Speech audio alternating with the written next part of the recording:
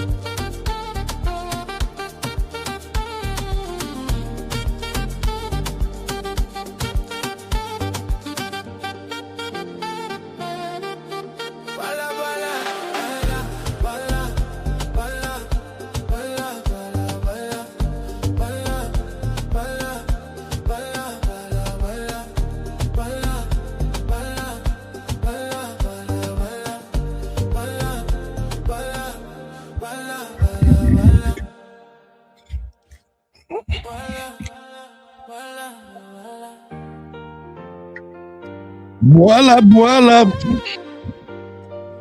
Bwala, Bwala, Bwala.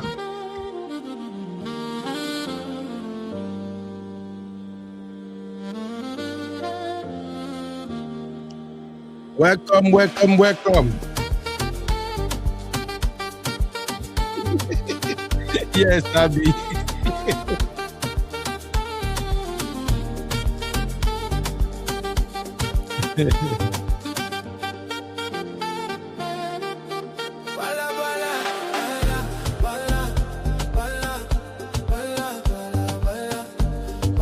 Bwala, Bwala, Bwala, Bwala, Bwala. Bwala, Bwala, Bwala. Bwala, Bwala, Bwala. All right, all right, all right. All right, ladies and gentlemen, how you're doing? Okay, let's talk about the man of the moment, Mr. Bwala, Bwala, Bwala. Oh my God. Yes, so Bwala, welcome, welcome. Please hit the like, hit the like, hit the like. Bwala, Bwala, Bwala. All right, have you all seen the interview? Auntie Yinkus, how are you doing, my lovely sister? Happy Saturday, everybody. Sister Yinkus, I'm not a troublemaker. I just feel like the energy and the second-hand embarrassment we have received in the hands of Bwala, it deserves some special melody. That's why I feel like, you know what? Let me sprinkle some amapiano on this mess that is going on right now. All right, hit the like, hit the like, hit the like. First off, if you watch the interview of Daniel Bwala on head-to-head with Mehdi Hasan, drop a one in the chat. Drop a one, drop a one, drop a one. Let's get this going, people.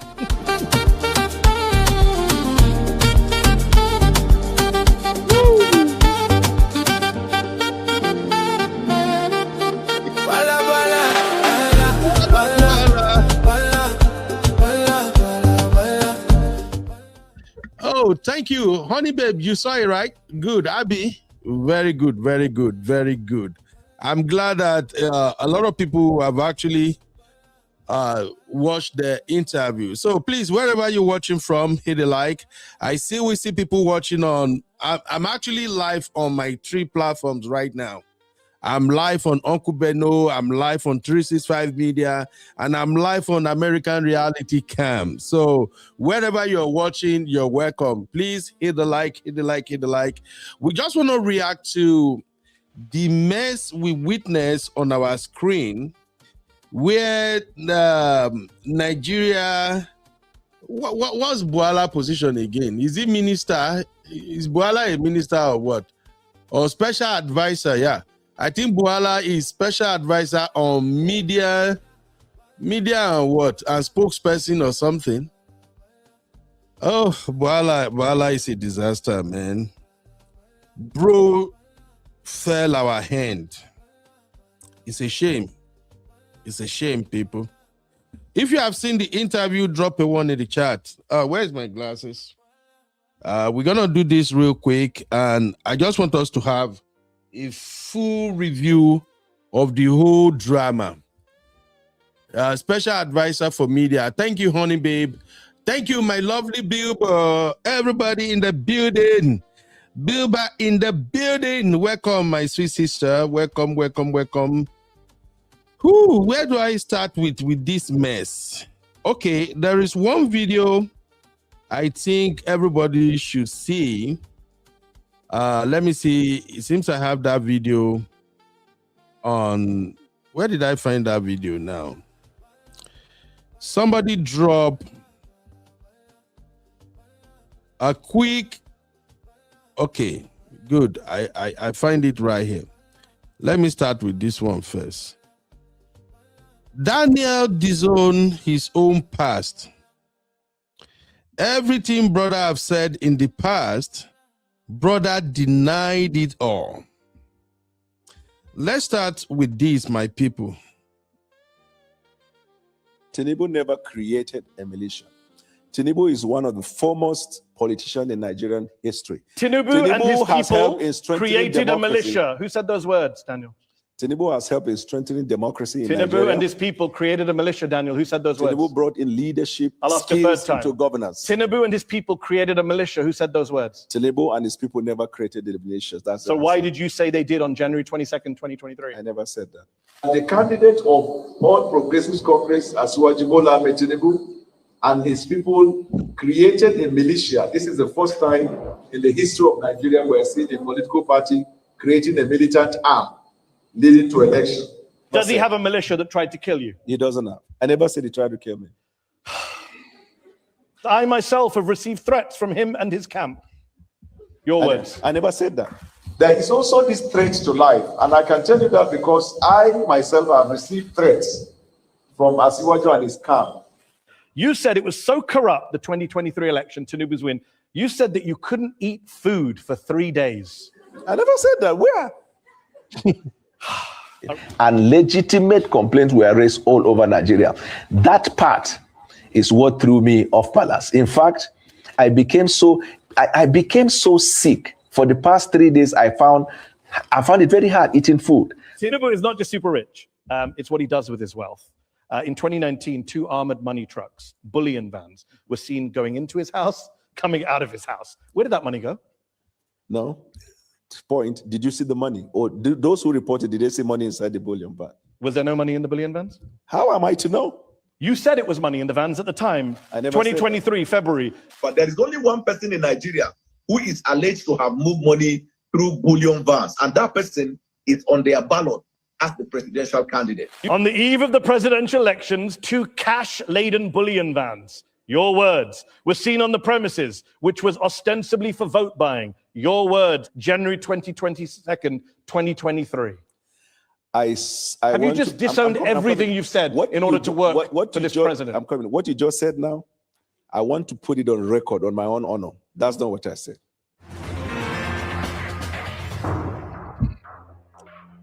All right. All right, my people. I think that is a very good note to start. I have never felt secondhand embarrassment like I did after listening to Daniel Bwala yesterday. As in Nigeria, shame, you my eye. Honestly speaking. For those who may not know, let me show you the profile of Mr. Bwala. I think I have his profile here. Yeah. The one he curated for himself. Please pray for Nigeria, my people. Pray for Nigeria. We're in trouble. We're in trouble. This right here is the profile of Mr. Daniel Bwala. special advisor to President Tinubu on policy communication, legal practitioner, notary public, barrister at Lincoln's Inn, London.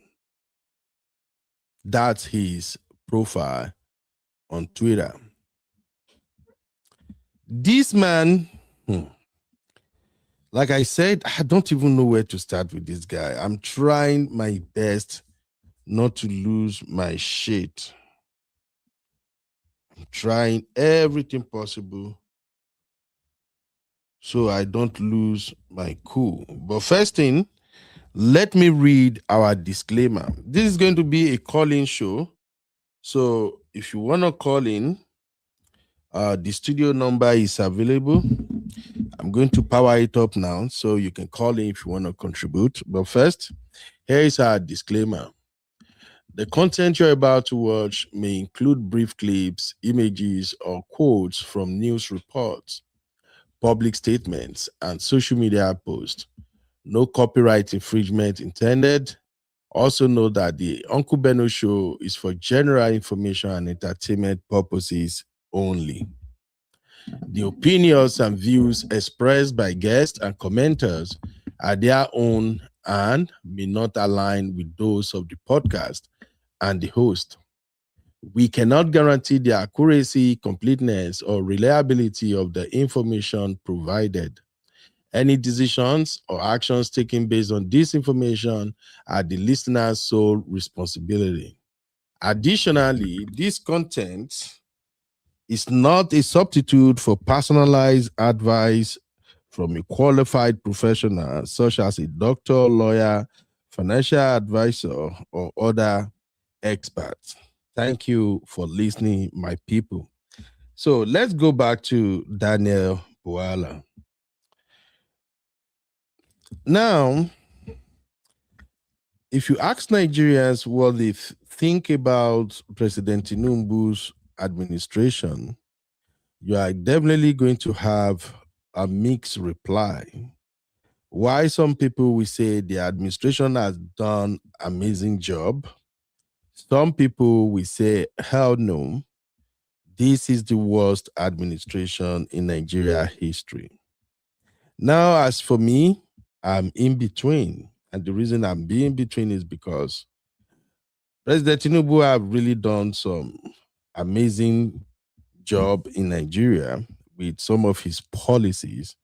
But at the same time, dude has done some terrible job as the president of the country. That is my opinion. Everyone is allowed the freedom to their own opinion. If you ask me, in what area do you think Tinubu had really done well? I would say yes. He got a couple of policies that are actually in the right direction, such as the education fund, the removal of fuel subsidy, the I&E window, the Naira policy, and a couple of others. Now, if you ask me, what are the areas you think Tinubu had done a terrible job? My number one would be insecurity. I think Tinubu had done a terrible job when it comes to safeguarding and protecting Nigerians.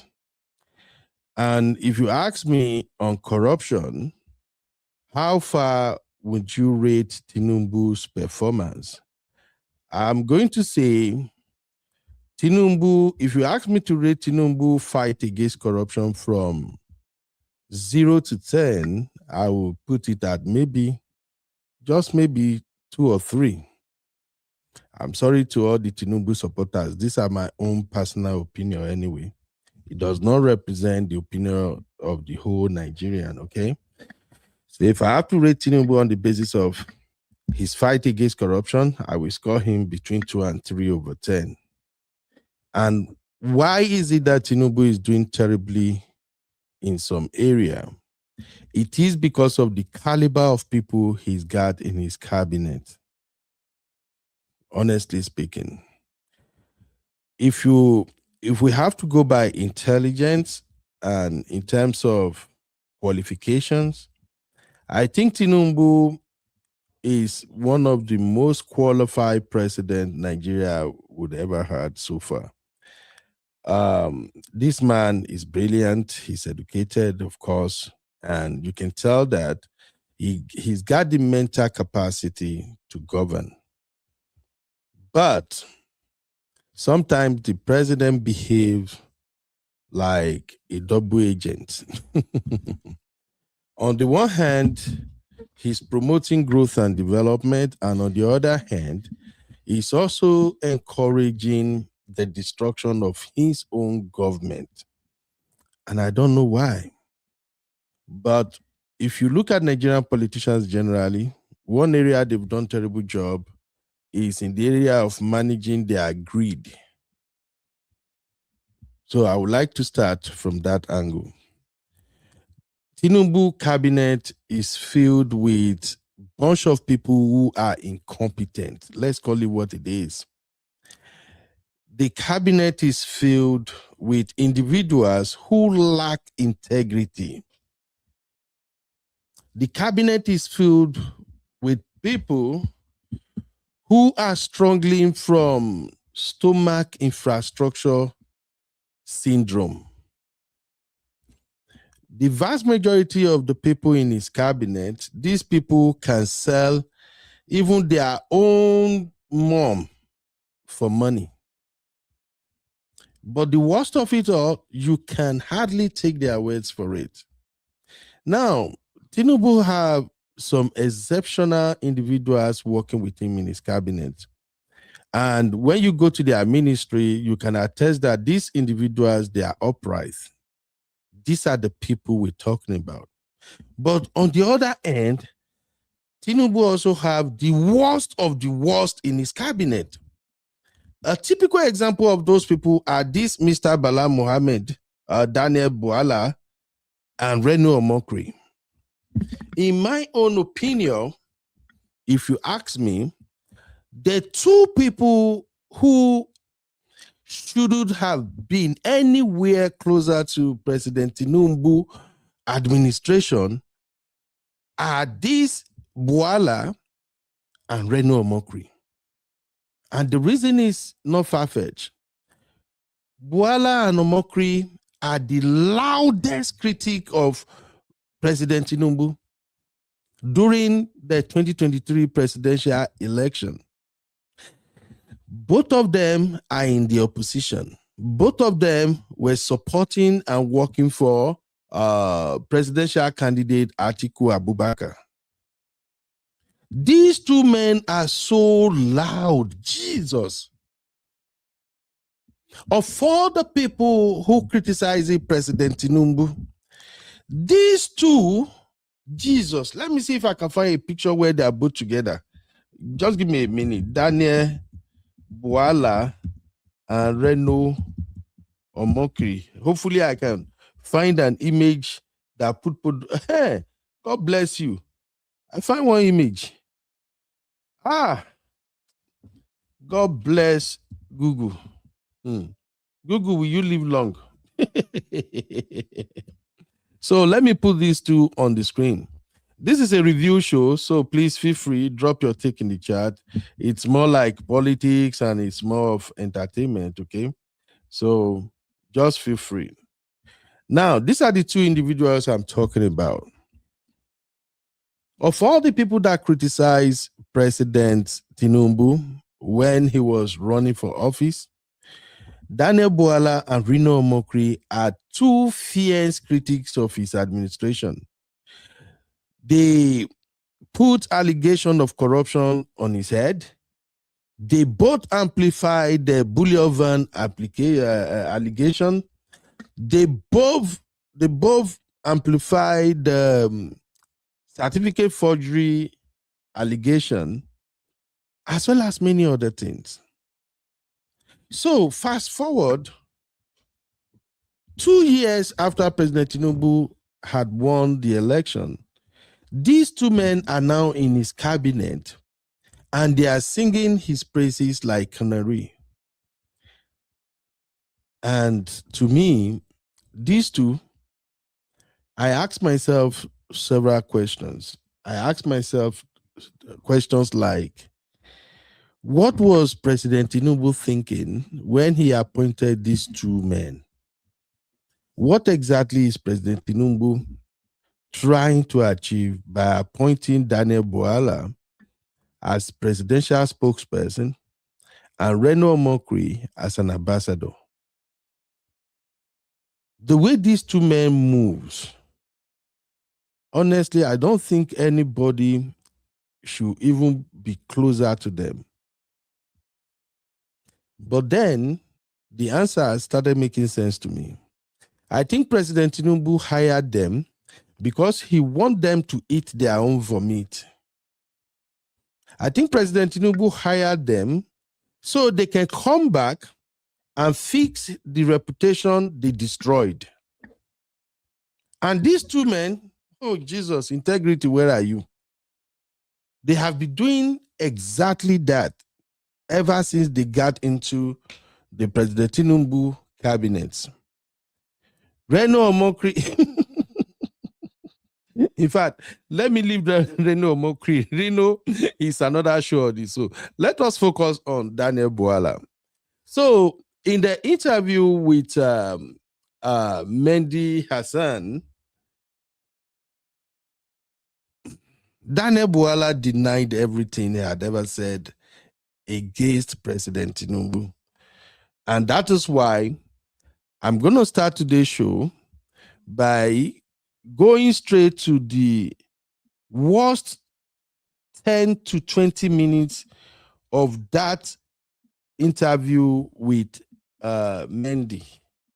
In case you miss it, oh my God, let me even ask my viewers first. If you have seen that interview, what was the moment for you, please? Just drop it in the chat. May we laugh more. What was the moment, your takeaway moment on that interview? If you ask me, it was at that point when Hasan was flogging or whooping Daniel's butt. And Daniel grabbed a glass of water and he was sipping. Oh, I'll be walking now. So the moment for me was when Hasan was whooping his butt and he grabbed that glass of water, he sipped it, and then Hasan insisted on the same question. And then he raised the glass like, you know, when you want to say cheers to somebody, maybe. And Hasan said, hey, will you drop that glass of water? Oh, let me go to the chat. What's your best moment? I beg. Tell me, what will be your best moment? Hey, Joy, how you doing, my lovely sister? You're welcome. Joy said, I watched it this morning and I was so ashamed. Sister Joy, you are not alone. That was embarrassing, honestly speaking. Biba said, you know, they say in Nigeria, keep your friend close and your enemies closer. Okay.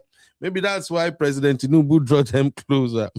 So let me know your best moment. Abi said, the war, how can I wish I have British accent now.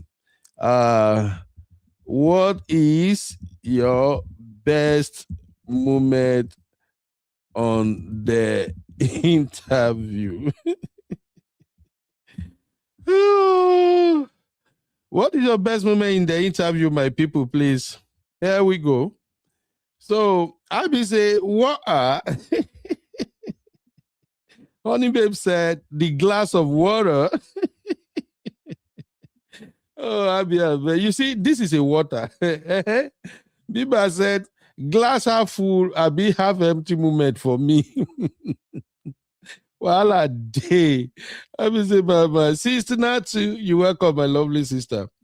Abi said, every minute, I never said that. Oh, my honor. Oh, my honor, I never said that.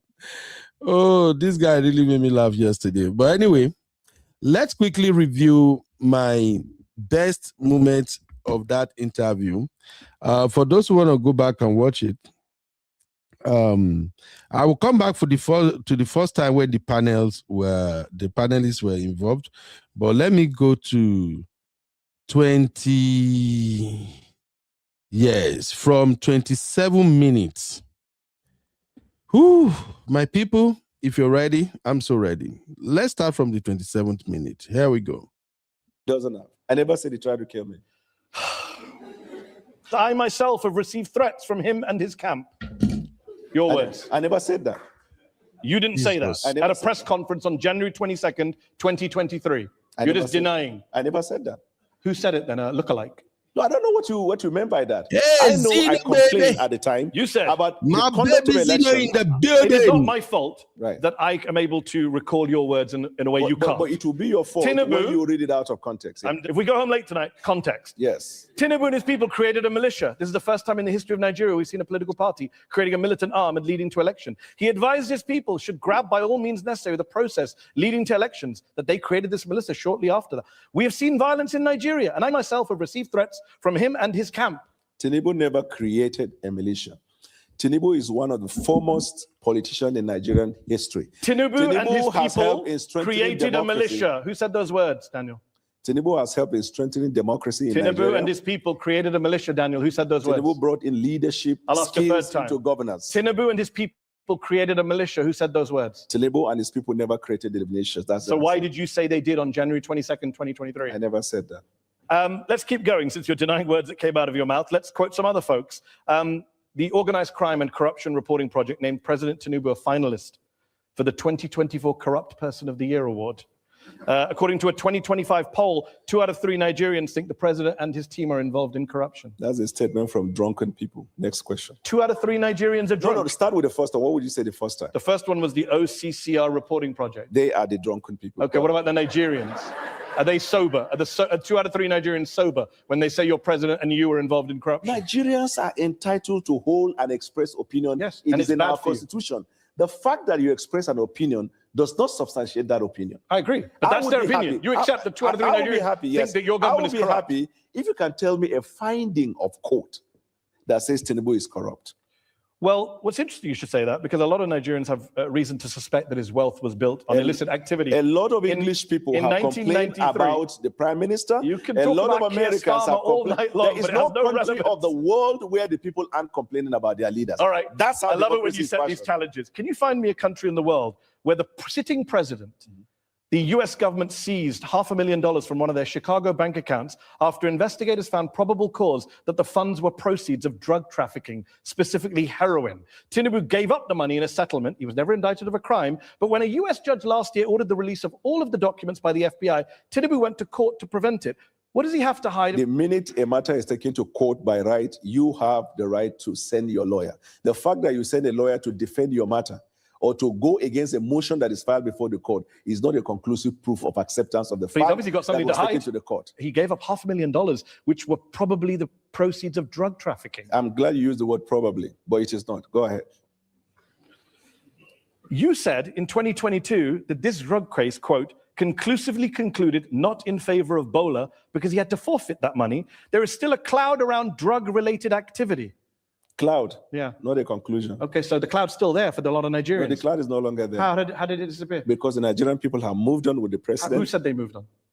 The facts are there. Less than 10% of Nigerian voters voted for him. So that in Nigeria- he doesn't have some big mandate from the people that means that I can't ask you, why did he give back So $500,000 why to the do US you- government, which were believed to be the proceeds of drug trafficking, and you believed they were the proceeds of drug Why trafficking? do you conduct a polling with 500 people and give a representation of the population? You're now questioning all polls. Is that your defense? No, I just said the point. You heard me well. Well, you don't trust the Nigerian people. This I idea, trust the Nigerian people. this idea of drugs and narcotics is a terrible case all over the world. And if someone has that questionable character and is elected as president, what it means is that it will embolden people who are into those activities. That is why this person has to come out clean. You said those words. If somebody has that, thank God he doesn't have. How do we know he didn't come out clean? You said he has to come out clean in 2022. Okay, let me put it this way. This fact Yeah. was litigated. No, it wasn't. This fact was litigated in the Nigerian court, and the apex court of the land, the Supreme Court of Nigeria, whose decision is not appealable to any court outside Nigeria, held that this case has not been established against. Your words were that there's still a cloud around them because it was not conclusively My concluded word in and favor the of him. judgment of the Supreme Court, which one is relevant? In the Constitution of Nigeria, all the decision of the Supreme Court bind all authorities and people throughout the Federation. That's what matters. The fact that he had laundered drug money, most likely in his US bank account, is not an issue for you now. It was an issue for you a few years ago. It's suddenly not an issue when you go to work for the man. How convenient. The court has held the allegation that was put up in the petition against him could not be substantiated. Well, the US hasn't held that. And in fact, the US court tried to release all the files, and the president rushed to stop them from doing that. Innocent people, is that what they do? What stopped them from releasing it? Is innocent What people? stopped them from releasing It's it? ongoing in the courts. I'm glad you said ongoing. But So let's wait until when it's... Do innocent people try and stop files from being released about themselves? Yeah, sure. Okay. I'm sure the Nigerian people privacy. I'm coming. If a case is taken to court against you, even when you know you're not liable, will you be comfortable that the order of court will permit the release of privacy issue relating to you? Yeah, if people think I have drug money in my bank and I don't, then yes, I would do everything I can to. Unfortunately, people do not. Tinubu is not just super rich. It's what he does with his wealth. In 2019, 2 armored money trucks, bullion vans, were seen going into his house, coming out of his house. Where did that money go? No. Point. Did you see the money? Or those who reported, did they see money inside the bullion van? Was there no money in the bullion vans? How am I to know? You said it was money in the vans at the time. 2023, February. You said, how could I have known it's a tragedy that I know your words better than you do. There is only one person in Nigeria who is alleged to have moved money through bullion vans, and that person is the presidential candidate. You said that on February 17th on Channels Television 2023. Thank you for notifying me. Oh my God! Oh my God! Oh, I mean, let me play my music again, please. Make una no verse. Woo! Voila, voila! Oh my God! Jesus, Bwala is a disaster, man. You know what I think? I think when Daniel was invited for this head-to-head interview, he probably thought he was going there to confront journalists who are more or less like Nigerian journalists, you know? He probably thought he's going to meet somebody like Shehu or Kibaloye, or maybe go to Arise News and speak to somebody like Dr. Abati. You know the way this guy presented himself whenever he's on Nigerian local TV stations? He thought that's who he's going to meet. And that is why he was shocked. Man, this is a disaster. This is crazy. Shame, homie. Oh, my God. Jeez. Listener to you, welcome. Abi said, the poll is not complete. We need some negative numbers. He's owing us marks, and I need to pick. No. The poll is simple, my people. If you're watching, wherever you're watching right now, please, this poll is very easy. Rate Daniel Bwala performance on head-to-head with Mehdi from 0 to 10. Abi, what are you expecting? You want me to drop some negativity there? No, come on now. Dude really tried. If you watch that interview, you're going to notice that from the beginning all the way to like the first 15 minutes, he was really delivering. He was doing a great job trying to defend the president. So, and if we have to rate him on the basis of that alone, I think he should score about 2/10. So, Abi, I don't want to give him any negative remarks. Abi, you're here. How you doing, Mama? Good evening, Uncle Ben. I'm good evening, Abi. How are you? Uncle Ben, that your flu. You gave it to me. I had to wear glasses outside because my eye was red. Sorry. My eye I was tearing up all day. I wore glasses walking around London today. Sunglasses. Oh, sorry, my baby. I'm so sorry. Oh. Anyway. So, Abi, so far so good. If you're gonna rate Daniel Bwala's performance from 0 to 10, what are you gonna rate him? -20. Uncle Ben, that's the kind that when lecturer marks, they don't write a mark. They just say, see me in my office. They don't write mark. They say, see me in my office because it's not markable. That's You not 0 3. So you're saying that he even deserves 0. No. Abi, you guys should not do this now. Okay, for the first 15 minutes, this guy did a great job. Let's be candid. Which 15 For the minutes? first 15 minutes, the first 15 minutes, he was defending President Tinubu's policy. And I think he prepared for that first 15 minutes. What he perhaps don't see coming was the fact that Mehdi was going to use his own words against him. I think that's what he doesn't see coming. That's why he fumbled. Exactly. He probably thought he was coming to speak with maybe Shehu Okinbaloye or maybe some Nigerian journalists who, because of course Nigerian journalists will not ask him those questions. No, he didn't though, because Uncle Ben, if you check the backstage, I sent the video of when he was prepping for Mehdi. Everybody knows Mehdi now. He's a nuisance. Everybody knows that.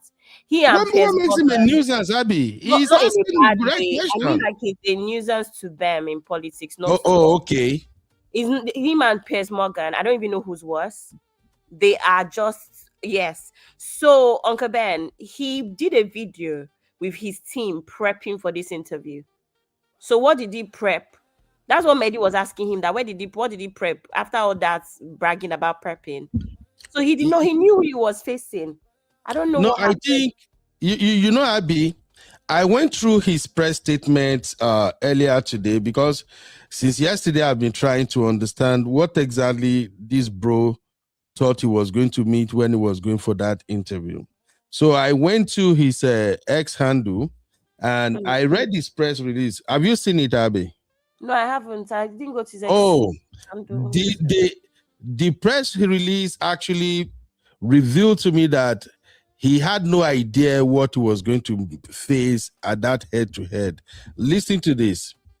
He said, in the last 24 hours, social media has exploded over my interview with Mehdi Hasan. I bet with varied opinions. Let me set the record straight. When I signed on to the privileged job granted to me by Mr. President, I was well aware of its implications. Selling ice cream, looking fine, and seeking the praises of men were never part of it. Some of the fiercest critics of my interview cannot even stand local TV anchors. But the task of promoting and defending the president and his administration is what I do with ease and joy. I'm prepared to appear before any interviewer anywhere in the world, any day and at any time, to defend this government and its policy. Now, this is where it starts getting dramatic. I have never and will never subscribe to ducking or dodging interviews on matters that concern promoting and defending the administration I was appointed to serve. It is the least of what is required of me. Head-to-Head contacted me. Listen to Abby. He said, Head-to-Head contacted me requesting an interview, stating that they wanted to challenge our government on security, the economy, and corruption. 3 things.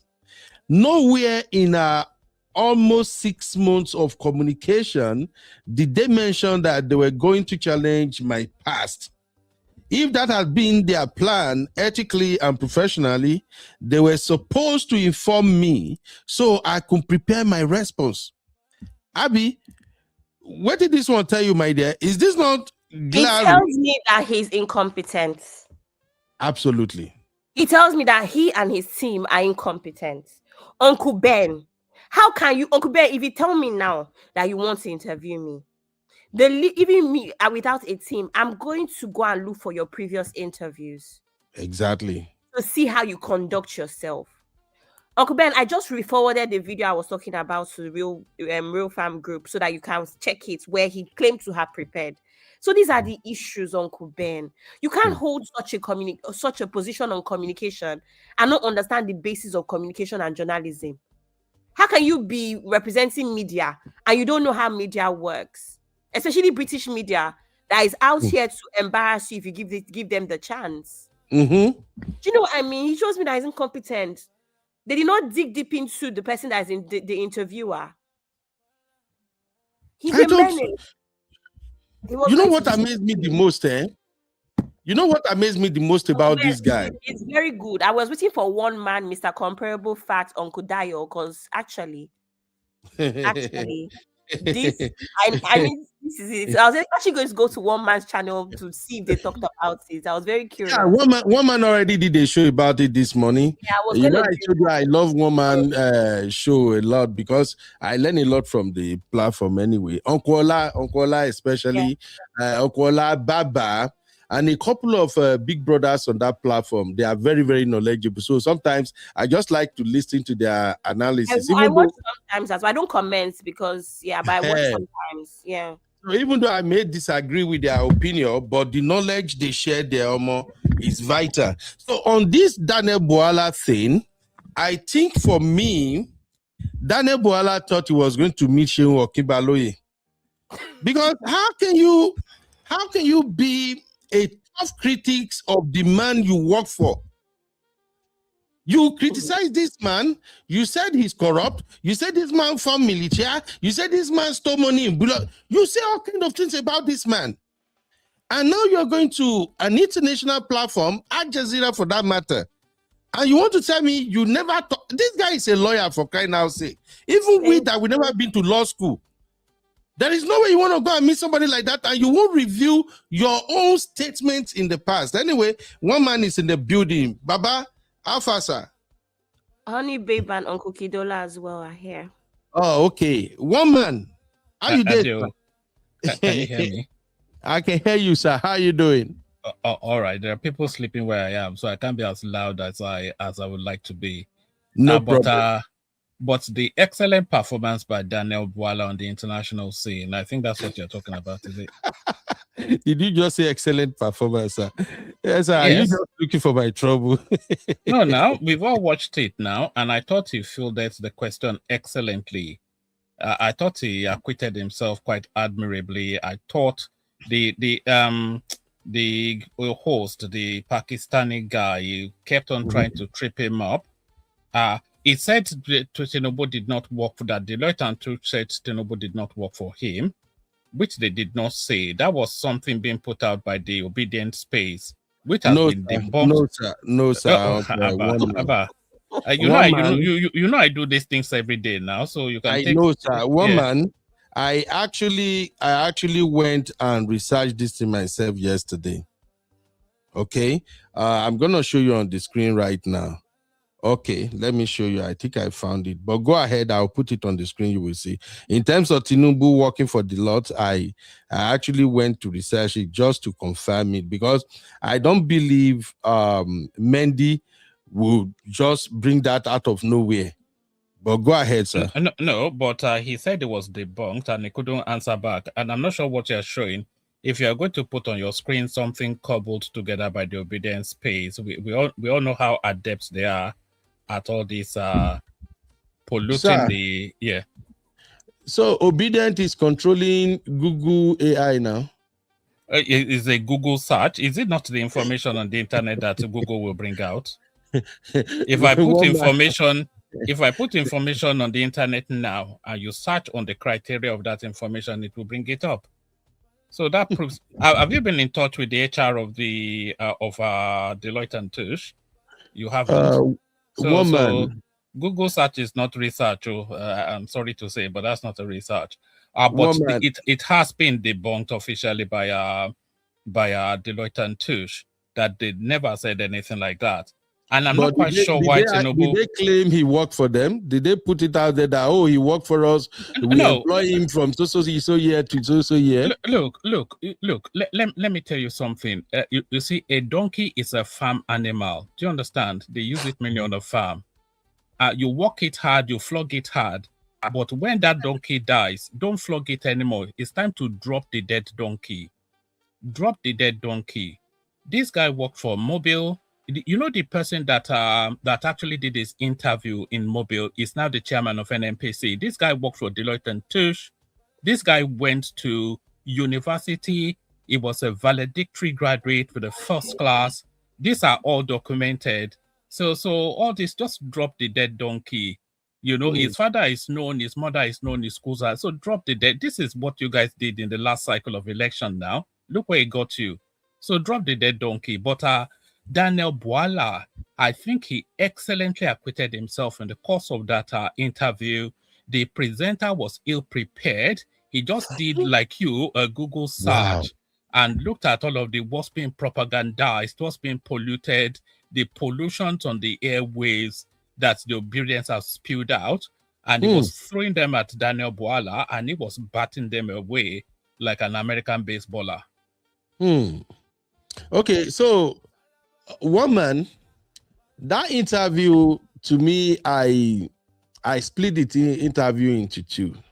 One is when they were asking questions about Tinubu administration, and I think Bwala did a great job. I think I can rate him at least 3/10 defending the administration.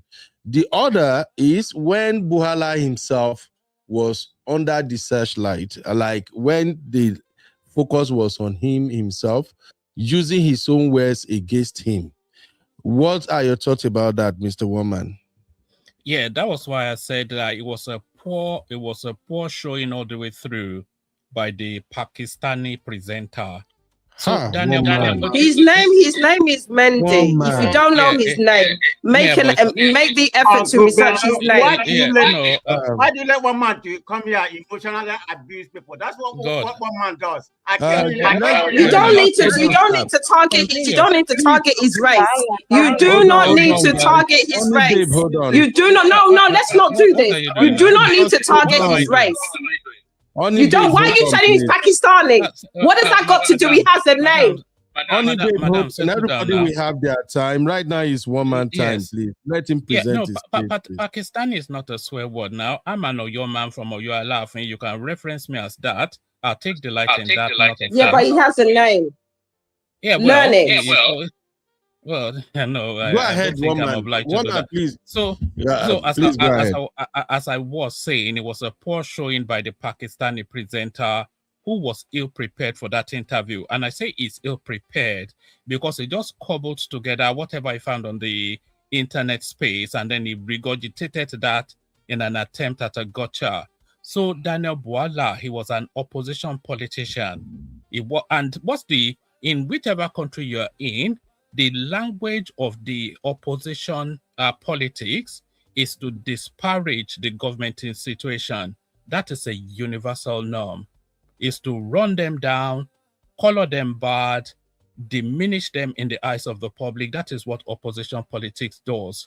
So the function of a government institution, a functionary of a government institution, is to paint the government in flowery tones, to embellish, to enhance, to color in shiny gleams. That's what the functionaries of the government do. So the uniqueness of Daniel Bwala is that he has occupied those two spaces, and we have seen carpet crossing is a universal norm as well. So crossing the carpet is not something unique or peculiar. His tone suited in opposition to disparage the government. His tone also suited as a government functionary now to defend the government's position. So it's in lockstep with whatever position he occupies, and is doing excellently well. A stellar showing by Daniel Bwala. Okay, so woman, before I let you go, sir, would you say Bwala is a man of integrity? I think, do you know what an oxymoron is? There are two words that should not exist in the same sentence. A politician and integrity are two words that should not exist in the same sentence. Okay, so for you, he's just a politician, right? As is Peter Obi, that has hopped from 10 parties, fighting the structures of corruption without this is not about it. Can you be quiet now? Can you not go anywhere? Can you not go anywhere without showing who you are? It's going to the mic will move to you momentarily now. He's asking me, and I'm telling him, so there's no such thing as integrity. The Mr. Integrity in Nigeria is the most bastardized self-interest sort of person, hopping from party to party, running around like a desperado, telling us he's fighting the structures of corruption with Abubakar Malami and El-Rufai and Rotimi Amechi. So there's no such thing, two words that cannot cohabit, a politician and integrity. All right. Thank you very much, Baba Woman. Thank you, Baba. I really appreciate your take. But don't go one man, because I can bet other people want to like counter what you say. Hold on. Tell one man to stay, because one man is a coward. You know, whenever you make a comment, he just run away. Mr. Comparable, what's going on now, Prestige? What's all this No, one now? man stay before you made a comment. No, you always I'll do that. stay. You come on Dr. Damage. You make a comment. Forget You run Dr. away. Damage now. Don't go around every platform No. promoting. Stay, so Can you be quiet, my guy? That's why I came in because of you, one man. Don't turn it into a market square, and don't I go came to in that. because of you. Can you be I was on your quiet? platform earlier today. This is it. But I came in because of Everywhere you. you go, you're rowdy. So sorry. Let me make one final point. Sorry, my job. Go ahead, sir. Prestige, you really shouldn't be going around other people's platform promoting other platforms. Let the host highlight whichever platform he wants to highlight. So it's not your place to be going around promoting other platforms on other people's platforms. You do that a lot. I'm saying, don't run away. Stay. And, one man is here, Mr. Comparable. But I'll stay for as long as the spirit moves me to stay, and if the spirit moves me to leave, I leave. I'm not held hostage by you. Certainly not.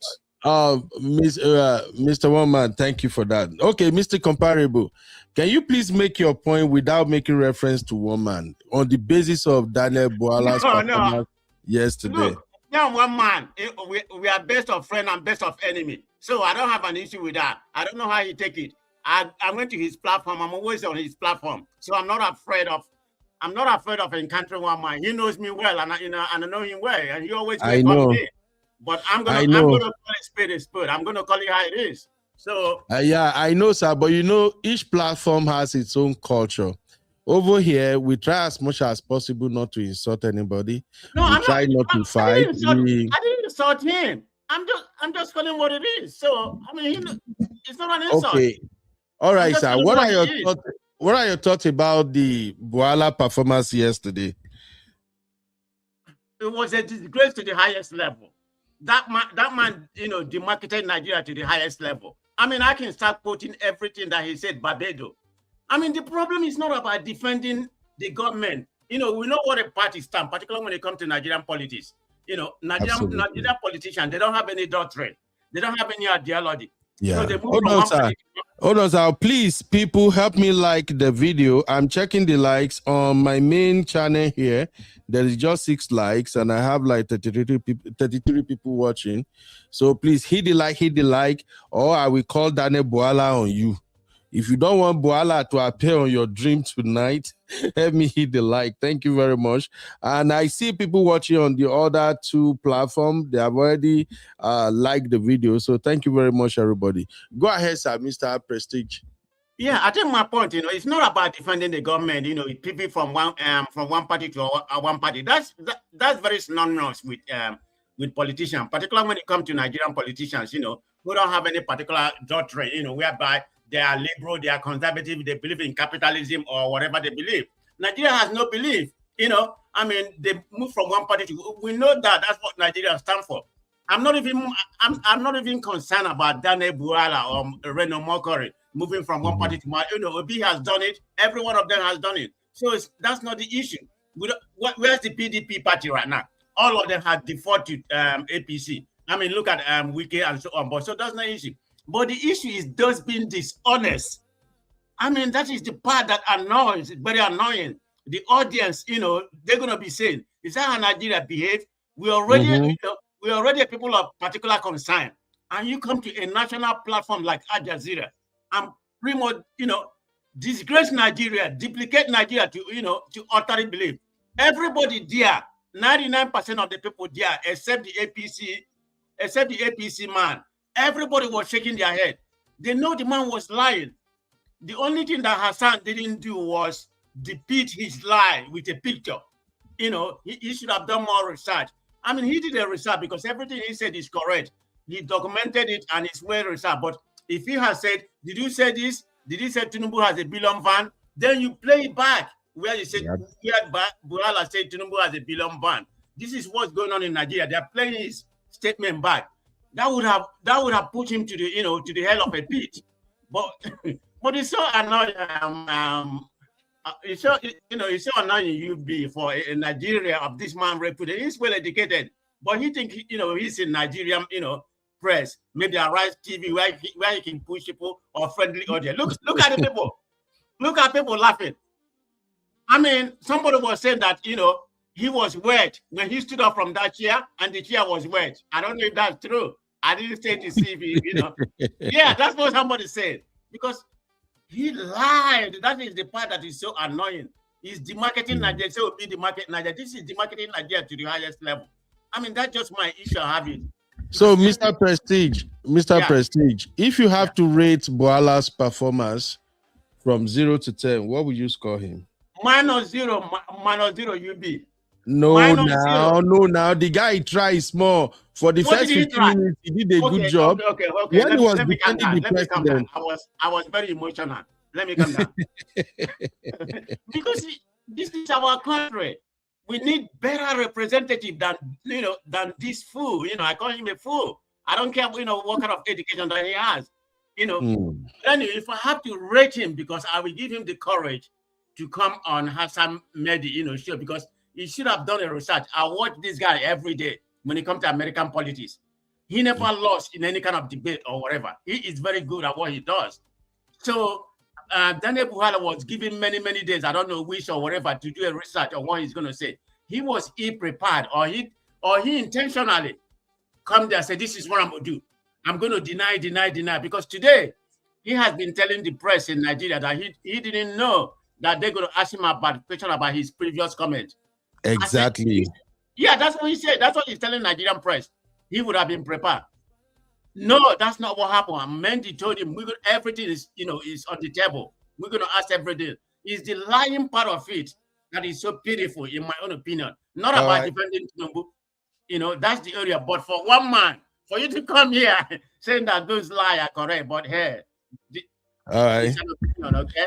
All right. Thank you, sir. Thank you. Uncle Beno, please give me 2 minutes. Just give me 2 minutes. There's something I want 2 minutes to give you. Fuck off. Which 2 minutes did they give you? What's that?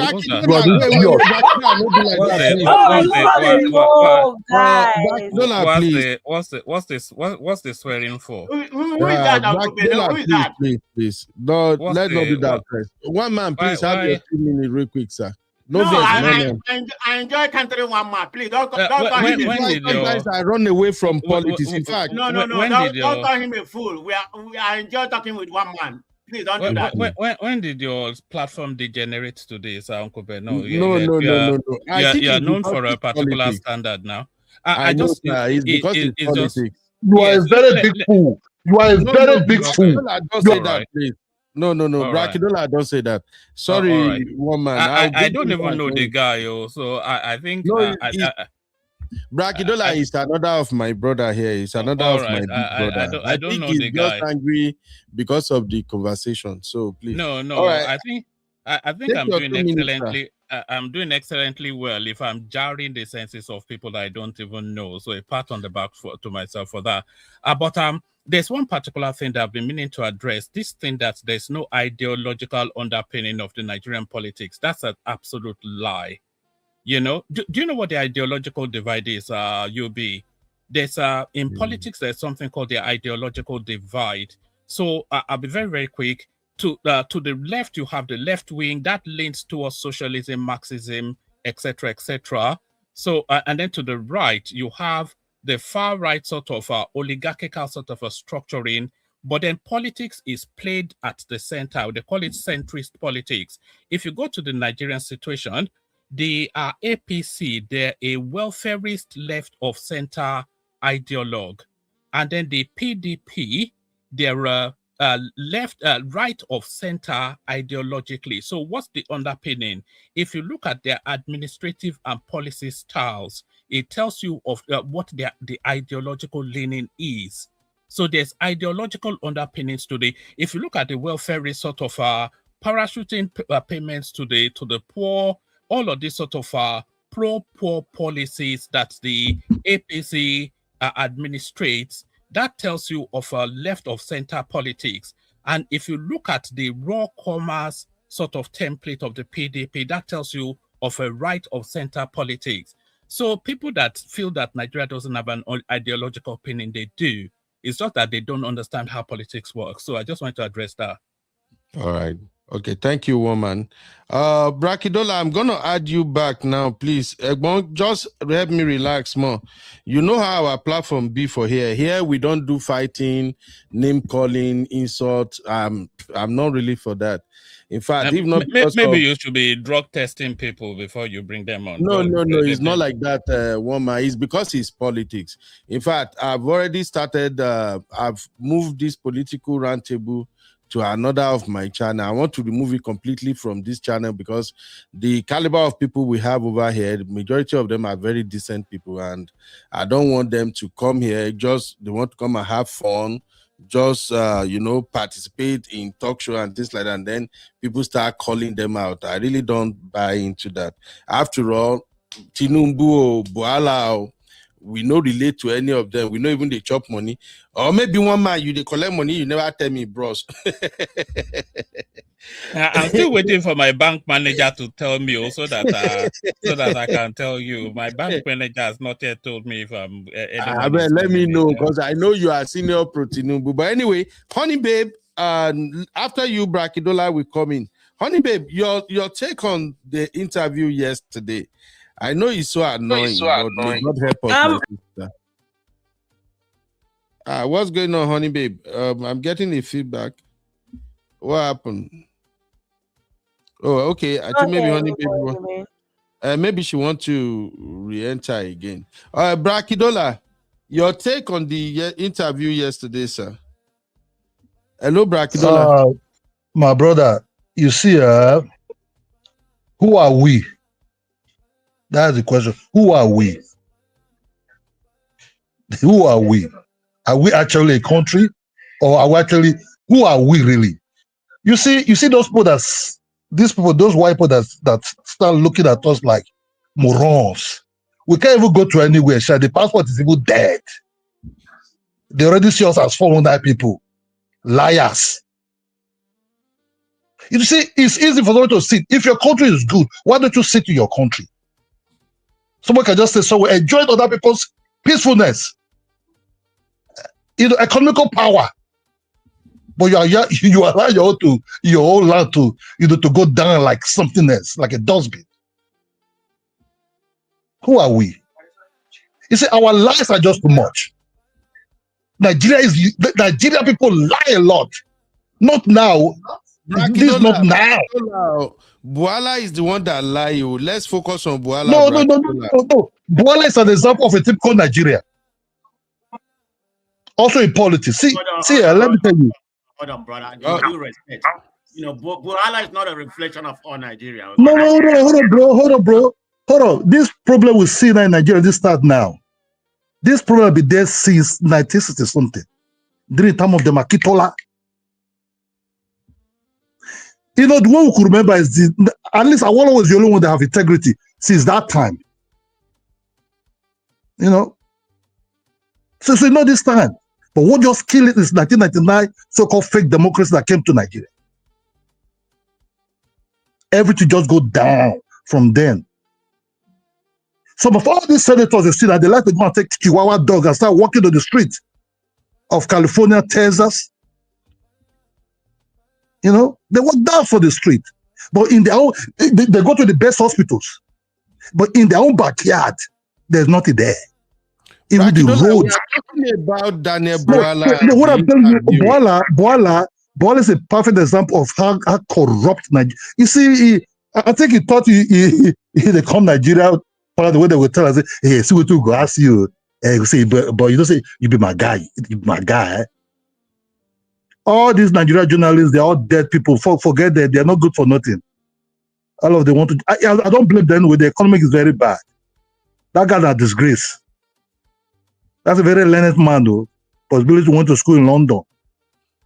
When in Africa, we say, I went to school in London.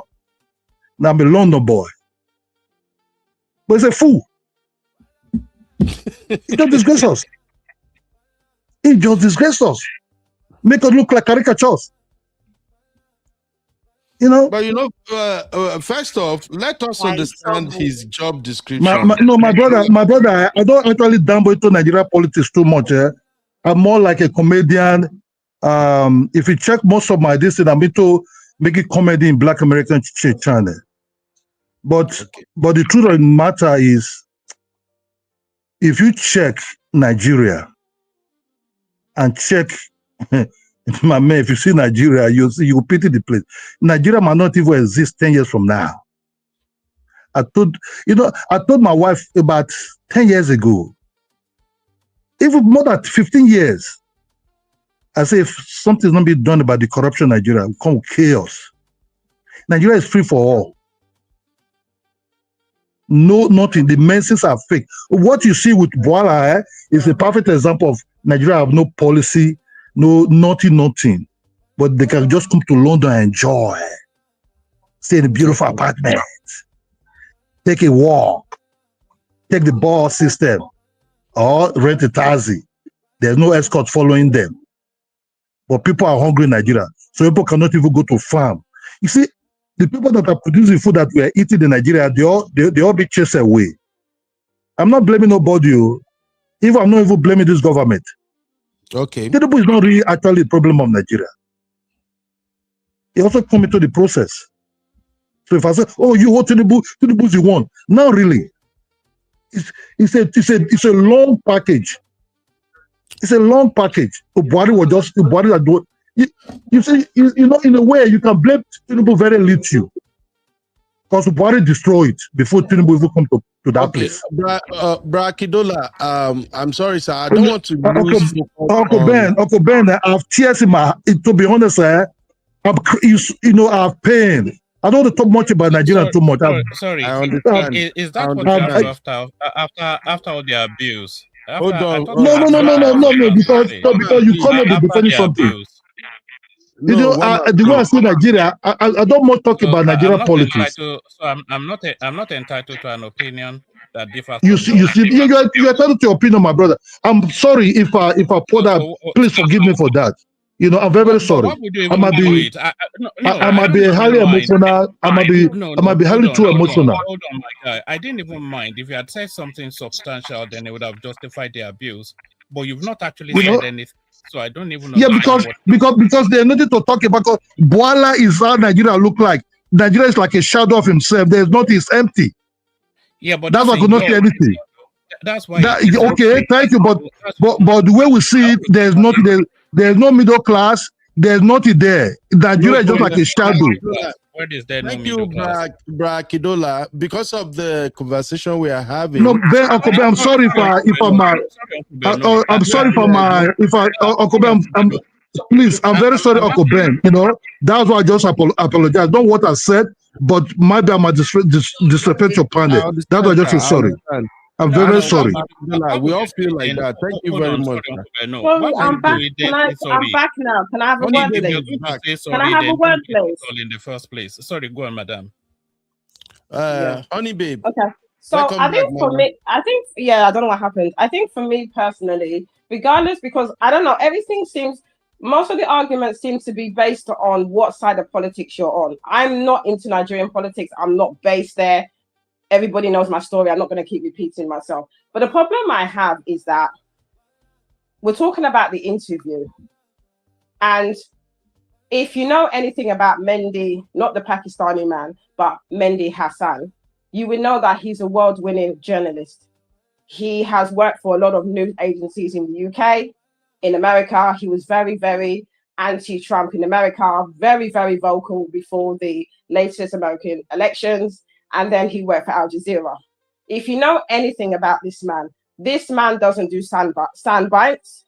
He does his research. He doesn't go on Google. He actually goes to the think tanks. He gets reports. He analyzes statistics. So he's not someone that just does sound bites and takes bits from the internet and then talks about it. He does his research. That's what we do in the UK when you are a journalist. That's what you do. You actually research and you have the stats, and then you now interview whoever.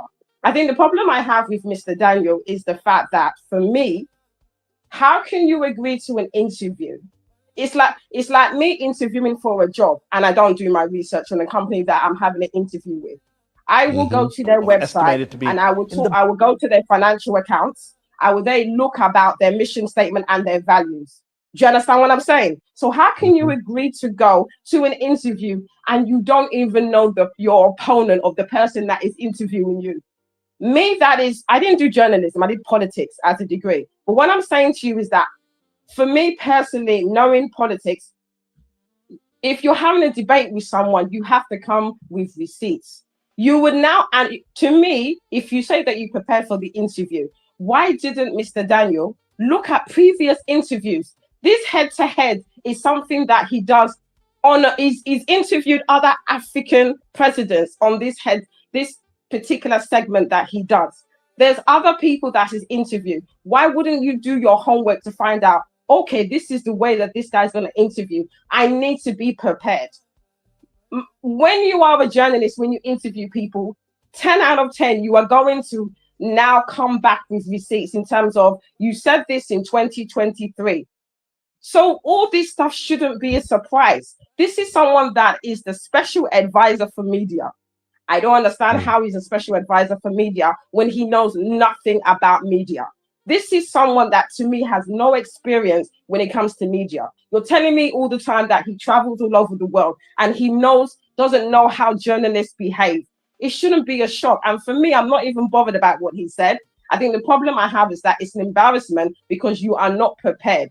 You're on the world stage.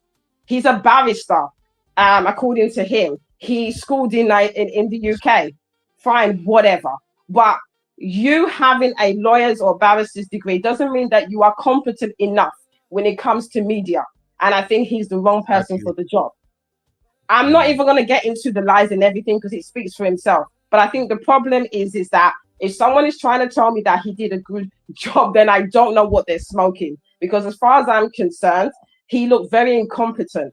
He should have been able to push back in everything that Mehdi said. He wasn't able to. Every single time, okay, when he was talking about certain statistics about the bombing of every Christmas Day, he actually said, what was the source? He gave the source. I don't remember. How can you in all sense, how can you in all sense say I don't remember on national TV? I mean, it was, and then you're holding a glass. I mean, the whole thing was a media cesspit. And I think for me, that's the main problem I have. I don't even care about what he said, is that he doesn't have media training. He's the wrong person for the job, and they should have got someone else. Thank you, Honey Babe. Honey Babe, I'm coming one man, please. So, Honey Babe, if you have to rate him from 0 to 10, what are you going to rate him? I mean, Bwala. I really don't. Obviously, I was saying -1 because, like I said, you can't come to an interview. I follow him on Al Jazeera. He's gone on Piers Morgan's show, Mehdi, many shows. He's talked about Iraq. He's talked about Palestine. He's a well-renowned journalist. How can you come to an interview and you did not know that? Come on. That's crazy. You're right. Most of them have flown their education and their degree. Most of them have flown their education and degree in Nigeria that they don't even know nothing. So they don't hear you're so low. I went to school, I went to university, so that this fucking one-man guy is always talking. But man, come to Nigeria, come and see what we've done with honest money. You are just a fool there. Okay, don't lie. Don't you just apologize now? I don't know. Please, I'm begging you. Someone else. Man, you better run. No. One man, Baba. Uncle Ben, I don't really care about all that. It doesn't. You've been to my platform now, so it's not a language that is alien or foreign to me. But to just a few things. Did you know that I've interviewed this guy on my platform before, Daniel Bwala? I'll bring him back again if I can get him to come back on. One man, I can testify. I was there that day. Yes, it's the interview is still there now for anybody that wants to watch it. So I know him personally. This guy lives in the UK. That's the first thing you have to know. And he's also did his PhD right here in the UK. That's the second thing you need to know. So this guy, Yes, Daniel Bwala. He did his PhD here in the UK. We used to speak on the phone then. That's the second thing you need to know. This guy, Mehdi Hussein, the Pakistani guy, is not an unknown quantity to Daniel Bwala because Daniel Bwala is a media entity. He lives in that international space. So there's nothing about the Pakistani guy that Daniel Bwala doesn't. I'll tell you his name, Mehdi. Okay. Mehdi. It's not that hard. It's not Mehdi, it's Mehdi. It's Mehdi. That's kind of. He is Pakistani. Hey, but let me just make my point. There's Let me just, because we're going off on a tangent here, and there's nothing about the guy from Pakistan that Daniel Bwala does not know. So it's not. Daniel Bwala put out a trailer for the interview. That is to tell you that he's researched. So before Daniel Bwala went for that interview, they agreed parameters for that interview, which was to focus on the politics. And it took 6 months for this interview to take place. By the way, they were going back and forth, trying to agree on the parameters of the interview. So they agreed then that it was going to be about politics. But then he pivoted, the Pakistani guy. He pivoted then to personal ad hominems, jabs at the guy personally, and calling him to account why he cross-carpeted in politics. People cross-carpet in politics, so that was a low blow. But then the guy is notorious. He's not an interviewer of any repute, by the way. This Mehdi Hasan is not an interviewer of any repute. Notoriety is not reputation. It may be notorious, but it's not celebrated. You know, so he does this all the time. He badgers his guests. He's always looking for a gotcha moment. He will just steamroll and run over them. Go and watch any of his interview. It's pretty much a very confrontational, adversarial, or almost like a boxing fight. So there is no new. I've never yet seen him engaging with anybody that you felt more informed than you were previously so that's just his style. So it's not an unknown quantity to Daniel Bwala. It's just that the guy is an aggressive, gotcha-looking sort of journalist. Poorly but trained, I have a question, woman. You know, I have a question for you. Guy. Woman, I have a question you know for he's you. Pakistani. You said it like 10 times. Sorry, honey, babe. Let me just say this, woman. This is what I observed with this interview and your rhetorics on this show right now.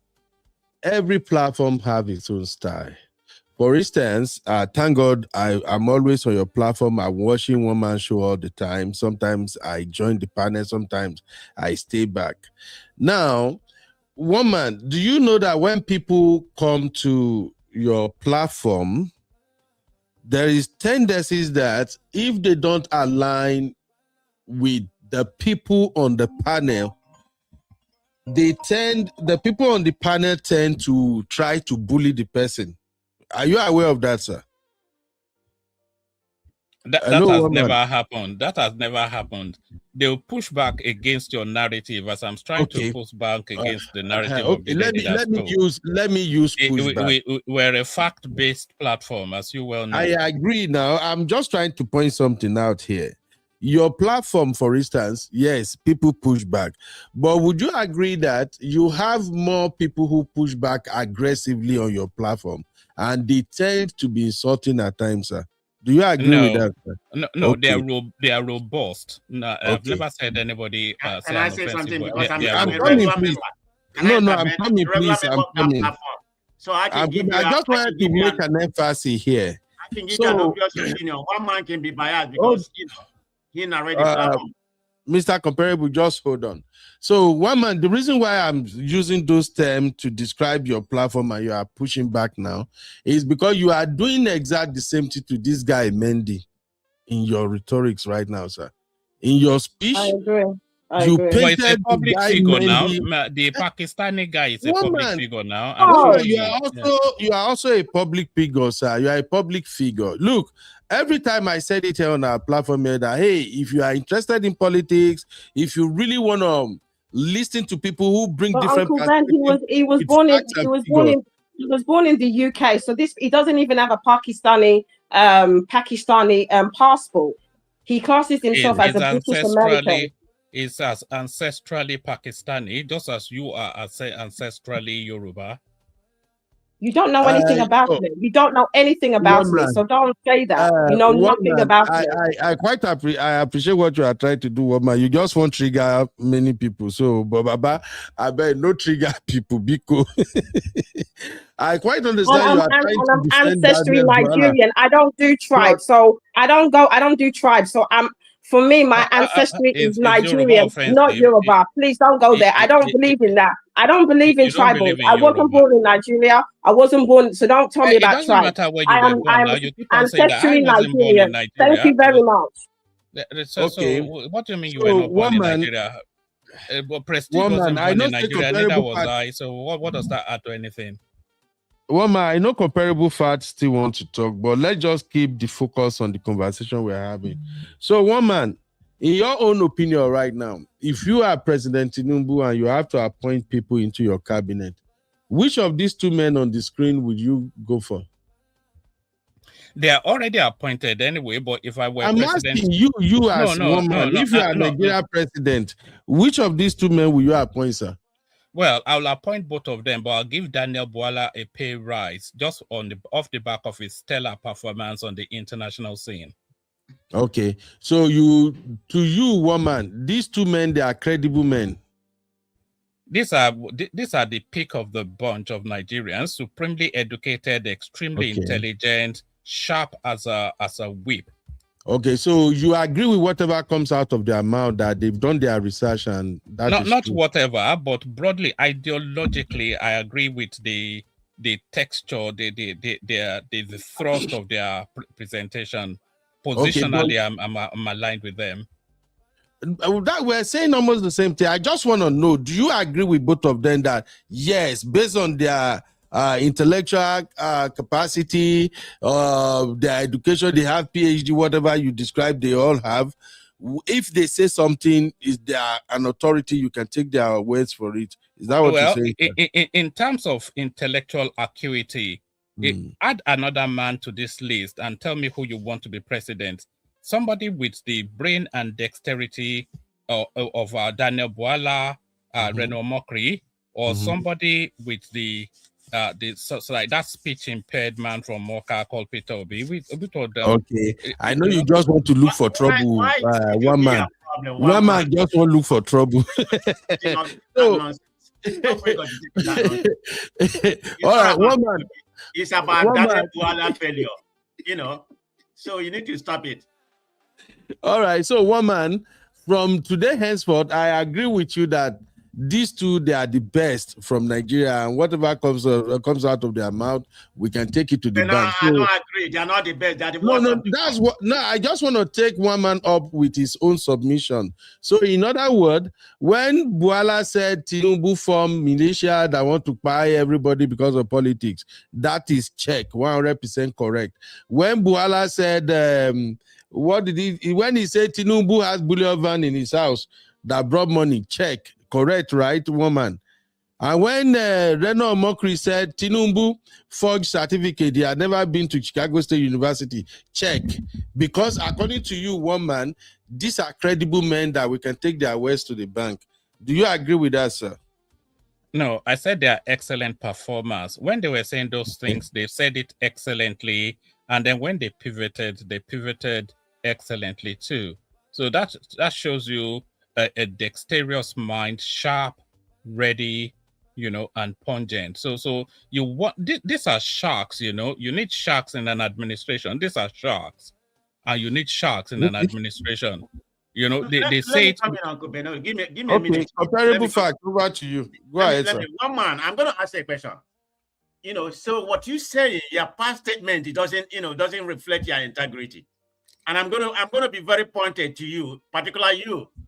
You came on Dr. Damage show in the early pre-election, and you said Tinubu is the most corrupted human being in Nigeria. The only person more corrupted than him is Babangida. Doesn't that justify who you are? Are you PVing right now since you become an APC? Can you justify that? You said it. Firstly, let me land. You said Tinubu is the most corrupted.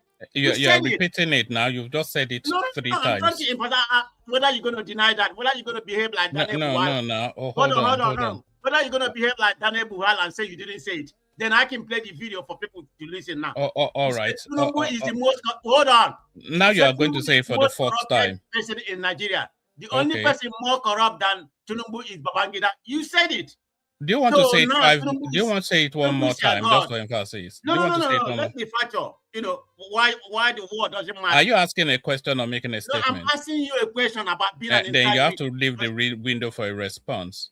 Yes, it does, because she said it. You want me to play it? I have it on my. Okay, right you can say it one more time, just in case I didn't hear it the 4 times you said it previously. You heard what I said. I just had okay. Then can you say it? Can you say it 2 more times? I didn't hear you. Thank you. All right. One man said it on Dr. Damage that Tinubu is the most corrupted politician. One more time for the people at the back. He said that Tinubu is the most corrupted politician in Nigeria. During the election, the only person more corrupt than him was Babangida. One man said it, and it's on tape. Sorry, what did I say again? Repeat it one more time. I didn't quite hear you. I don't have time for that. Oh, all right, brilliant. So now this is the thing now, Uncle Ben. No, you know they say context matters, don't they? And it's the same thing. Okay. Do you want to start shouting? You asked the question. Election, corrupt election. Do you want a response or say it one more time? Who should be the president of Nigeria? Right, and I said, and what did I say? Do you want to repeat it again? Because he's the most corrupt human being in Nigeria. All right. The only person more corrupt than him was Babangida. All right.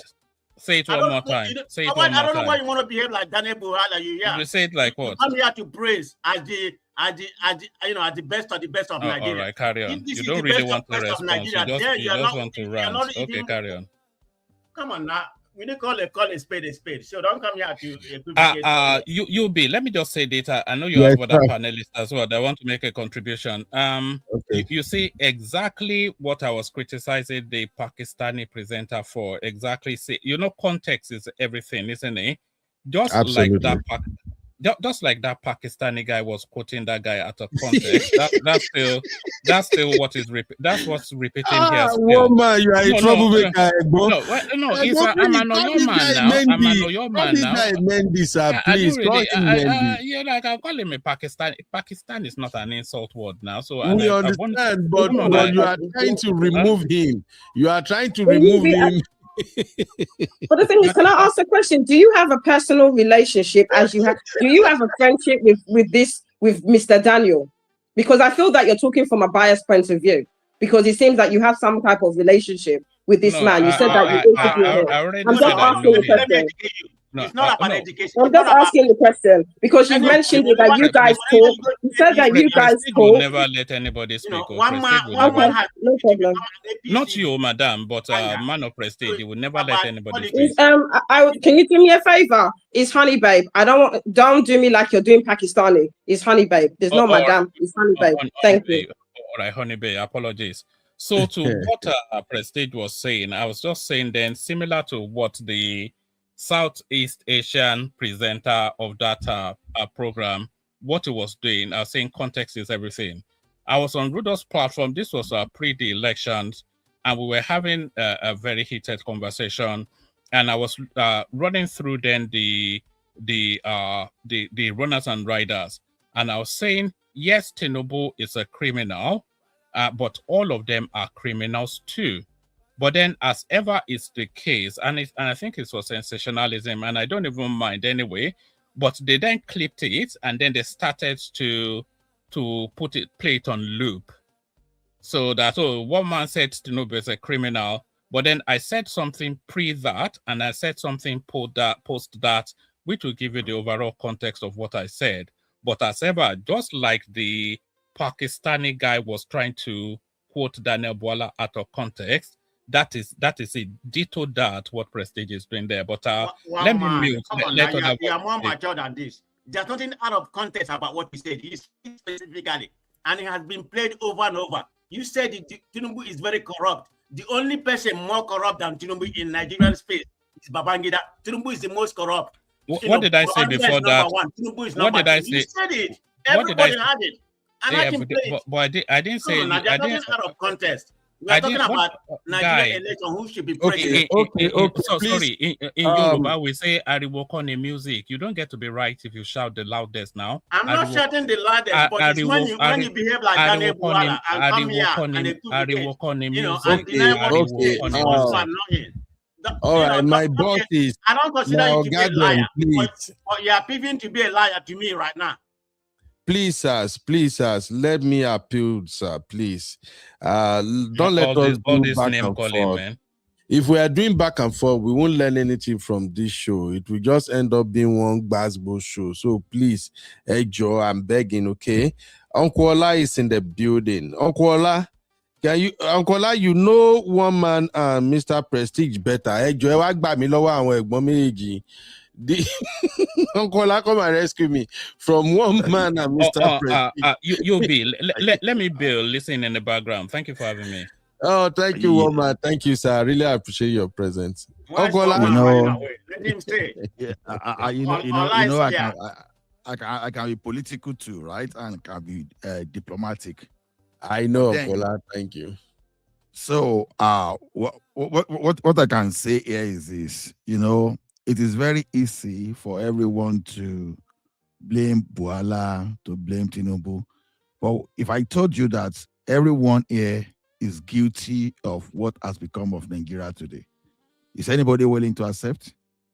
So, and it's a matter of fact, because as we are here now, you'll be surprised that some were mature enough to vote one in Nigeria. They sat at home during the election day and they voted for the wrong person. Maybe probably we have some people here that even campaign for Buhari that brought us to this level just because they were so, the morality was so high that they could not even see the danger just because their hatred for Jonathan. Now, so the thing is this: when we want to critique or criticize someone, we should first of all look at, if I found myself in that situation of Bwala, will I have performed better? See, there's a difference between intelligence at inertia and kinetic intelligence. So when we are not put on the spot, we are very good. We are the best thing. We are the best professors since the sliced bread. Nobody is better than us intellectually. Wait until they put you on a particular spot. Then you know it's not as easy as you say, especially when you are trying to defend any politicians in a country like our own country that has been degraded over time. So to me, as I will have something to say about Bwala, at the same time too, I have to realize that this guy, I will not say it's necessarily, the only issue I had with him will have just owned up when someone was trying to say, but you said this, you understand? Maybe probably I would have said, okay, sorry, that was the information available to me that time, but now that I know better, I think I can change my mind. Because human beings are supposed to change, right? So they are not supposed to remain stagnant or constant, especially with new information. So let's just know how to, Bwala is stupid, Bwala is that, Bwala is foolish. No, it's not foolish. It was just doing a very difficult job. Okay, how will you defend a government, for example? I said that in earlier today, where they are negotiating with terrorists. Katsina State governor did that. And we know what they are doing in that country. And it didn't start from this man. So now you are going to say, okay, a lawyer once told me something, because I was surprised by that statement, because I believe that lawyers defend criminals. He said, no, lawyers don't defend criminals. I said, what do you mean? But go to, for example, if you go to online and check, lawyer defend criminal now. So now, basically what this lawyer was telling me is this: even though I could read it on internet that lawyers defend criminals, some lawyer will conceptually tell you that. No, lawyer will just have to stand there to make sure that the justice administration process is properly run through, not necessarily defending. Okay, you accuse someone of a crime, you must be able to prove beyond reasonable doubt that that person actually committed that crime. You are not telling people that, oh, this guy is not an armed robber just for you to know. You have to prove that it's an armed robber. So it's a difficult job, right? So now we see the lawyer outside and say, you are the one defending criminal. So the thing is this, it wasn't easy for Bwala to talk right there. Even if you prepared, no matter how you prepare, sometimes you still go for interview and you still fail that interview. Otherwise, everybody will be passing interview. Okay?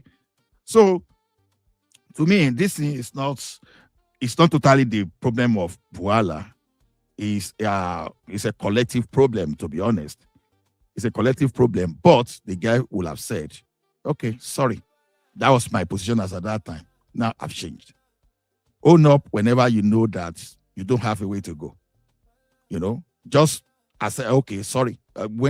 So to me, whether he performed, yeah, he might have performed bad, but at the same time, I would say maybe he hasn't performed terribly bad. Maybe I will rate him 5 for some certain things.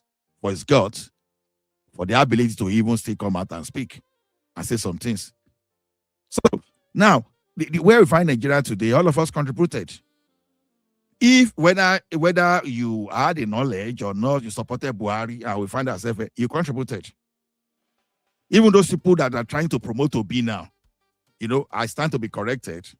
Just take this one as this. Maybe many of Obedient, for example, they be promoting Obi probably based on falsehood. Why the reason you are against Tinubu is just because maybe Tinubu is not from your ethnic group, or maybe Tinubu is not the kind of character that you love. But one thing, there's something that this man did too that you cannot take away. This man faced the military. Because it's just said now today, who is Tinubu? This guy was speaking when the military was there. Your OB was nowhere to be found. So if you are talking of democratic process in that country today, you are still likely to talk of Tinubu better than Peter Obi. So we have to look at this thing and balance things. So don't say because you hate Tinubu, oh, he's the most corrupt person. No, who told you? How did you arrive at that? The only thing I would say is that, okay, Tinubu is corrupt. Fact. That's what I think. But am I able to prove it is another thing? Ask me today, I still believe that Obi too is very corrupt. And I have my own reason, even if I cannot prove it. I will tell you, why did you put the money of your state in your bank? Why will you do that?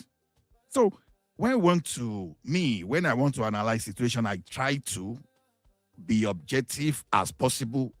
Although if I want to go ballistic, tribal, sentimental bias, I can do that as well. But the matter here that we are just making jest of Bwala is really telling, hello, am I still online? Yes, sir, I can hear you. We can hear you. Okay. Go ahead, sir. So if you want to talk of Bwala today, we are all in this thing. So the like Bwala is this, and you think we are better than Bwala? No way. The worst situation, you know, the worst you can do to yourself is to actually think you are better than Bwala, or you are better positioned than Bwala. Probably Bwala is even ahead of you for even going out to even try his best to defend our country today. Why we sit down and just the best we could do just to criticize? Right from here, if we start asking people that how will you have responded to that situation, you will see a lot of people that will gaffe. You won't even be able to even provide half of what that guy did. I'm not saying he did excellently, but Abba, don't let us just use everything to descend into tribal and this thing line and start trying to call one another out or curse one another as if we are better. No, I don't necessarily see anybody better than the other. It's just because of the perspective will just be different. You are seeing it from different lenses. That's the only thing I can see. Can I say something? Thank you so much. Sorry, sir, 1 second, sir. Uncle Ben is not here. Thank you so much, Uncle Lab. I just want to make one statement. I feel like if you handle comms, right? If you handle comms and media, I feel like a trait that you're supposed to have is the ability to think on your feet, right? Anybody else may not have that as a strong suit, but if you're in comms and you handle this level of pressure in comms and media, sorry, Mr. Olumide, did you want your camera on? Okay. If you want that level of okay, if you are on that level of comms and media, the least you can do as a very what's the word? As you should be able to think on your feet. That's what I want to say. Ideally, Can I ideally. No, let me give me just 30 seconds to a minute to respond to that. So ideally, that is supposed to be, that's how it's supposed to be. But you see, intelligence at a nutshell, when you are your own, you are thinking, oh, if that guy arrived this way, I will go this way. If he arrived, you may rehearse for a year. But when the communication becomes kinetics, because you don't really know the type of strategy that the person that is serving you is coming with. Maybe he has a dominant strategy that he knew. Maybe the person might have known that this guy must have prepared for me, but I will just go so simple and I will hit him below the belt. So it takes a lot. I said something earlier in the morning and I say, I see that even if Chuku Mereje would have been able to handle this guy. You understand? So sometimes it looks so easy. I'm sorry, Mr. Ola. The reason why I came on the platform was because of a statement you made earlier on. So I just wanted to respond to. I disagree with one of the earlier statements you made, and the reason why I disagree is because we are looking for a way to rebuild our country. We are looking for a way to make that place a place where we can deal honestly with one another, regardless of our profession. Now, in the process of building that country, every profession at one point will come to limelight. That is why we have a regulatory body that regulates the behavior, the character of every professional. Whether you are a doctor, whether you are a lawyer, whether you are a pharmacist, whether you are a policeman, our law enforcement agency has come into limelight because of most recently because of what we all see on social media, the injustice being perpetrated, and our judiciary and but now, Bwala as a lawyer, you mentioned something. You tried to make a similarity between what he was trying to do and what a lawyer would do. I disagree with you in the sense that, that is why our society, we need to reorientate ourselves. In a civilized society where we all live respectively in different jurisdictions where we live, and I'm sure most people here will agree with me watching now on the panel, that as a lawyer, when you take a case for a criminal, that is why you have to give a right. Every person is presumed, you have to understand the laws of our country. Every person is presumed innocent until proven guilty. When you arrest somebody for committing a crime, whether murder, whether robbery, and that person denies committing that crime, that person is entitled to a lawyer.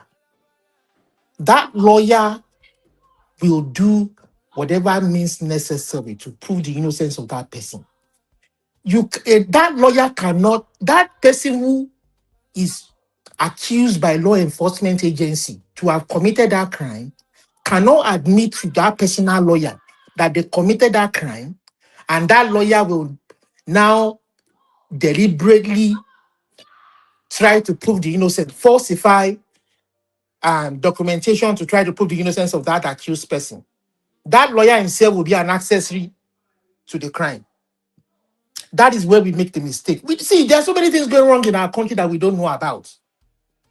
These lawyers that are defending people that have been accused of crime that we see on TV, that we see so many of these cases, O.J. Simpson and the rest of it. It is because their lawyers don't know. They are trying to prove their innocence because they truly believe that these people are innocent. But if that person was to confess to that lawyer that I didn't do that, but I just want you to help me fight this out, it will be an accessory to the crime. You will be charged too. So please don't make that similarity. You don't go deliberately to go and defend somebody who has committed a crime. If a lawyer comes out, if you don't have a lawyer, if you don't have money to afford a lawyer, and they give you a lawyer, the best thing you can do, if you confess to that lawyer that you have committed that crime, the best thing that lawyer can do is to help you argue for a lighter sentence, a lighter judgment, so that you don't get the full weight of the law. So please don't make that similarity. You can't. No lawyer goes because you otherwise that will be unethical. It will be very unethical. Please let me just respond to you. See why I hear you, but I think you didn't get my analogy properly. I said a lawyer told me that a lawyer doesn't defend a criminal. But I said this thing is on internet, for example. You can say a lawyer defend. That is what I'm saying. Don't take that word of that lawyer. That is a lawyer without any integrity. Let's not talk over each other so everyone can hear. Hold on. Lawyer, when lawyer is defending a criminal, his duty is to make sure you follow the legal due process. Despite the person agreeing that he committed a crime, the person still accusing must still prove beyond reasonable doubt. You can't just go, okay, you came out now, you go and tell the court, you committed a crime yesterday. Is it true? Okay, the person accusing you must be able to prove. Otherwise, they take the person to a psychiatric doctor that maybe this guy has some kind of psychiatric challenges. That's what I painted in the what you are saying. What I'm trying to tell you, I understand what you're trying to say. What I'm trying to tell you is that you cannot see if an accused, you are not saying what I said. Let me just if an accused admits to a lawyer that he has committed a crime, that lawyer can then not go ahead to start defending that lawyer will be an accessory to the crime. You understand? So don't mix things up. If somebody says that he has committed a crime and that lawyer believes that he didn't commit that crime and wants to go ahead and prove that innocence, he can go ahead and do that. But if somebody commits in their right senses, confesses that, I did this crime. I want to give an example. This I'm sorry I have to mention this. Sorry, I will be back. I need to take my son to somewhere, but don't worry, I will respond to you. Ozekome has been charged by the federal government of Nigeria for being an accessory to crime. He was trying to help somebody in the UK. I'm ready to entire reporters. That you try to falsify documents in the UK to help somebody to gain ownership of a property that belonged to Jeremiah Hussein. That the son was trying to gain custody of that property, and they falsified the documents. That is an accessory to crime. That's what we are talking. If it is proven true, that is the kind of example that I am giving. That you don't willingly, as a professional, know that something is false and then you want to. That is unethical. That's what I'm trying to say. I hope I just wanted to disagree with you on that part. Okay, thank you very much, Sam. I think Mr. Comparable Facts has been trying to talk for a while. Yeah, thank you, Abby. Let me start from where all our stop. I think he's listening. I'm just going to say certain things that he said in reference to what we are talking about right now, because he started about Tinubu being a Democrat and something like that. Yeah, he may have been a Democrat. He may have been a Democrat during that time, but that's not who he is right now. What Tinubu is practicing right, pretty much a tyrannic government. Okay, he has brought the kind of Lagos, the culture of hegemony that he has in Lagos. He has brought it to the federal, whereby he dominates everything. That is exactly what we are witnessing in Nigeria right now. I mean, pretty much a one-party system. That's what we have. I mean, all the whole governors already in APC, except 2 or 3. I don't know that we are pretty much practicing a one-party system. and that's not good for democracy. I mean, to be honest, living with what's happening in America and everywhere right now, I'm beginning to question this democracy we are practicing, because I've not seen the benefit what the democracy has brought to the country called Nigeria. But I don't want to pivot to a different narrative. So let me stick on Daniel Bwala issue we're talking about. And or if you are listening, here we don't play tribe. Since I've been coming here, a few times that I've been here, people here doesn't play, doesn't play tribe. So let me be unequivocal to that. Maybe one man show or Dr. Damage and some of that in they play tribe. But here, not on UB show, they don't do that. So I don't know how long you've been coming here. But having said that, my opinion about what actually transpired, like I have said earlier, Daniel Bwala was given ample of times, months, I don't know, did they say 6 months or whatever, to be prepared for this. I mean, I think he thought he was going to a Nigerian media, where they don't challenge aggressively. But remember, you're coming to Hasan Mehdi, very aggressive cross-examination. He bring receipt, old video, tweet, and document, interrupt and answer and avoid question. He asks rapid follow-up. This is who Mehdi is. That's his style of interview. That's his style of debate. So Daniel Bwala come there that wasn't prepared or anything. I blame him for everything that he did, because I mean, it's not the most annoying part of this. This man quoted Barbados with receipt what he said. I'm not against, because he was defending the government. I have no issue with that. This is politics. That's what politicians do. If you look at USA where we are right now, most of people in Trump cabinet right now has criticized him previously. People like Marco Rubio, even the vice president, has made some comment about how dictator he was before. But he's in his cabinet right now. But when you come to an international platform, you're thinking you are going to a Nigerian platform, whereby they don't ask you aggressive questions, they don't push back. No, this is Hasan Mehdi. The way he interview you is supposed to be very, very stylistic. Understand the interview style. The media you are responding to, he did not do well. That's part of looking at it. Did he demarket Nigeria? Yes, he did, in my own opinion, because if you look at the audience, they know that everything he was saying was lie. I mean, he should have answered this question and say, okay, this is where I was at this particular time. But, I pivot to like the government. This is what the government is doing right now. So this is what I'm supporting. But to come on national TV, and lie continuously. So the world, already has this perception about Nigeria, like UB was saying, we are people of particular concern. You have Fremont taking it to a different level, an international platform. So what would they think about us? That's the issue I have. Not because he is defending the government. It's about those lies, kind of damage our reputation. We're already a particular concern people already. So you have taken it to a different level. You have brought it in a limelight, in a platform like that. That's my issue I have with the whole thing. I don't know if you're aware, sir, that he actually posted a video pretty much bragging that he was prepared and he had done a lot of research. This is before he came back? Yes, before he came. So Mehdi actually mentioned in the interview, and the interview is currently in the interview, and that video of him sat behind a desk at maybe, I guess, his office or something, him saying that him and his team are prepared. So my thing now is, because this is one of the issues, when one man was here, he spoke about how he has a PhD, and obviously it doesn't matter. What does that mean?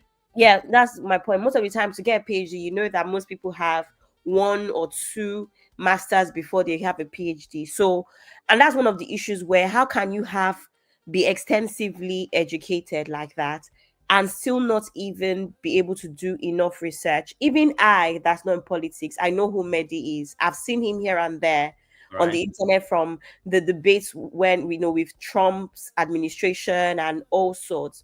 So even if he didn't do the research himself, even somebody from, I don't know, LASU or something, would have easily done this search for him to let him know that this person is University of Lagos, right? That's right. Yeah, exactly. Would have to let him know that this person is brutal. You don't even have to be a professional, right?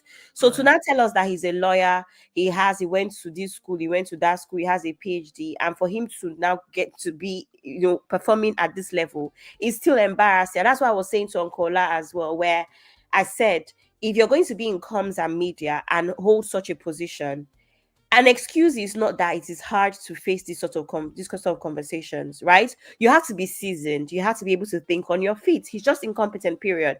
After all, you see Mehdi now. He's not a human being. Does he have two heads? The other journalist, I don't know his name, the one that finished from, I think it was UCL, that was there as well. We saw how he spoke. The lady I sent to the backstage that wrote an article on Substack, we saw how she spoke. At the end of the day, it's either you're competent or you're incompetent. That's in my opinion, right? It is what it is. And there's no reason, and we're saying the same thing about Tinubu's administration as well, where you have put people in places where they cannot control. They are not competent to have those offices. And that's one of the issues that we're having in Nigeria. You're not putting people that have the expertise to hold these office spaces. Otherwise, why would somebody that works in comms and media not be able to think on his feet? I'm sorry. I can't take that as an excuse. That I'm not even trying to be funny, right? Actually, I'm not even trying to be funny, but I think there's so many other people, myself included, that would have done a better job than this man. You know, can I say something? You know what I think? Can I say something first? Yeah, go ahead. Go ahead. Let me finish, honey babe. Sorry, because I don't think it takes that much. And then now think about his expertise. Think about how long he's been in the business. What does it really take to be able to debate on something that you believe in, on an administration that you're a part of? What does it really take, even besides research? You can't think on your feet. Come on. Can I say something? I went to Goldsmiths College. I did my A-levels in media studies, and I went to Goldsmiths. You know that university, Abby. And I was in the same year as Keir Simmons. He's a very famous CNN anchor in America. I was in the first year. He was in the third year. Sorry, who's that? Sorry. So what I'm saying to you is that my mindset is this, is that there is a, you can do media studies, you can do media training. And what I'm trying to say to you is that, fair enough, he has a PhD, allegedly. He has masters, he's a barrister trained in the UK. Great for him. I clap for him. But there's a big difference in terms of being a lawyer and you now decide to be a special advisor to media. In media, you have to have the media training. And this is what I'm trying to echo in what Abby is saying. You have people that are supposedly educated, and there's a difference between being educated and book studying. It's very easy for you to memorize that you memorize a book and pass 100% or 90%. That you can read, you literally just memorize stuff. So I always have an issue when people say that, oh, highly educated, because there's more to intelligence to just reading a book and being able to pass exams. That's for me anyway. But I think the problem that I have is that there isn't the expertise. Fine, you're a lawyer. Then why are you not doing legal advice? Why are you the special advisor for media? And this is the problem. You need to have the right people for the right expertise. What is wrong with recruiting someone that has media training, a media degree, PR training, that can think on their feet, like Abby says? Why are you getting someone that has a PhD or has a legal background, but doesn't understand how quick you have to be when you're getting quick-fired questions straight at you? Being able to come back with responses very, very quickly. You have to have the media savvy and the media education. Why would someone, to me, that's a special advisor of media, say that I don't remember this? Did I say that? Because he's lying. This is what I'm saying. What normal person that has media training, why would you say that? And this is the wrong person for the job, because any person that is media trained, and there's degrees out there, media, like I said, I mentioned a friend of mine that graduated ahead of me that is a CNN correspondent. I speak to him regularly. You can get the training. So there's no excuse for this type of behavior. There's no excuse. I'm all about excellence. You understand what I'm saying? So for anyone to pat him on the back that, oh, because he turned up, that's a good thing. I'm sorry, but I don't subscribe to that. That just because you turned up, we should clap for him. I'm of the opinion that if you can't do things 100%, don't do it at all. So he had no business going on to that platform. They should get someone that is media savvy, media trained, that understands how it works. And again, going back to what Abby says, he, you know, Hasan is very, very, very well known in the journalism circles, very, very well known. So there's no excuse for the Nigerian government or whoever it is in that media department not to know how he does his journalism. He's very aggressive. He's very quick with questions. Doesn't give you much time to think. And that's the way that he does his style of journalism. And that's what they should have prepared for. Why are you doing a media post with music, dancing and eating? Is that showing your preparation? And you wonder why Nigeria is seen as a joke. This is ridiculous. Thank you. Thank you, honey babe. Thank you, everybody. Please, just to make this more entertaining, of course, you know, over here, we are just trying to entertain cash crews and, of course, extract lessons. I want us to, by the way, you welcome my brother Olumide. Thanks for your contribution. I want us to enjoy the 10-minute highlight that for me is not a highlight. I'm actually going to play directly from the video. But can I say something to Honey Bear before you do that? Of course I will. But these 10 minutes I want you to watch is where the real bass boss lies. I want to get to the place where Bwala was drinking water like he was dehydrated. But before I play it, comparable fact, Baba, quickly respond, sir. Yeah, Honey Bear, I think, you know, you said it quite vividly well, but the problem is that most Nigerian politicians, you know, when they go to Nigerian media, you know, they are not challenged. They are not being challenged aggressively.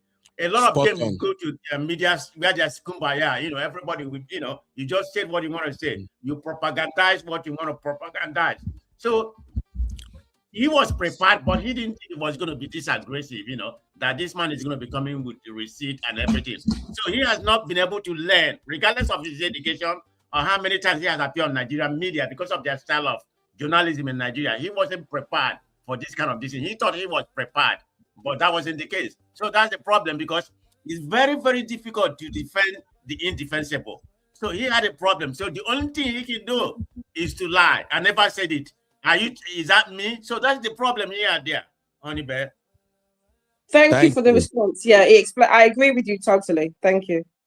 Thank you. Thank you. Now, I want you to enjoy the 10 minutes that made this video entertaining for me.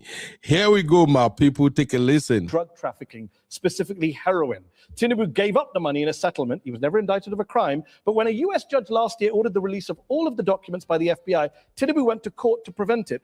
What does he have to hide? The minute a matter is taken to court by right, you have the right to send your lawyer. The fact that you send a lawyer to defend your matter or to go against a motion that is filed before the court is not a conclusive proof of acceptance of the fact he's obviously got something that was to hide. taken to the court. He gave up $500,000, which were probably the proceeds of drug trafficking. I'm glad you used the word probably, but it is not. Go ahead. You said in 2022 that this drug case, quote, conclusively concluded not in favor of Bwala because he had to forfeit that money. There is still a cloud around drug-related activity. Cloud? Yeah. Not a conclusion. Okay, so the cloud's still there for a lot of Nigerians. The cloud is no longer there. How did it disappear? Because the Nigerian people have moved on with the president. Who said they moved on? The facts are there. Less than 10% of Nigerian voters voted for him. So he doesn't have some big mandate from the people that means that I can't ask you, why did he give back $500,000 to the US government, which were believed to be the proceeds of drug trafficking, and you believe they were the proceeds of drug trafficking? Why do you conduct a polling with 500 people and give a representation of the population? You're now questioning all polls. Is that your defense? No, I just said the point. You heard me well. Well, you don't trust the Nigerian people. I trust the Nigerian people. This idea of drugs and narcotics is a terrible case all over the world. And if someone has that questionable character and is elected as president, what it means is that it will embolden people who are into those activities. That is why this person has to come out clean. You said those words. If somebody has that, thank God he doesn't have. How do we know he didn't come out clean? You said he has to come out clean in 2022. Okay, let me put it this way. This fact was litigated. No, it wasn't. This fact was litigated in the Nigerian court, and the apex court of the land, the Supreme Court of Nigeria, whose decision is not appealable to any court outside Nigeria, held that this case has not been established against. Your words were that there's still a cloud around them because it was not conclusively concluded My word in favor and the judgment of the Supreme Court, which one is relevant? In the Constitution of Nigeria, all the decision of the Supreme Court bind all authorities and people throughout the Federation. That's what matters. The fact that he had laundered drug money, most likely in his US bank account, is not an issue for you now. It was an issue for you a few years ago. It's suddenly not an issue when you go to work for the man. How convenient. The court has held the allegation that was put up in the petition against him could not be substantiated. Well, the US hasn't held that. And in fact, the US court tried to release all the files, and the president rushed to stop them from doing that. Innocent people, is that what they do? What stopped them from releasing it? Is innocent What people? stopped them from releasing it? It's ongoing in the courts. I'm glad you said ongoing. But So let's wait until when it's... Do innocent people try and stop files from being released about themselves? Yeah, sure. Okay. I'm sure the Nigerian people privacy. Do you... I'm coming. If a case is taken to court against you, even when you know you are not liable, will you be comfortable that the order of court will permit the release of privacy issue relating to you? Yeah, if people think I have drug money in my bank and I don't, then yes, I would do everything I can to. Unfortunately, people do not. Tinubu is not just super rich. It's what he does with his wealth. In 2019, 2 armored money trucks, bullion vans, were seen going into his house, coming out of his house. Where did that money go? No. Point. Did you see the money? Or those who reported, did they see money inside the bullion van? Was there no money in the bullion vans? How am I to know? You said it was money in the vans at the time. 2023, February. You said, how could I have known it's a tragedy that I know your words better than you do. There is only one person in Nigeria who is alleged to have moved money through bullion vans, and that person is the presidential candidate. You said that on February 17th on Channels Television 2023. Thank you for notifying me. So where did the money go from the bullion vans? There was no money inside. So why did you say there was? I said there was no money inside. But you said at the time you said he's the only. Do you know, actually, I think Tinubu should sue Bwala. Honestly speaking, I think he should have sued Bwala. You are. Seriously? Yeah, I agree with you. Seriously? Man, jeez. Only person to have moved money in bullion vans. When did I say that? What was the event in Nigeria? Oh, so you were lying because it was an election campaign? No, I never said that. I say, how can you prove that just because a bullion van goes into a person's house and comes out that there is money inside? Maybe because people said it was vote buying by Tinubu. Tinubu himself said, I gave money to the people. You know he said that? Yes, I also give money to people. When you give money myself. to people, people would say that's vote buying. Politicians, rich politicians give No, people he doesn't money. give money to people on election day, but he helps people. But people at the time said it was vote buying. Do you agree with that? Who are the people? You said, No, I never said ostensibly, that. I can't believe you still keep walking into this. You said it was done ostensibly for vote buying. Do you agree with Daniel Bwala or not? Please don't lift up a glass of water. Okay. The pro Bwalas in the house. He was even laughing. Hey, God. Where is one man? Where Uncle Ben, shame wear me like Superman. Where is Ola? This is like the height of the whole thing for me. Please don't drink the water. This Bwala is something else. On the eve of the presidential elections, 2 cash-laden bullion vans, your words, were seen on the premises, which was ostensibly for vote buying. Your words, January 22nd, 2023. Have you just disowned everything you've said in order to work for this president? I'm coming. What you just said now, I want to put it on record, on my own honor. That's not what I said. So far you've denied 2 things. This one I said, that's not what I said. Before you said it too. Let me tell you what you do. Count. Let me tell you what you do. You will have an idea of a phrase or a word in a sentence. They coin the other part of it to project what you want to push out. I read the entire sentence. No, but that's wrong. No. Let's read it again. Wrong. On the eve of the presidential elections at Lagos, 2 cash-laden bullion vans, your words, were seen on his premises located on 26 Borderland Street, which was ostensibly for vote buying. Your words. You can just say, I don't agree with what I said, then I was lying. I don't agree with what you said, yeah? No, with what you said. In fact, in 2023, you said that he bought his election. Did he buy his election? At the time, I thought. But when it was litigated in court, the court found out he didn't. So you thought he was vote buying, and now you don't. You thought he bought his election, now you don't. In fact, you said it was so corrupt, the 2023 election, Tinubu's win. You said that you couldn't eat food for 3 days. I never said that. Where? Ha! I get the video. Arise News, March 2nd, 2023. I became so sick for the past 3 days, I found it very hard eating food. I'm sure you have a mistaken identity. Jesus Christ. I never said that. You never said that you Why became would I sick. not eat? Win, lose, or draw. You eat your food and go to bed. I'm going to spend a lot of time enjoying social media after this show is done Go and ahead. aired. Yeah, well. Let's turn to our panel, who are waiting patiently once again. I'm joined by Anu Adeoye, a journalist for the Financial Times who's covered Nigeria. Anu, we've talked a lot about President Tinubu and the allegations of corruption, including from Daniel Bwala, which he's now pretending he didn't make. Allegedly, okay. You recently described him as a wily political tactician. How does he wield power? Daniel and others have accused him of vote buying in the past. How does he wield power in your view? Yeah, I mean, I think you need to understand the context of Nigerian politics, right? And this isn't specifically about Daniel, because he used to be in the opposition, now he works for the president in the APC. Well, he used to be in the APC, then he was in the opposition, now he's back in the APC, and he doesn't remember anything he said when he was in the opposition. And I think the crucial context here is Nigerian politics is ideology free. Yes. Right? There's no left or right, as it were. It's mostly, unfortunately, about, people call it stomach infrastructure in Nigeria and self-interest.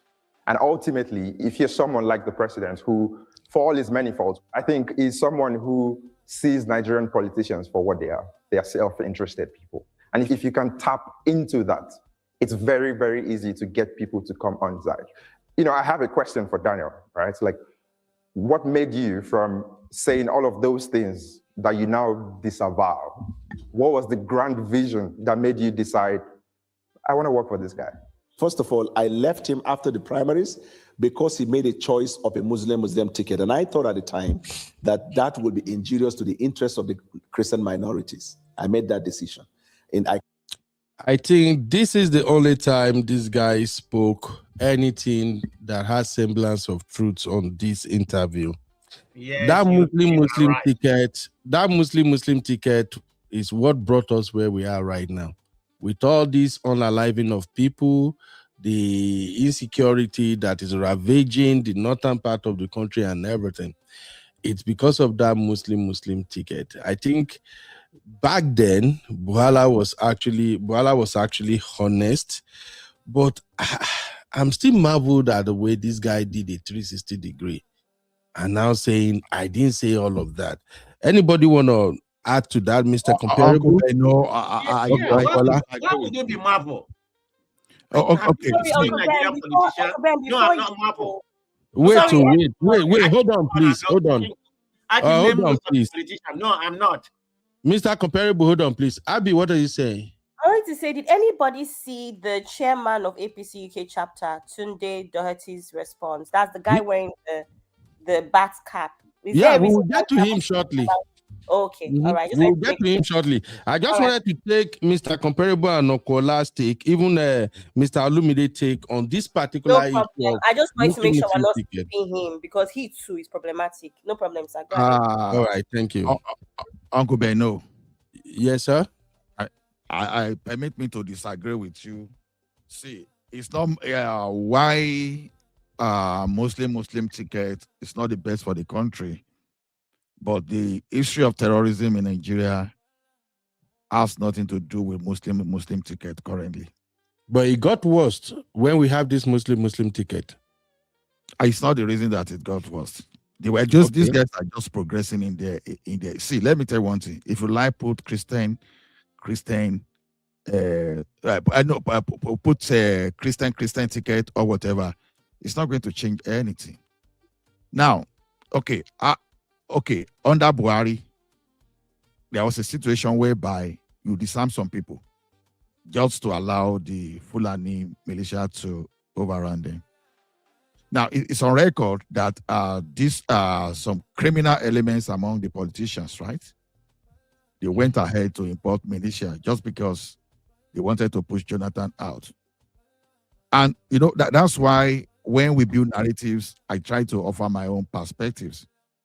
Even though where Jonathan was corrupt, clueless, shule, blah. You were saying all those things, you were happy. People were happy. But Jonathan told you that you will remember me after I might have left. That guy even came out and said there are Boko Harams in his government. So this thing has been the thing they've planned for a very long time. Started from when someone unilaterally dragged Nigeria to OIC.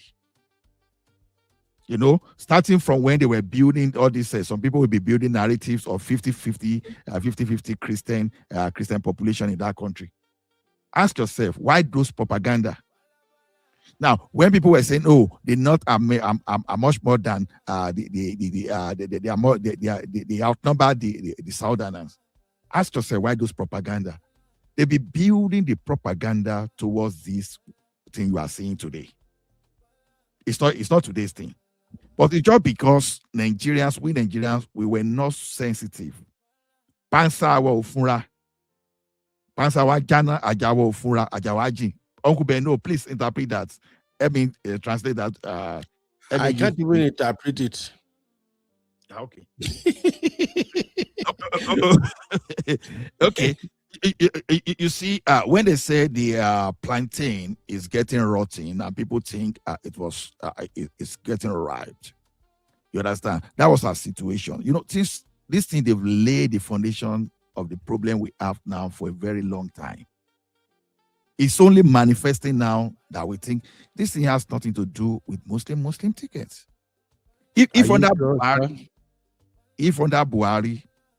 they terrorized the country. You know, it was under Buhari they unleashed, but unfortunately they were unable to conquer under Buhari. You understand? Even this America that is trying to help us now, they frustrated Jonathan's efforts. So to me, I don't think it's about that. That's my personal thing. Now, as for this Bwala that I say, you heard my opinion in the morning. When you are cornered, just own up. Just say, okay, yes, I was wrong as at that time. It's as simple as say, yeah, that's finished. Okay, oh, Bwala, you said this thing about Buhari, about Tinubu that time. Yes, I was wrong. Oh, this thing, okay, I didn't have the information. I spoke both on the information. Because when you lied, you can never be consistent. Okay. Because you need several lies to back it up. That's what is happening to Bwala now. So we will have agreed that I lied in the past. I'm sorry. Okay. I'm not trying to correct myself now. Okay, sir. Mr. Lumide, you want to add anything to that, sir? Mr. Olu? I can see you in the studio. Yes. Hello. You want to add anything to what Bwala just said now about the Muslim ticket and why you think it's going to be dangerous for Nigeria? And here we are dealing with all manners of killings in Nigeria. Well, I mean, it's unfortunate that you know, our country, our society has allowed situations like this to thrive, and I mean, it's sad that we are where we are today. So what the show that he put up was just it was a show of shame, shame and a disgrace, because for me, you know, see. So when see, the problem we are facing is it's unfortunate that we have allowed this kind of shame, this kind of incompetence and ineptitude to become systematic. Mm-hmm. And now what is happening is that we forget that, see, in the crimes that we are in the different jurisdictions that we are in, their standards, and we forget that those standards that you are creating in the various places that we live in, you are going to come before the whole world to come and show your standards, to come and prove that your standards will be one that the rest of the different societies that will be looking at you will be the one of envy. But unfortunately, we have stood so low. You know, it's just like going through school, and we're going through school, and then some children are cheating cheating in exams to pass, to get qualification that, you know, they don't truly deserve. That is the kind of system we've created for ourselves. And now we are before the world stage and we can't prove our worth. Now, and all he has to show is to lie, is to, you know. So what I mean by that is our system, our politics. You understand? Okay. The All right. people, Thank you. our leadership. You understand? So it's just it's become systematic and yeah, it's so sad. Yeah, absolutely. Thank you very much, sir. Mr. Comparable, you want to add something to that real quick? Mr. Prestige. Okay, sir. Go ahead. I don't know. To be honestly, I don't think that would have made any difference whether Christians or Muslim. You know, the problem we have is the system already in place. You know, why Tinubu came in, and the problem is that the people in his cabinet, you know, that are sponsor of terrorism. You know, the chief of defense. You know, what's his name, Matami or whatever they call him. You know, even Rubadu. So that's the problem. He has people in his cabinet, you know, that sponsor, that sympathizer. Look at what Rubadu said the other day. I think a week ago. He said the terrorists are his brothers. I didn't say it. He said it. So that's his problem he having. And the Tinubu case is that, you know, he has, you know, it's because of political capital he wants to gain from the north. You know, he doesn't have that boldness to do something. Tinubu is not a typical Muslim ladder or jihadist mentality. He doesn't have it. I give that to him. But he's very afraid to do something. That's why he allowed all those people. So I don't really believe that because of Muslim ticket. This is strictly my opinion. I may be wrong. You know, okay. It's just the people in the cabinet and something like that. That's how I think about that. Okay. Only babe, you want to add anything, or we should just move on? Because as for me, just move on. I'm not really, I don't really have anything to comment about in regards to that particular subject. So can I just add a minute? Go ahead, sir. Go ahead, sir. You see, it's good that we are learning now as Nigerians, like because we Nigerians, like I said, we are the problem. No, I'm not saying we are totally the problem. We have our own portion of the problem. We have our own portion of that blame. Absolutely. You see, when they brought in Sharia into our constitution, you know, when Obasanjo, as far back as 1978, said, Sharia, people said, don't worry, it's politics. Sharia entered our constitution. Now, should be the one that entered that we had in 1979 constitution is different from what we are today, right? Should be that one we say personal. Now, in 1999 constitution, when they sneak in this Sharia, when people were talking of Islamization of Nigeria, people started explaining that way. No, nobody can Islamize Nigeria. It's impossible. And the problem is this. Those people that will tell you that it's impossible, they are louder than everyone. And everybody just kept quiet as if everything is okay, right? Right now, I know someone was even arguing with me yesterday when I was go and cross-check the facts. Morocco was formerly a Christian country. Turkey. So there are many, even this arguably this Iran you see today, is it not the same as the Persian that is described in the Bible? You understand? So when these people, they have the way to do these things systematically, and people will keep looking, they will keep looking. And don't be surprised that this kind of agitation sometimes comes from minority to the extent that they will dilute the opinion of the majority. And here we find ourselves now. Unfortunately, Tinubu to soil his own hand. Because I said this thing, I think like 3 or 4 years ago. When you dine with the devil, you understand. This is what you see. There's no way under the heaven and on earth that Tinubu will not know about these guys. Even you may say, oh, we may deny that I didn't join them to bring militia and all those stuff. But when they buy Mrs. Alakuni in those states, you went there, you started shouting, where are the cow? Where are the cow? You started defending what you are not even supposed to defend, not because of your ambition. And so that is why all this ruffle, he has to manage it. Because I wonder how he copes. So it's not a Muslim thing. It has been the thing we'll be pushing, But unfortunately, both Christian, Onisheshe and Co, they side they were looking. And Christians were even justifying, no, it's all about kingdom of heaven. A Christian should not be in politics. How will a pastor go and do this thing? Oshibajo messed up all those stuff. That is where we messed ourselves up. We were supposed to be participating actively. We just stood by. We were claiming something else. And here we are. We corner ourselves and we are paying for the consequences. This is not too late, though. Thank you, Uncle Ben. Absolutely. Thank you, Uncle Ola. You know, like I said, most time when I go to one-man platform, I just want to go and learn. Even though now they get bad boosts for there, but I'm always learning. So for those who are watching, because when Uncle Ola said this in the morning, that Morocco was predominantly Christian way back, some people were pushing back. So I actually went further to dig into that. And the fact remains that before the 7th century Arab conquest, Christianity was practiced majorly in Morocco.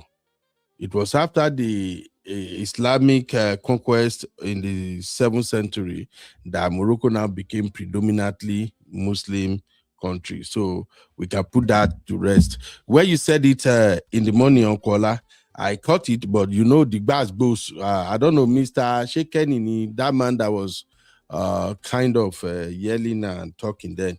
I just feel like, oh, mama, I go check this one out. So I just wanted to like add that so people might be watching right now. We know that truly Morocco at one time was a predominantly Christian country before they now become Islam. All right. Another thing I noticed from this conversation that I just wanted to chip in is that this Muslim ticket is a big deal. I know to my Muslim brothers and sisters, it's so easy to water it down to say it really doesn't matter. But for me, I focus on the signal. The signal that meant for the North. The signal is sent to the North. When you have Muslim president and Muslim vice president, to the vast majority of the Northern people who are not that educated, they can easily misinterpret that, hey, we are in control. And I'm saying this because one time I was studying the advent of Usman Dan Fodio, and I realized that the objective for the jihadists at that time was to conquer the entire country. And I've heard some Fulani men, I think there was this platform, maybe I will find it again, I'll play it on one of our shows. There are these Fulani believes that they own Nigeria because Allah gave it to them. So the aim is that we have to conquer the whole country. It belongs to us. And for me, if we now factor that into Nigerian politics, when you have a Muslim president and vice president, to an ignorant northern Islamic man or women, they can easily misinterpret that to mean that, yes, the time have come for us to take over. And I still believe that Muslim ticket is the reason the Tinubu administration cannot tame the Boko Haram menace when it was growing. Because how do you go on and wipe out these bandits and Boko Haram extremists or Islamic extremists? These folks are considered their brothers, and you heard them say it. Even Ribadu said it recently. That, well, we can convert them, they are still our brothers and all of that. And yet we all know that a terrorist is not supposed to be considered a friend. Because these are people who will unalive you without blinking. So I just wanted to push that out there. And if you bring that to what Bala is saying in this interview, that moment when he said, at the time when he saw the Muslim ticket, he knew it was going to mean problem for the country. And that is where we are now. But anyway, let me continue to play the rest of the 10 to 20 minutes that actually caught my attention in this interview. Campaign against him. And after the election, for the next 1 year, I was critiquing policies of the president. But I saw from January right up to December how this president patiently introduced policies and continue to engage Nigerians across all platforms in a bid to push Nigeria forward. I became impressive about it, and I made a choice to do that. Just in the same way that Mehdi Hasan has worked with BBC, I worked with Sky News, then with MSNBC, and then back to Seteo. Evolution of people's life. The worst analogy Evolution I've of people's ever life. heard in 14 years of doing head-to-head. What are you talking about? Somebody changing their job from one company to another is not the same as you saying he's a corrupt man who created a militia, bought an election, and now I work for him, and I only said that stuff because it was the opposition. All of the things you said, you couldn't substantiate. I substantiated all of it. You have not. Let's go to Aisha Osori from the Open Society Foundations. Aisha, in 2023, on the eve of the presidential elections, you wrote an article calling Nigeria a competitive authoritarian state that barely qualifies as a democracy. What do you mean by that, and what role has President Tinubu played in making that better or worse? Well, he's done nothing to make it better. Definitely, our democracy is a lot worse off in 2026 than it was in 2023. How so? Well, for one thing, we had a stronger opposition in 2015 when the APC came in, but thanks to President Buhari and now President Tinubu, we have 30 out of 36 states are now APC, which is not necessarily a good thing because that means we have no opposition. PDP, the People's Democratic Party, has been virtually destroyed. The Labour Party has been destroyed. We literally have no political parties anymore. Another thing that we don't have is any separation of powers between the legislature and the judiciary. Tunde Doherty is here, the UK chairman of the All Progressives Congress Party, the President's Party. Aisha says that your party is turning Nigeria basically into a one-party state. Abi, here comes your friend. I disagree with her. I want people to know something about President Bola Tinubu. Before the man comes to government, he was an accountant. He has a very high-paying job. He was working with Mobile before he became. And who did he work for before Mobile? He said he worked for Deloitte. Yes. He made a lot of money from Deloitte, he said. Yes. Deloitte says they have no record of him ever working for them. If you know him, before he came to politics, he's such a very generous, very rich man. Before he came into politics, Deloitte say they have no record of him? You remember he was a senator. Tunde, why does Deloitte say they have no record of the man working for them? That is not the right thing because...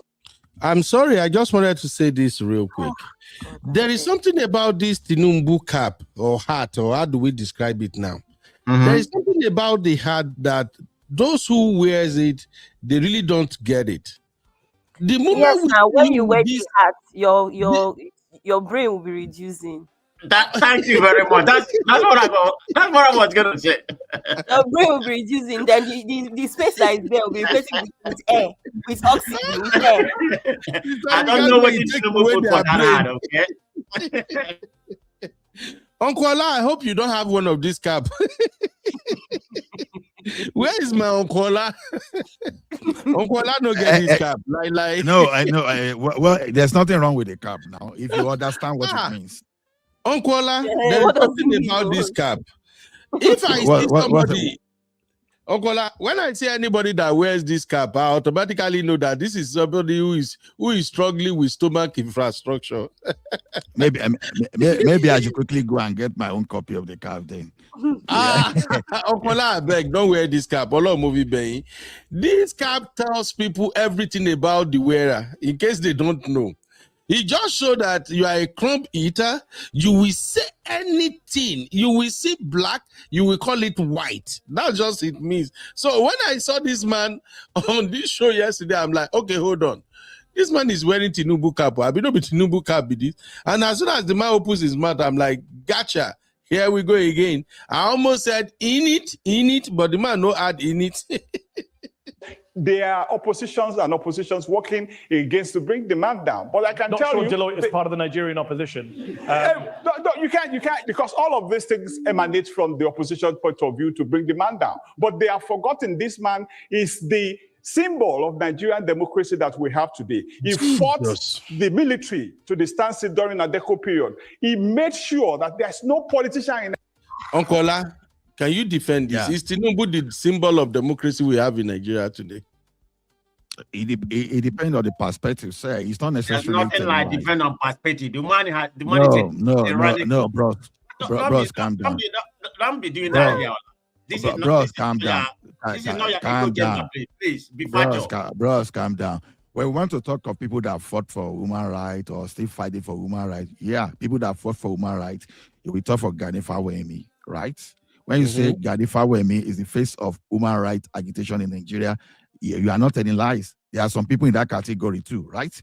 Now, if you talk of the like of Femi Falana too, people, and even whether you like it or not, even Festo Keyamo today, that's even a politician, you understand? You may not necessarily be telling lies. So you have to put it in perspective. These guys, Tinubu was sponsoring and was among those people running campaign against Abacha.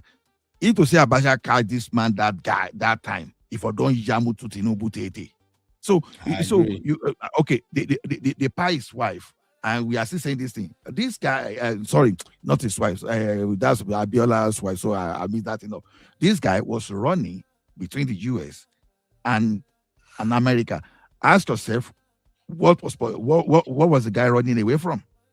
So the thing is, sometimes we may not like someone unnecessarily, but you still have to be fair enough to award the credit where the credit is due. Yeah, Tinubu may be corrupt, it may be everything, you understand. But when you want to talk of the fight for democracy, maybe the first must born now. Can I come in? I'm okay. That man what he said about. Yeah, go ahead, sir. Okay. So you see, when we come to a national platform, we just utterly say lie, because this APC person here that was saying that he worked for Deloitte. Everybody can go and fact check it. It's well documented. In the 1980s, Tinubu worked for Deloitte, then he worked for Mobile. And his salary, his monthly salary at that time was 2,400. So that's what Mehdi was asking him. How did he become rich before he became a politician? And the yearly salary was 28,000. So this guy here claiming that Tinubu was already a rich person before he became a politician, that can never be further from the truth. It's well documented. Anybody can fact check me. He wasn't making more than 28,800. That was his yearly salary. So we can know when you come to Nigeria, become a politician, you're gonna be filthy rich. That's the best industry. That's the best department to work in Nigeria, politics, and that's where you make your money. So we know Tinubu make his money from politics, and we know the kind of hegemony that he has when he was in Lagos. He was very dominant. He controlled everything, the taxation, his company, that the alphabet and everything. He made his money. A lot of people are corrupt. So let's call a spade a spade. Tinubu made his money. He's probably, in my own understanding, who is the second richest politician in Nigeria before he ran for election. So all right, he made money in billions. I know I have nothing to say about that, because when it comes to politician and money, I know I'm not ready. But what I'm saying, this guy here was telling lies. Thank you, Okola. He made a lot of money. Very He good made one. only 28,000 a year. Anyway, let's keep going. Nigeria today that will say he did not have a Tinubu. Oh, Abby, you say something, Mama? Yeah, can you say what are? What? Okay. What? Abby, leave me with una British wahala, Joe. What? I need some water. Drink some water. A Tinubu tonic in is a political stability in Nigeria. Before we go to the audience, I've been waiting patiently here. Fact check, Deloitte denied that they said he never worked for them. Go ahead. Okay. You have said in the past, I don't even know why I'm bothering, that when was this man born? We don't know where he was born. He doesn't tell us anything. You complained about this. Now you work for him. Has he told you his birthday? If you don't know when someone was born, first of all, he must have been born before me. I guess you know that. And secondly, my not knowing when he was born, does that have a consequential effect on his birth? You said it did at the time when you raised it as an issue. Consequential effect on his birth? And do you now know where he was born? I don't know. Still? Go back. Okay. Let's go to our patient audience here in London's Conway Hall. Let's go to the lady here in the front row first. In 2023, President Tinubu promised Nigerians constant electricity within 4 years, saying Nigerians shouldn't vote for him if he failed.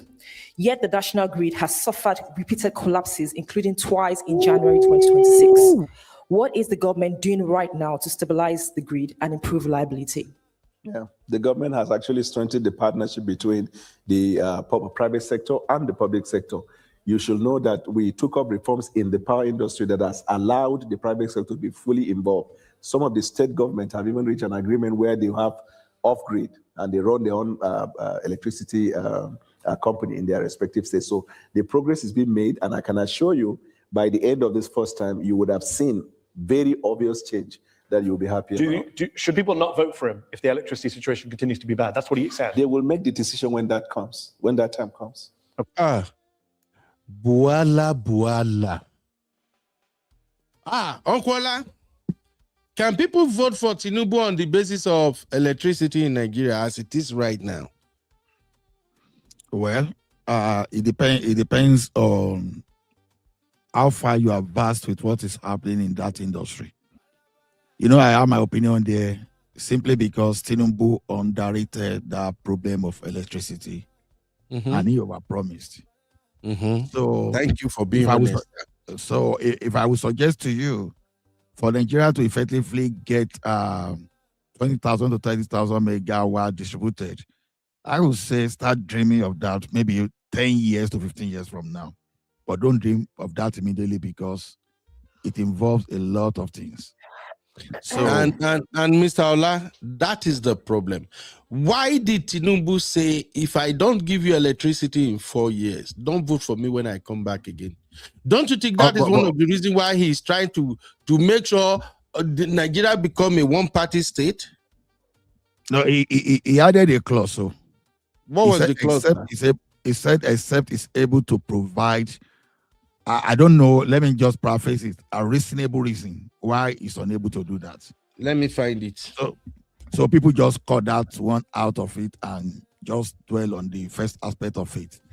But however, you know, the matter of electricity, I think the Electricity Act of 2023, we address it, but don't expect anything soon. You understand? Okay, look at the problem of our refinery when it started, when they were trying to do Petroleum Industry Act. You know, that dream started 2007, if I remember. Then, so I know something happened in that petroleum industry that people just want, because they want to rubbish Jonathan. You see that economic is a committee or whatever that he formed that time, that Dangote, Okonjo-Iweala, both were part of that. You understand? It really helped a lot. And that's one of the reasons I believe that Dangote is the largest producer of cement, at least in sub-Saharan Africa, if not the entire Africa today. So I think it's one of the reasons too.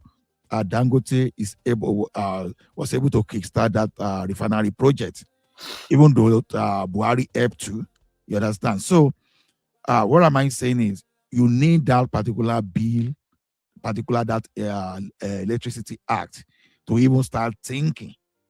Then after that, maybe you start licensing one company or another there, and they start supplying off the grid, or they build their own grid locally.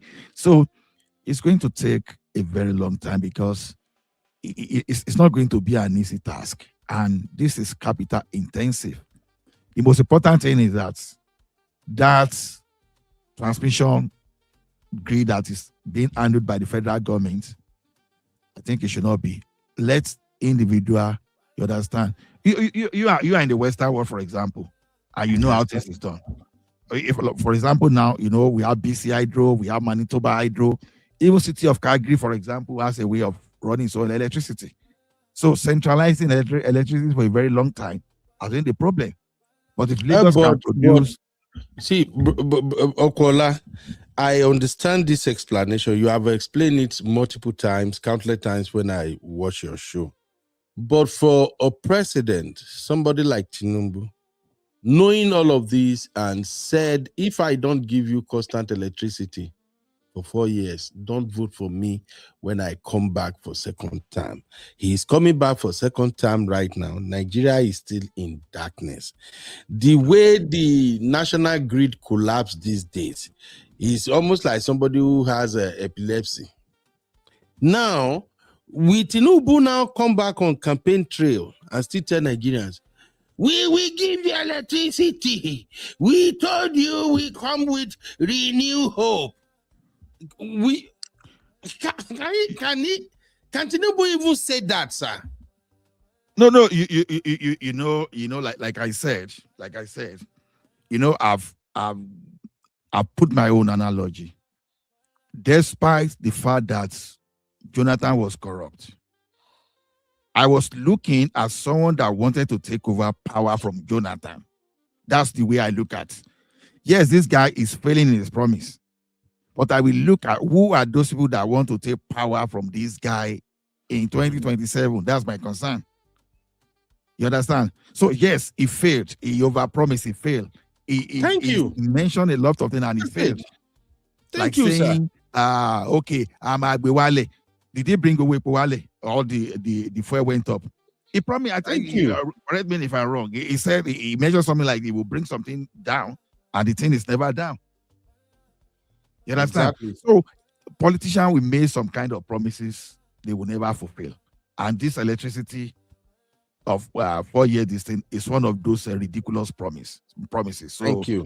Can I come in before you move to the next round? Yes, sir. Yes, sir. Let's concentrate on this promise. Okay. I mean, I know politicians promise a lot of things, but sometimes they don't deliver most of them or some of them. But there's certain promise, that is very paramount, to your election or re-election. And I'm gonna give you a typical example. The senior George Bush said, I was here by that time, so I've been in this country for a while. I don't know, maybe anybody here. I don't know if you have been during the senior George Bush time here. That was when I just first came. He said, yes, I'm not going to raise any more tax, no new tax, read my lips. And that was his undoing. During this, he only have one time in the government, only 4 years. And that was his undoing. They never re-elected him because of that promise. No more new tax, read my lips. And they hold him to that accountability. He was held accountable. And this is exactly what Tinubu promised. Barbados, I'm gonna read it, okay, you already have it there, He said, I will give you electricity. If I don't deliver electricity, don't vote for me. And exactly. He concluded, listen to this. He concluded by any means necessary. He didn't put that part here. He said any means necessary. So we should hold him accountable for that. He can't just be making a freak of promise that you're not capable of delivering. That's what politician does. But certain part of them is very is certain promise should be held accountable in that regard. So in that sense, he's deceiving Nigeria. If you look at what's happening right now, the grid collapsed almost several times during his day. Many Nigerians still receive few hours of power daily, a lot of Nigerians rely on generator. Absolutely. So in fact, really changed. Mr. Comparable, let me play the video again so people watching and those that will watch later will know that Tinubu said this with his own mouth. Necessary. You must have electricity, and you will not pay for estimated bill anymore.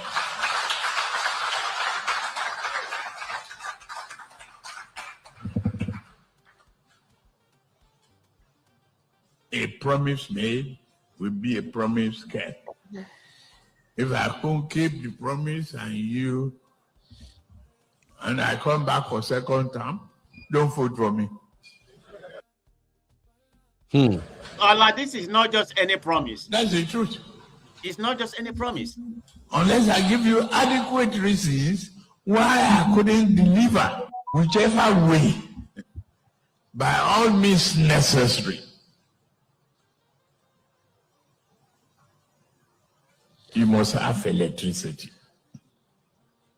and you will not pay for estimated bill anymore. Now, those are two failed promises. One, he said by any means necessary, you must have electricity. And two, he said you will never pay estimated bills anymore. I agree. Like Uncle Ola said, it's going to take forever, 10 to 15 years for Nigeria to have constant electricity. And I also agree with Uncle Ola when Uncle Ola said he overpromised. Good. How about the estimated bills?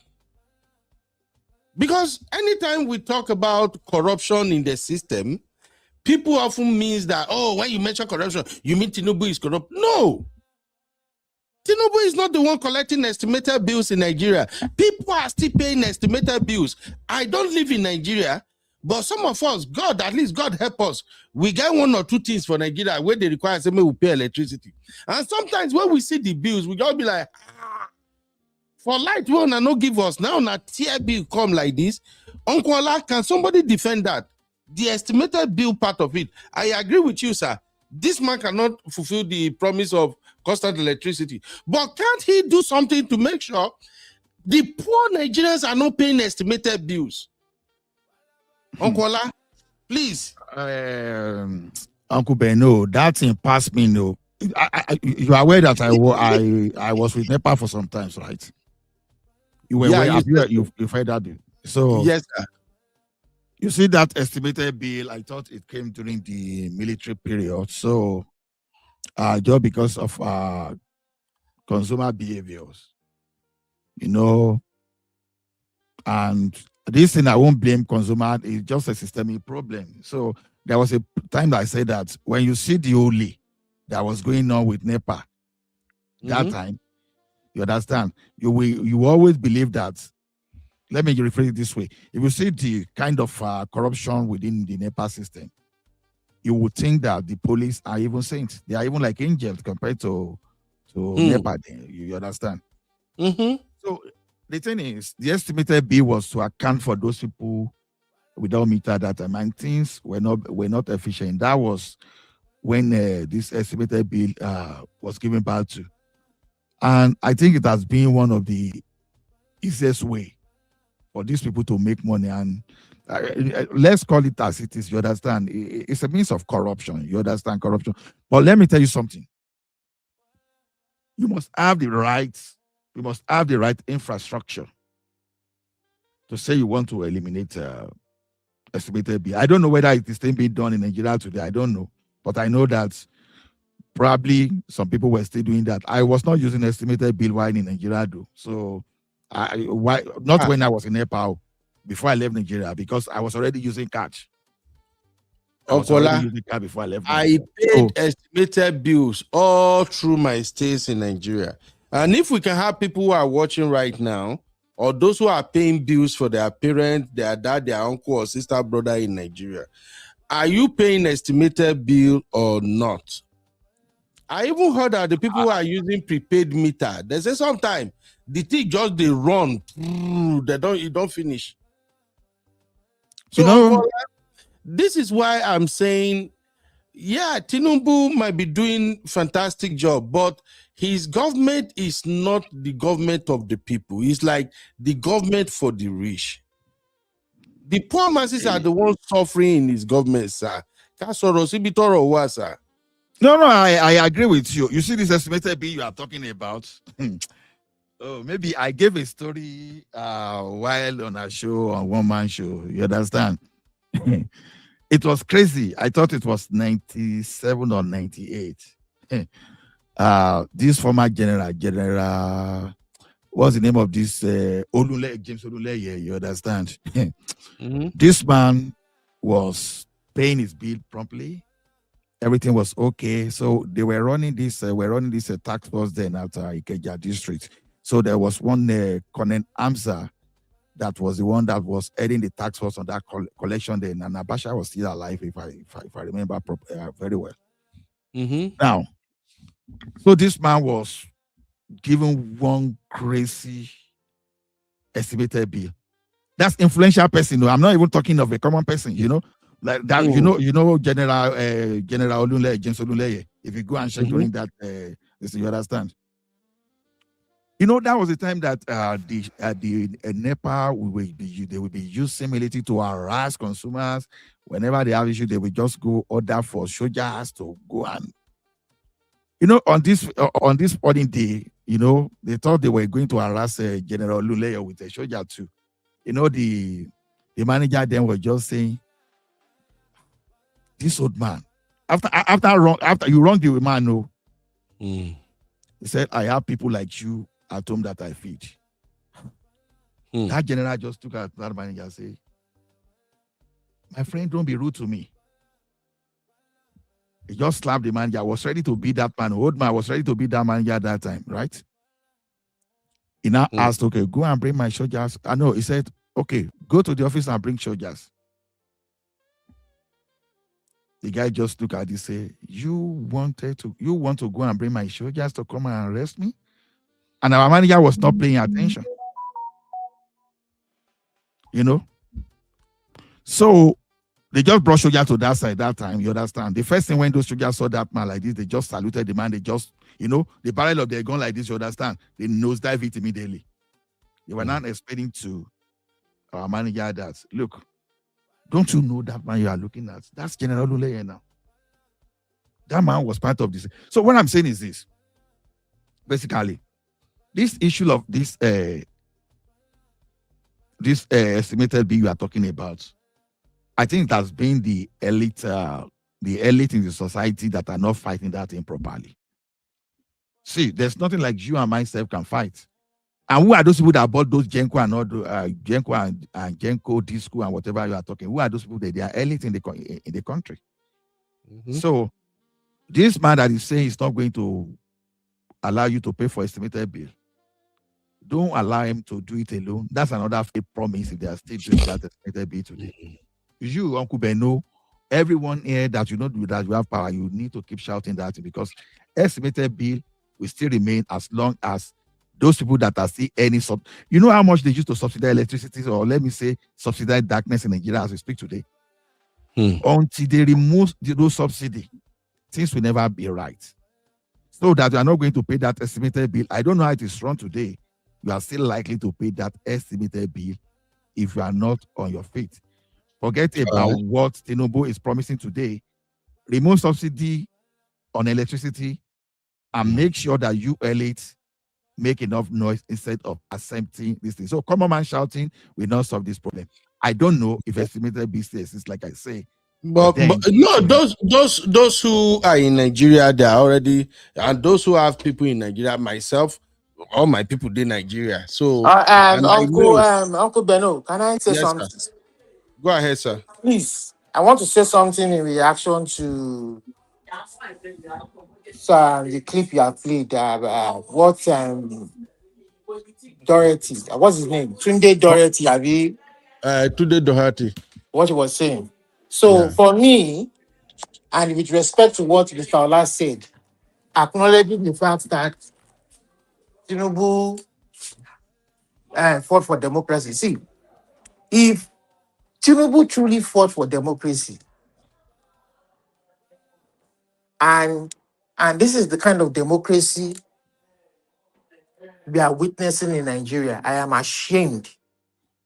I am ashamed that Nadeko allowed a human being like that to fight for democracy in Nigeria. I'm a Yoruba man.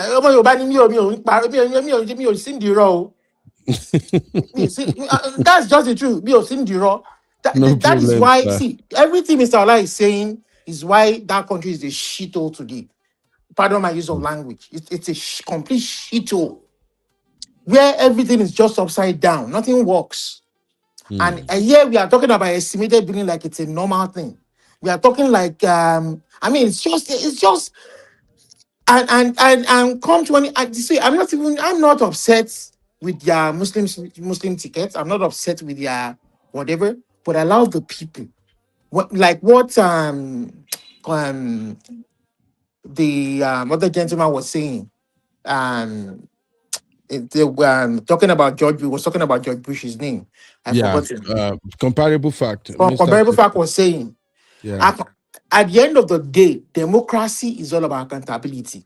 See, we have turned our own democracy, we've turned it upside down, and then we say it doesn't work. It's the white man's thing, it doesn't work. Because we have corrupted our own democracy. It is upside down. We don't allow a free and fair election. Oh, the Muslim ticket is to appeal to the North. Please stop it. Okay. Stop it. Let them have a Muslim ticket. Let those who want to have a Christian Muslim ticket or Christian ticket, let's have a free and fair election and let the majority truly carry the vote, carry the day. But they will rig the election. And then there's somebody who is rigging the election, somebody will come and tell us he's a champion of the democracy, he's a leader of democracy. Please stop it. I'm so ashamed that kind of a human being is being championed as a force for democracy. It's not nonsense. It's a shame. I'll ask you a question, sir. Awolowo will be rolling on his grave right now when he's seeing all that is happening right now. If permitted, I will ask you a question.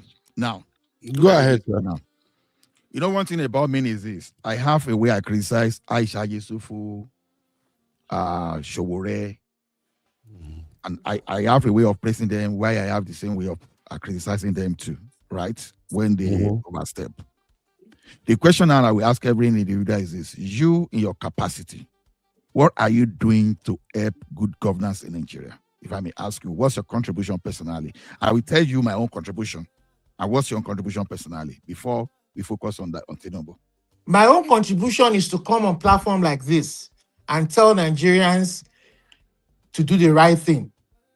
How to do the right, and not just do the right, how to do the right thing. By letting them know that you don't rig elections, you don't support people who rig elections. Okay. And then when we must be honest in all that we do. Mr. Olu, yes. Let me clap for you for that your contribution. I appreciate it. I appreciate it. That is how those of us in diaspora can actually contribute. And I won't say because Tinubu is a Yoruba person. I won't say because I'm a Yoruba person and because I don't want him to look bad, then I will support evil in that society. Okay. Now everybody is paying for it now. Okay. Everybody is paying for it. Now, this is my question now. This is my question. Yes, you've done your own, which is a good thing when you educate others to the right thing. But then, how would you describe someone, you understand, that's campaign against the military, they run radio... Excuse me, sir. Oh, Mr. Ola, excuse me, sir. Before you finish, let me tell you, if I know where you are going. If Awolowo are taught the way Tinubu is thinking today, his children today should be the one leading Yoruba land. They should be the one influencing politics in Yoruba land. Do you know the legacy this man left? Do you know what he built when we were doing regional system? In 4 years plus that Awo was there. Do you know the legacy that he left? Nobody today has rivaled that man. No administrator has rivaled that man in his achievement. Share education and Sony. Yoruba, Igbo, Hausa, Usentio benefit. Not everybody benefited. And one melo, lon lodi, lon joko, lon fair, lon fair pé, àwọn làwọn bàbá wọn ló ṣe, bàbá wọn ló ṣe.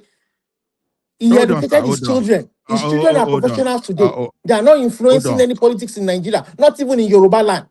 But look at this man. He's alive. His children are there. Yaloja of Nigeria. Governor of Lagos State. What are you saying? We have to stop this nonsense. Let's take it one at a time, please. Okay, we have to stop this nonsense anyway. You call it nonsense, but I call it my own perspective of things. You understand? That is a very wrong, myopic perspective. No, you can't tell me what is wrong. I'm an adult. I'm educated. I will come on platforms to come and you have asked me what am I going to do. I will come on platforms and come and challenge people like you. People like you. Okay, I know you. People like you. You are chameleons. I hear you. Mr. Olamide, sorry, sir. Emma Binu Okolamombo. Mr. Olamide, I understand your passion. I'm a Yoruba too. I'm an obedient. I see people come for me all the time. What is Solung and the shito? It's a shito, complete shito.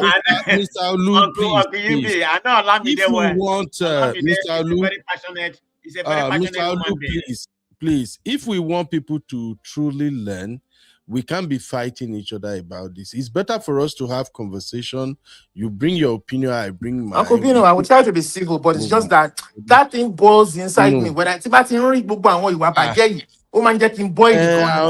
Mr. Olu, but if you go to some platform, you will really be angry. But if we don't calm down to listen to other people's opinion, we won't move forward. Shall understand? I get you, sir. I won't be me no, but what can we do? You know, like I said now, look, this Uncle Ola that is speaking here now, me and Uncle Ola, we have not met one-on-one. But the respect I have for him is as high as this, because I've listened to him multiple times. Uncle Ola will take his time to explain his point of view. Where he need to back it up with data, he will back it up with data. I learned a lot from him, absolutely. I won't lie. Him and there is this old man again. I haven't met that man. Yeah, he's called Baba.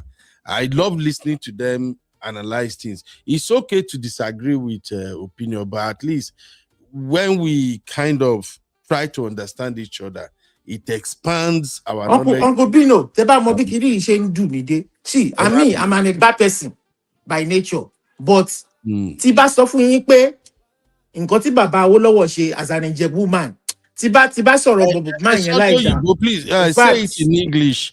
Majority of our platform members. Me, I'm an Egba man, but Awo is an Ìjẹ̀bú person.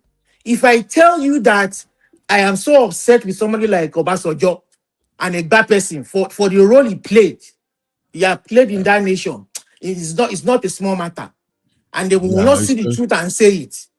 It's okay, sir. Thank you. Uncle Ola, you want to respond? No, of course. Don't be angry, sir. We just no. We are concerned about Nigeria. It gave us sleepless nights many times. See, even when I did a Luther, I know they angry.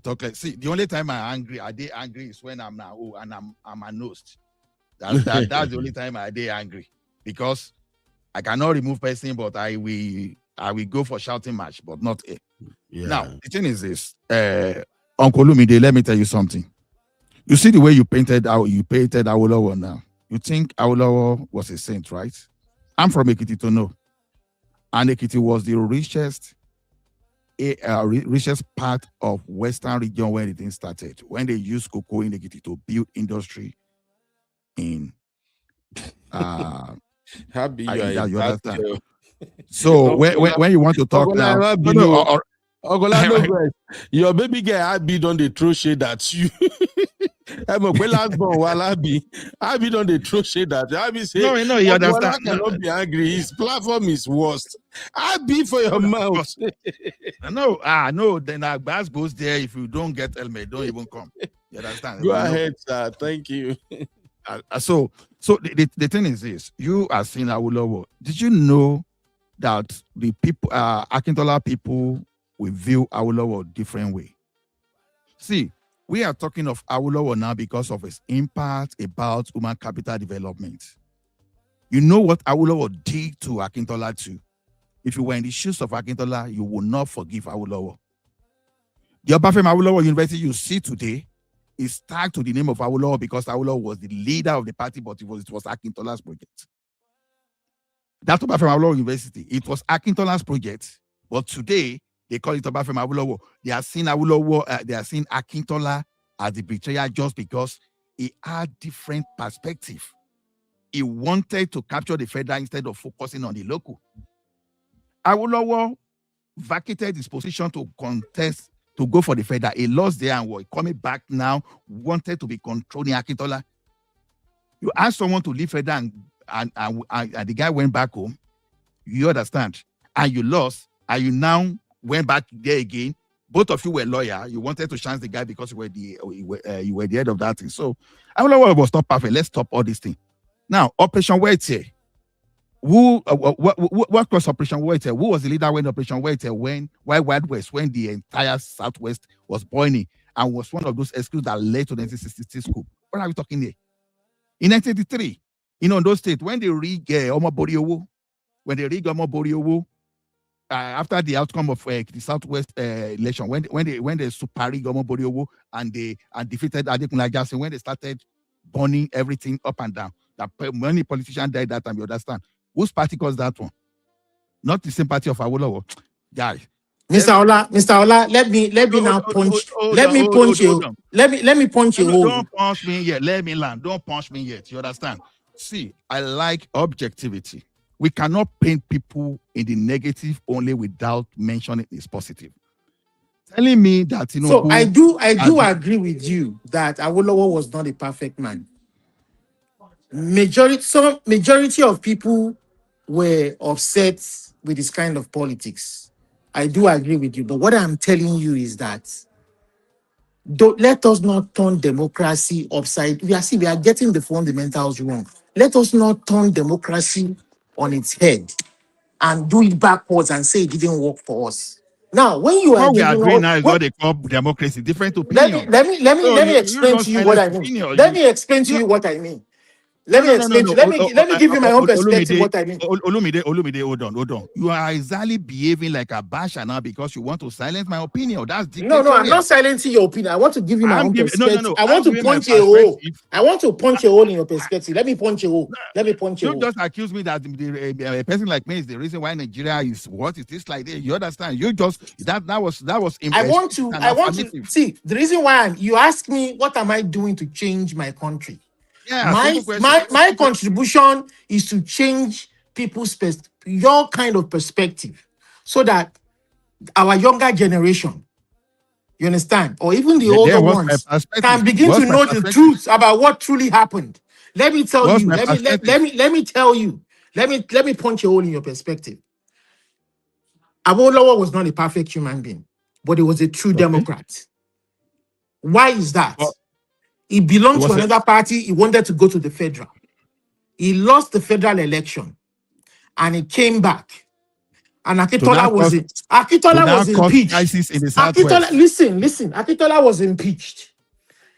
If Akitola was a true Democrat, it is people like Akitola, the Yoruba, some of the Yorubas, that colluded with the Northern Central. You understand? To imprison Awolowo. You understand? To imprison him and falsify that he wanted to commit treason. You understand? When Akitola was impeached, he could have stepped down. But they used the federal might to keep him there and then imprison Awolowo. So what I'm saying is that when you allow democracy to take shape the way it should take shape, if Awolowo was not a true Democrat, if Awolowo was like the kind of person Tinubu was, when the Midwestern region was disgruntled, they felt they were marginalized. They had a referendum. That was the only true referendum Nigeria had. They had a referendum and they broke away and they had a Midwestern region. Maybe if Nigeria had continued on that trajectory, today we would have had maybe 10, 12, 13 regions based on a true referendum, based on true democracy. When people lose fairly, when people know that they are accountable to the people in the next 3 to 4 years when the election cycle comes and they don't have to rig, then we know that you have to go to the people and ask for their votes. And that election will truly count, and there won't be any to rig.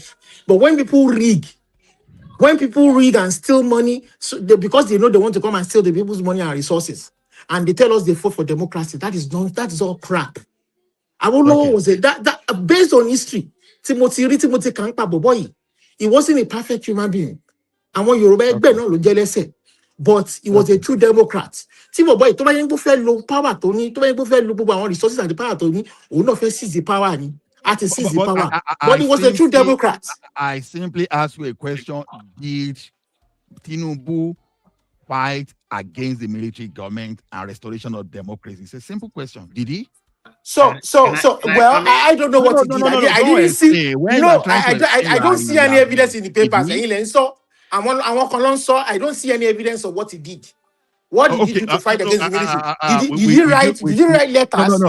I saw people like Ganifa were even talking and fighting. I saw people like Falano talking and fighting. But I don't know what Tinubu did. He was elected into this. He was elected in one of. I don't know if it's the Second Republic or the Third Republic as a senator. He was elected. I don't know what he did. What did he do? Hold on, sir. Who did you vote for in 1993 to start with? Did you vote in 1993? I didn't vote. Okay, I understand. I have never voted in Nigeria's election because when I was home, I knew they were rigging it. No.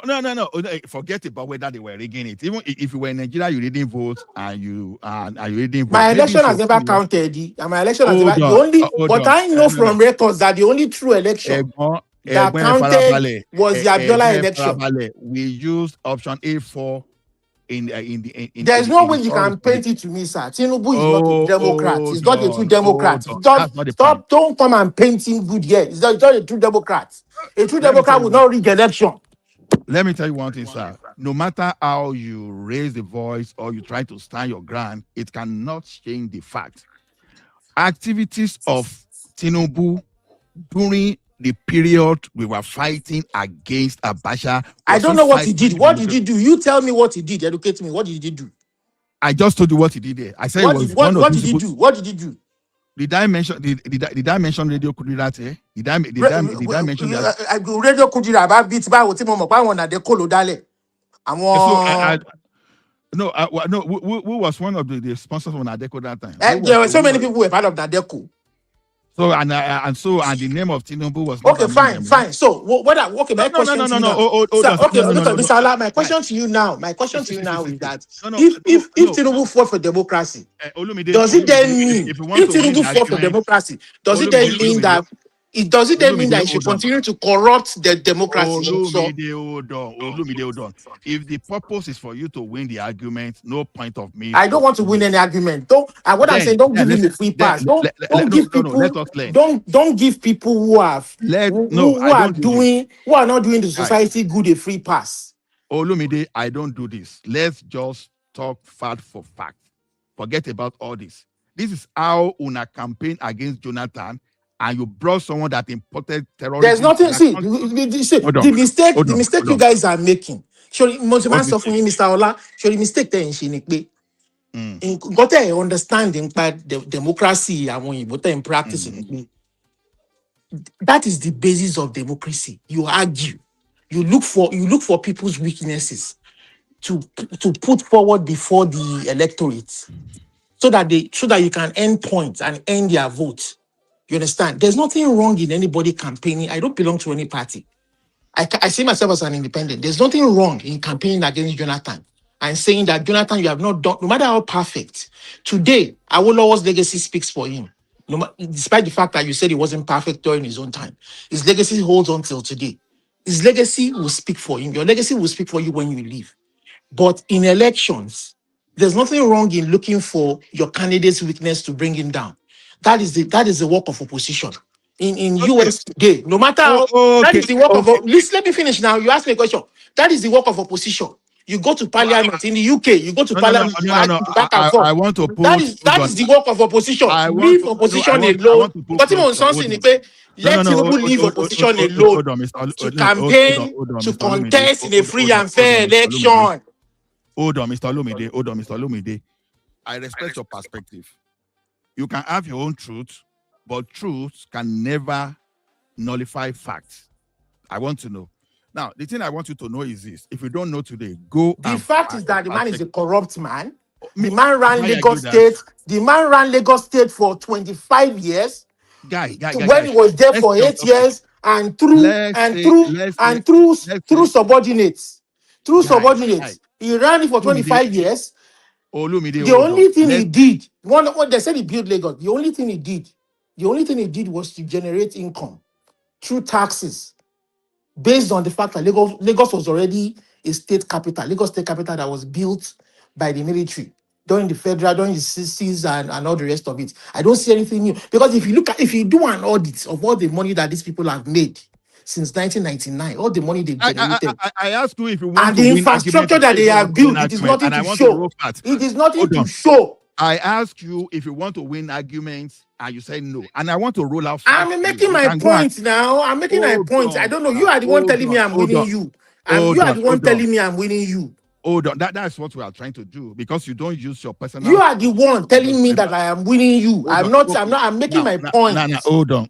Let me tell you. I said Tinubu fought for democracy, and allow me to defend myself.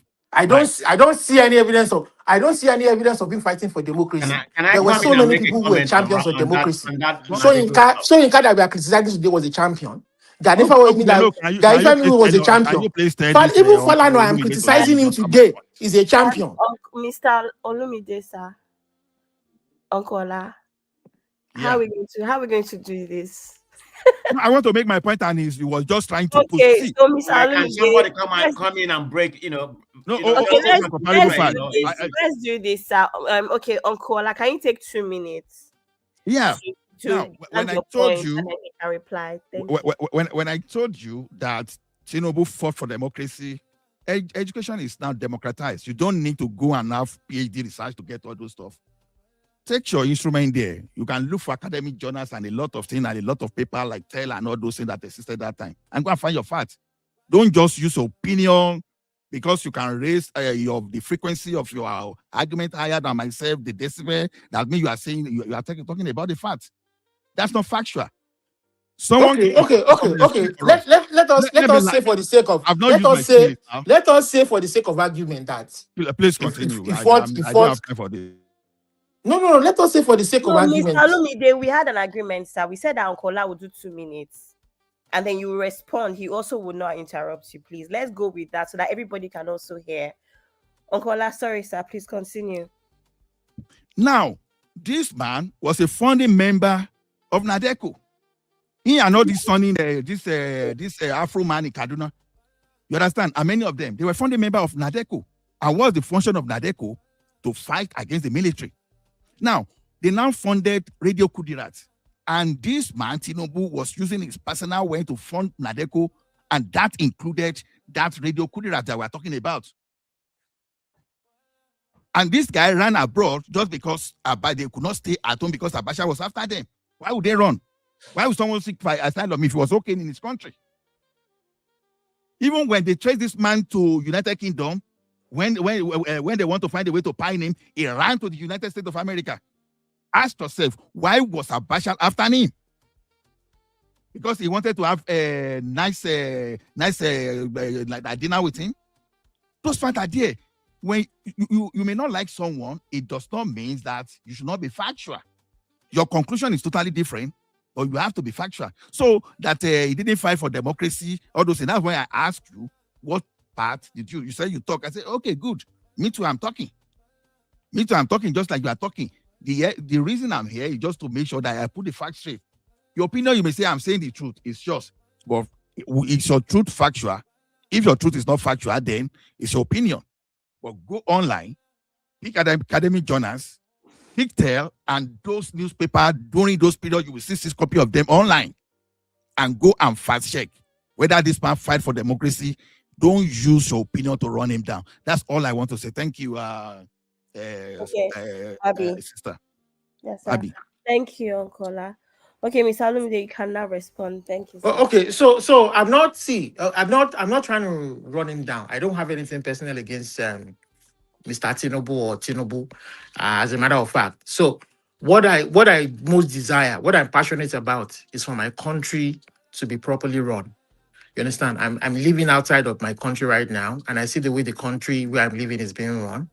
And when things are not going well, you should be able to, and you want to be a leader of a country, you should be able to have a thick skin to be able to take criticism. So you understand? Let us say, for the sake of argument, that he fought for democracy. He was part of NADECO, he financed them, he did everything right. But what we are seeing today is not a good example of somebody who fought for and wants to entrench a good democracy and wants to leave a good legacy for the young ones. And we are saying that the country is not going in the right trend. This was a man that when he was governor of the state, was championing federalism. You understand? Was toe-to-toe, went head-to-head with Obasanjo. You understand? And now today, he is there and is stifling opposition. You understand? He is influencing the judiciary through bribery. We saw the election. The election was a flawed election. Fine. Even if you said there was a glitch in the election, you understand? Look at the off-cycle elections that have been held. The Abuja one. You understand? We've seen all the flaws. We've seen the way they've made the beavers, the IRF not to work. You understand? And we are seeing that what some of us are saying, or majority of us are saying, as a matter of fact, is that the only way to make people accountable is to allow people choose their leaders in a free and fair election. You understand? I'm not just talking about the federal election. I'm not talking about presidential. I'm talking about state governors election. I'm talking about local government election. You want true leadership. You want to, for instance, local government elections. You want to attract true leadership. You understand? Look at the kind of people who are local government chairman, riffraffs, uneducated. They are imposed on the people. How can you have development? Some of the development that should touch the lives of the people should be initiated or should have been initiated through the local government level. You understand? But here you have federal disbursing money and sharing allocation, and state governors sitting down on the local government allocation. We don't even know what we are practicing. You understand? And this was a man who you are claiming for Nadeco, and 2 years into the leadership, we don't even have any semblance of federalism. You understand? We don't have. He pretends as if he never fought for that democracy you are claiming he fought for. You understand? So what exactly is his reasoning for wanting to be president of that country? Is it to come and amass wealth? Is it to come and enrich a few people? Is it so? Whatever he's doing right now what I am saying is that leave a good legacy. You understand? Awo left a good legacy. Good job. Awo was a true Democrat. If Awo was like him, from what we are seeing from 1999 to today, if Awo was like him, Awo's children should be people of influence in not just Yoruba politics, but in Nigerian politics. Good But job. what you are Thank painting of him right now is not exactly what we are. You are just trying to whitewash a black. You understand? I don't see anything good in him. I'm sorry. Thank you. Thank you, That's Mr. not Olumide. true, though. That's not true. Thank you, Mr. Alumide. Uncle Ola, even Yeah. though I want to start rounding up, but I see a very valuable point in what Mr. Alumide said about Tinubu. Not everything, but there are a couple of things he mentioned that resonated with me. Tinubu, frankly speaking, we cannot water down his effort in the Nigeria journey to democracy. But what Tinubu have done under 2 years of him being the president of Nigeria, Egbon, we the Yorubas, if we have to be honest, we know Tinubu did a terrible job by destroying democracy. Just because of what, honestly, just because of his own personal interest. Tinubu has ruined democracy. The very democracy he built, let's just be honest, he has ruined it. How? You see the way he destabilized every other political party in the country? Nigerians right now will not really know the impact of what Tinubu had done until after he finished his administration. By then, he would have grown. Maybe he could not even go where elderly people they go safe. And our children will be the one to cry for what Tinubu is doing currently. I've listened to a lot of my elderly people spoke in support of Tinubu. I have nothing against it. Tinubu is amazing. He has good policy. And if you heard me on your show this morning, Okola, Tinubu is like he's moving 10 steps towards leading Nigeria to the promised land. Why he's taking 20 steps to draw the country back. And the two cannot coexist. You are claiming to be the champions of democracy, but at the same time, you are the one who is laying foundation of what whoever comes after your government, whatever all the tools, all the weapons they need to destroy Nigeria, Baba is laying it down now. By the time Tinubu regime comes to an end, all these folks you have in the House of Reps now, and some of them in the Senate, they are the one who will use this Tinubu template against us. I admit, Tinubu is really working, but at the same time, Baba is destroying the country with his own agenda. This is so wrong. Right now in Nigeria, we don't have opposition. Show me one country in developed world that really progress without opposition. He single-handedly destroy opposition. And then I listen to grown people, educated people every day. I listen to them on platform applauding him. It's like a game. Oh, you see what Tinubu is doing? It's politics. You got it. No. Tinubu is using his own hand to destroy his own legacy. Emma Wono, after I want him, he already won 2027. When he is done by 2031, most of the same Yoruba people that are praising him now, they will be the one to turn around and start cursing him. Mark my word. Because the moment Uncle Bino, I want to Uncle Bino about you. Then in 2027, yeah. After that 2027, I want to mama party with Yoruba nation. Okay, can I at least respond? Hold on, Ola. Let me come in. Then you can take the Okay, whole, good. You can take I know. Go ahead. Comparative facts. Because sorry. Hold on, please. I see. Sorry, comparable. I see my sister, Dr. Chandus. I see you are watching the verticals. Can you please exit and come to the main show? I just saw your comment now. You said the Tinubu of Nadeko era appears much different from what we are seeing now. God bless you. I will share the link to the main show so you can cross over. Go ahead, Mr. Comparable, sir. Yeah, thank you very much, Ola. So when it seemed like more of three people on one side to a different degree, then you're on the side of of the government. So let me come in, then you can take the question at the same time and conclude and show you different. The person that just spoke, was the area I was gonna go of the Tinubu of the pro-democracy that we show no, when during the annulment of the election, it was what's his name? Abiola. Then he came in and joined the pro-democracy. It's not that he formed Nadeko. He was one of the peer leader of that Nadeko. Then he went to exile. Right, that was a good move. But the problem we're having right now, forget about the policy. Some of the policies are good, so we can't take that away from him. But is the kind of democracy that that he's giving Nigeria right now, like UB said. In my own opinion, he's going to win the next election because this is what Nigeria is.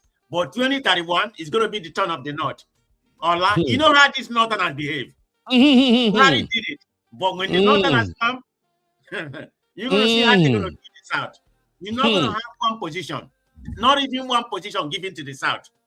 The nepotism, Tinubu is repeating the same nepotism that Buhari did. That's one example. So what you're preaching right now, remember, power is transit and the life is transit. That's going to happen. We need to be very careful what we are doing right now. Supporting whatever party we believe or whatever. Forgetting that. Go ahead, sir. Go ahead, Uncle. You see, one thing is this. We are talking of different things differently. But one thing I say is this. I don't like to lie against history. If someone is saying, okay, Tinubu of 1993 is different from Tinubu of today, that's subjective. We can agree there. But someone say, oh, Tinubu didn't fight for democracy. It's another thing entirely. Which is, when you look at the history, then that is not factual.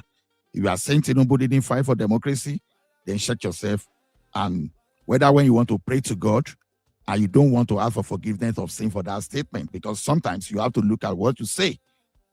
You can be truthful, you can be factual, at the same time, come to the current reality at the same time. So when I told you that Tinubu fought for democracy, he was a founding member of Nadeko and all those stuff, I stand by it. Now, the thing is this. When people say Tinubu of today, it depends on what everybody expects from Tinubu. Me, when I told people that I'm tribal, I know exactly what I say because I don't want people to blackmail me with the word, oh, you're tribalistic. Yeah, I'm tribal. America is tribal. That's why they are fighting Iraq. I'm tribal. That's why I want Yoruba nation. Israel is tribal. That's why they are fighting against the enemy. People should understand this and all this kind of fanciful English that we throw around. We should be very careful and don't stand politically correct. So this is the thing.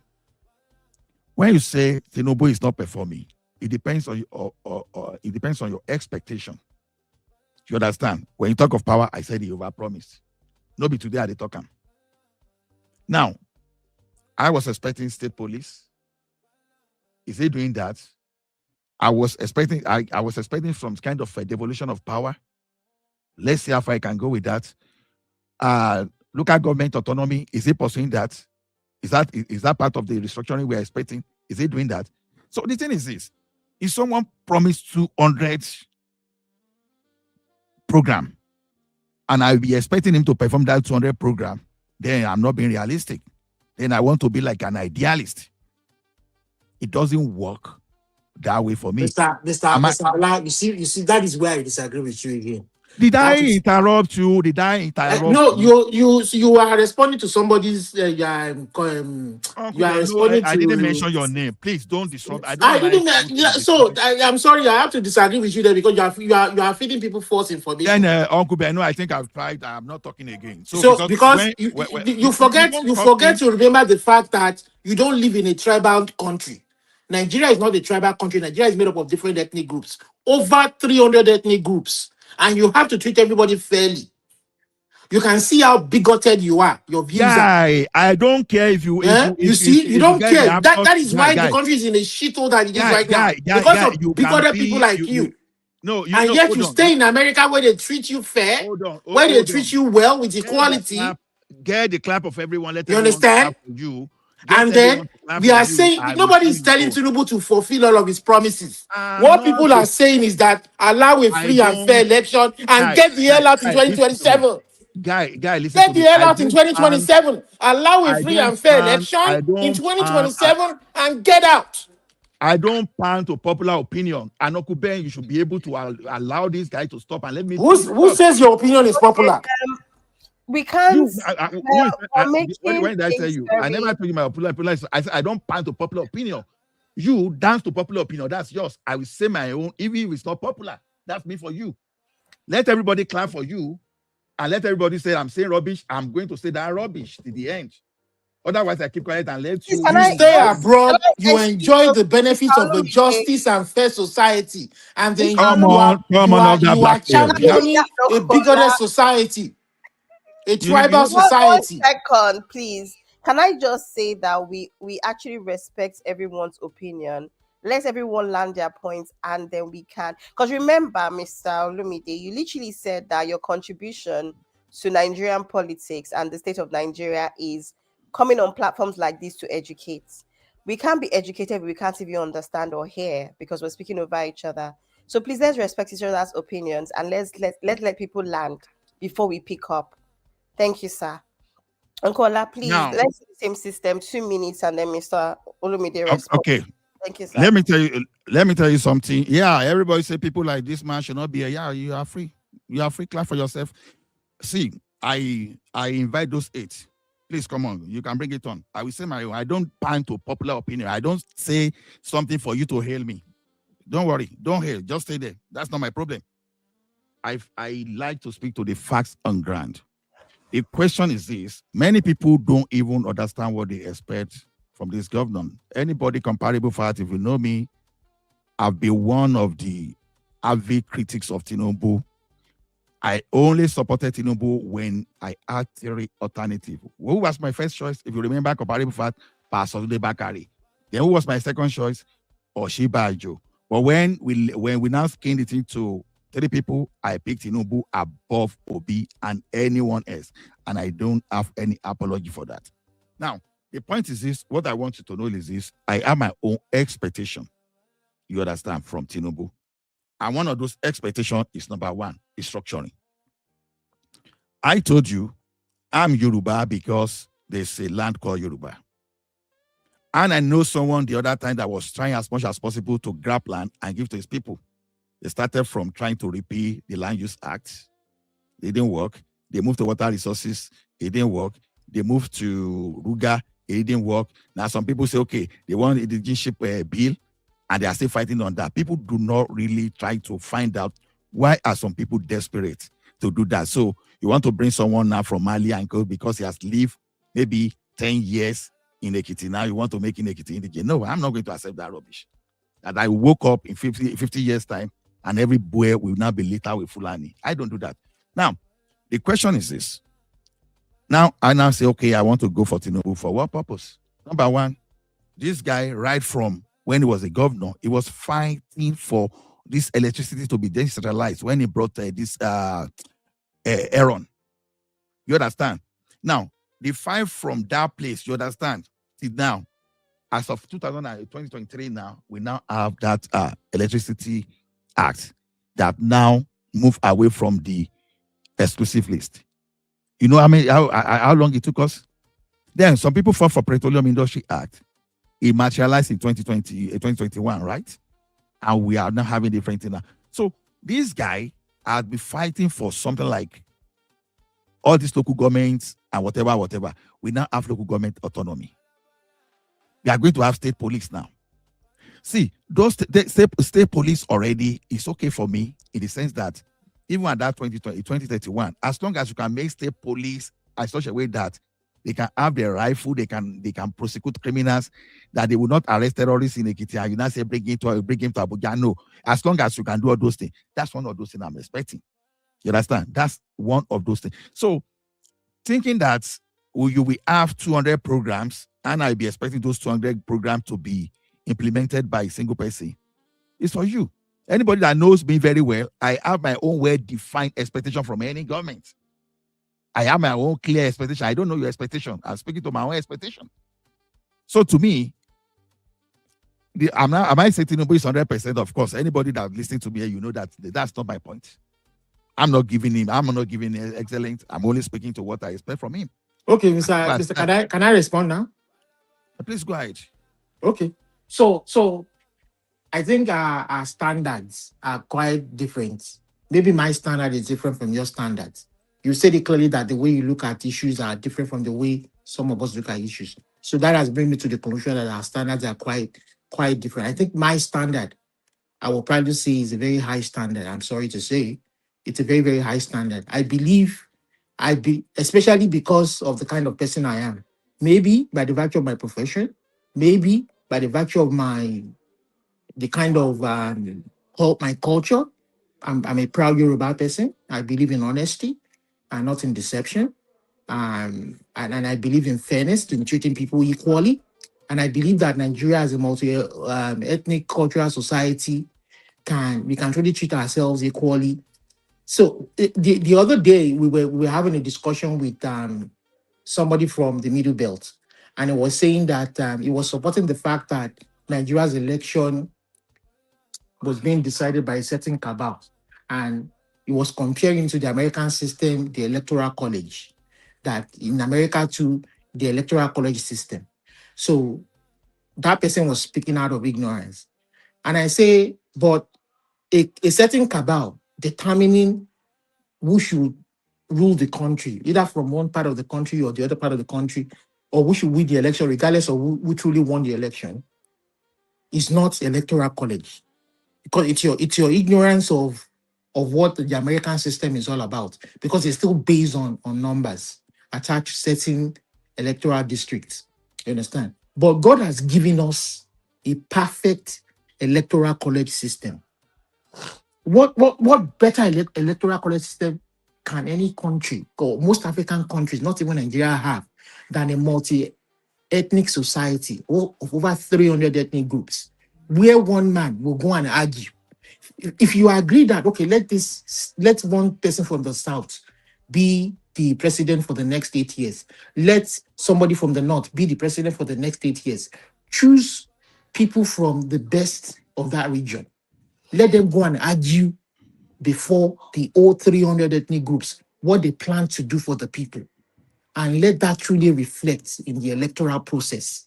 But when you rig election and you impose people from local government level to the state government level to the local council level to the presidential level, how can you see, and then you promise people fake promises, you tell them 300 things and you can't even achieve one thing.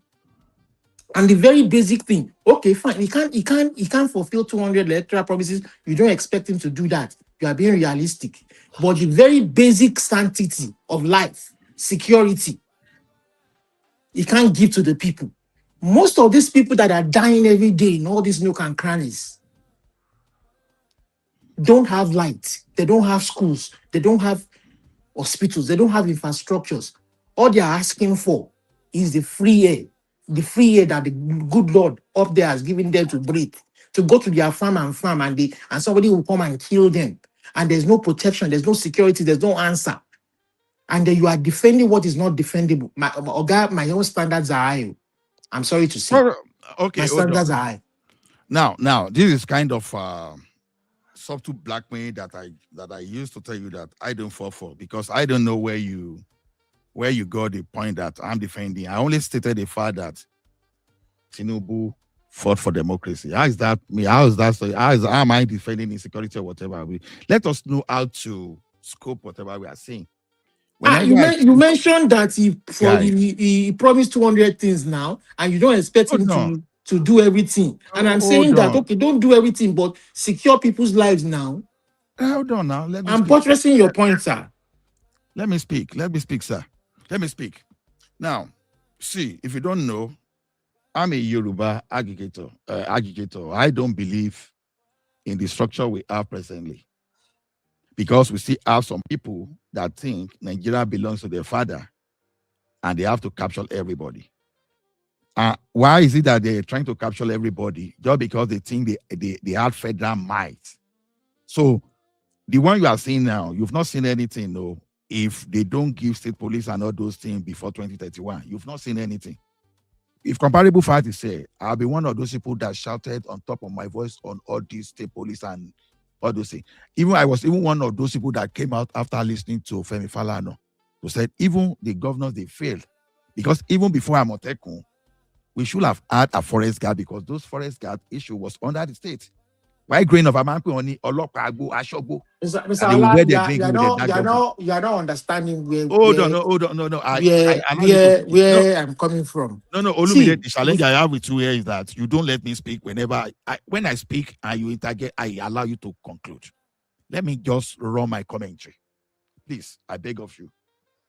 Now, my expectation has always been, you understand, I want us to go back, if not everything, to what we used to have. Number one, I believe in resource control. And by the word resource control, it's not limited to your natural resources only. Even the tax you collect, the industry you build within your state, the way you license people that work within your territory, all those things are part of resource control. Even the way you control your water resources, you do your irrigation in such a way that for some crop that you can plant 365, you do all those stuff. That's you understand? When I was explaining this thing, I started making reference to like Ikunderi farm, all those Fashola farm that used to be project of Western region. So what I've said over and over is this: I want devolution in such a way that we don't depend on that central. Anything that is on that that central location that is holding us back, I don't want it. That's why I focus so much on that security. If I secure my southwest, you understand, I can now focus whether I want to do agriculture and I want to do irrigation 365 days. But you should give me that power to chase some kind of evil men away from my forest. You don't tell me how I'm going to chase your terrorists away from my forest. Those are the things that concern me. All this one you want food to sell for maybe a plate of food for 1 kobo. Assuming it happens now, when some rogue, whenever they arrive, it's not going to happen. Trace what happened during the Obasanjo period. Obasanjo restored middle class. What happened immediately? This thing got to our brothers in the north. What happened? They destroyed all those legacy. Nigeria was using almost 100% to pay debt. Okay, Mr. Ala, can I respond? Oh my goodness. You said can I just want to respond. Okay, So I want to respond. See, you are going exactly where I'm going to now. You mentioned Obasanjo now. You see why I told you that I'm very upset with Obasanjo? You see why I told you, I said, even though Obasanjo is an Egba man like me, I'm an Egba man, I'm from Ake. Obasanjo is an Egba man from Owu, that I'm very upset with that man, and that man would never have a good record in my memory, or even my own children, better than Awolowo for the rest of my life that I live on this earth. I will always speak good of Awolowo better than him. Even though he's an Egba man, I'm not proud of him at all. Because number one, it laid a very bad legacy and foundation. That is what I'm talking about. You are going there now. What I am begging Tinubu to do is to please not rig 2027 election. Whatever, if he doesn't want to, if he likes, he cannot even let him not even achieve Bros, any of his election that 200 has been promises. Let him not election that achieve has any of been his 200 rigged already, promises. sir. It has Eh? been rigged already. It is rigged already, sir. That's what we are saying. That's exactly where me I'm trying to make Mr. Ola understand that You are creeping you the can't. scope. No matter how many policy, no matter how many policy or law Olumide, you make, you keep bringing election. You Olumide, can't have changes. You can't Olumide, have I focus sincerity of on a purpose. topic. I focus on a topic at once. I don't jump over 30 topics at once. You are creeping the scope. I maintain the scope. I'm talking of about democracy and how our structure should run, but you are talking of moral. I'm saying that we don't have true democracy. That's what I'm telling you. We don't have a free and fair election. How can you? That is the true foundation of democracy. Those are the principles upon which democracy. How can you have changes? How can you have a civilized, modern, developed infrastructure when you don't have a when you don't have true accountability? That true accountability is where that would drive that change.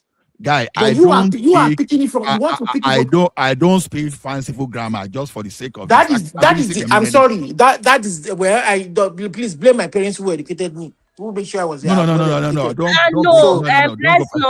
Don't go personal. Let's not do Don't that. go personal. I don't do that, please. Don't go personal. So what I'm trying to let you know, is that you can't start. So for instance, look at the tax reform. That tax reform, for instance, is dead. Is something that is going to create problems later on in the future. You understand? He himself knows, but he's trying to play smart with the knot. You don't need to play smart with it. If you let us sit down and negotiate, gather all the 300 groups together. Let's make a new constitution. Let's build a new foundation. Don't do it from the back door. You know the difficulty I have in the engagement is this: you are jumping from one scope. You jump from this is phone. The next thing pencil. I'm tackling what you are bringing up. It is what you are bringing up that I am tackling. No, I can't be doing calculus and be doing trigonometric. I'm not jumping all over the place with you. You are the one. You are the one bringing. The crux. One sentence. The crux of my whole issue is that no matter what he's doing now, the minimum foundation for a true democracy, for you to develop a society, is to allow for a free and fair election at all levels, presidential, state, and local government. No matter if you don't do that, bring the policies from heaven, it won't work. Bring Jesus, it no go work. Okay, I don't hear you. So let me tell you something, my brother. I settle for the structure of the country. Hear me very well. When I told you that I'm a Yoruba nation promoter, I'm not stupid.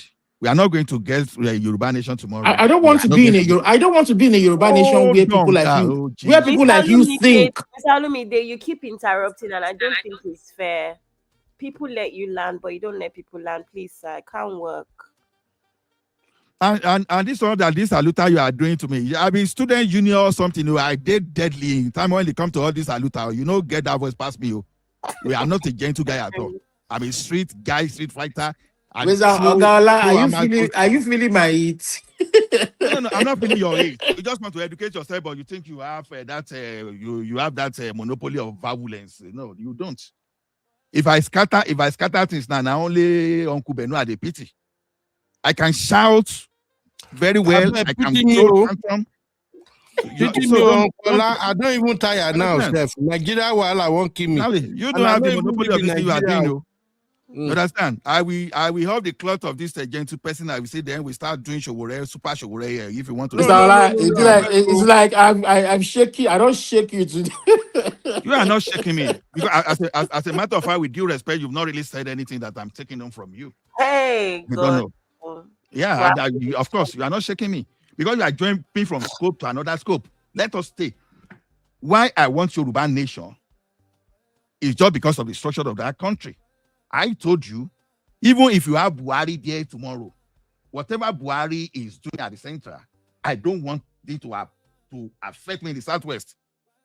Buhari brought his kidnappers to Nigeria and terrorists to Nigeria, but you are not allowing Amotekun to hold rifle. You are not allowing the region to defend themselves. You are destroying people's farm. I say I don't want that type of structure. So what do I want from this democracy? I want my state police. So that if you commit any crime within my state, we deal with you with that. Say nobody is taking you to Abuja. If we need to pie you within Southwest, we pie you, we pie terrorists, we do all those stuff. We are not in the Southwest. You don't verse for the first time, Okola. You know the verse like this. No. This is what I've been saying. I've been campaigning for all these state police even before. Not be today now. I don't want a situation whereby someone will be intervening and be overriding the security situation in my country.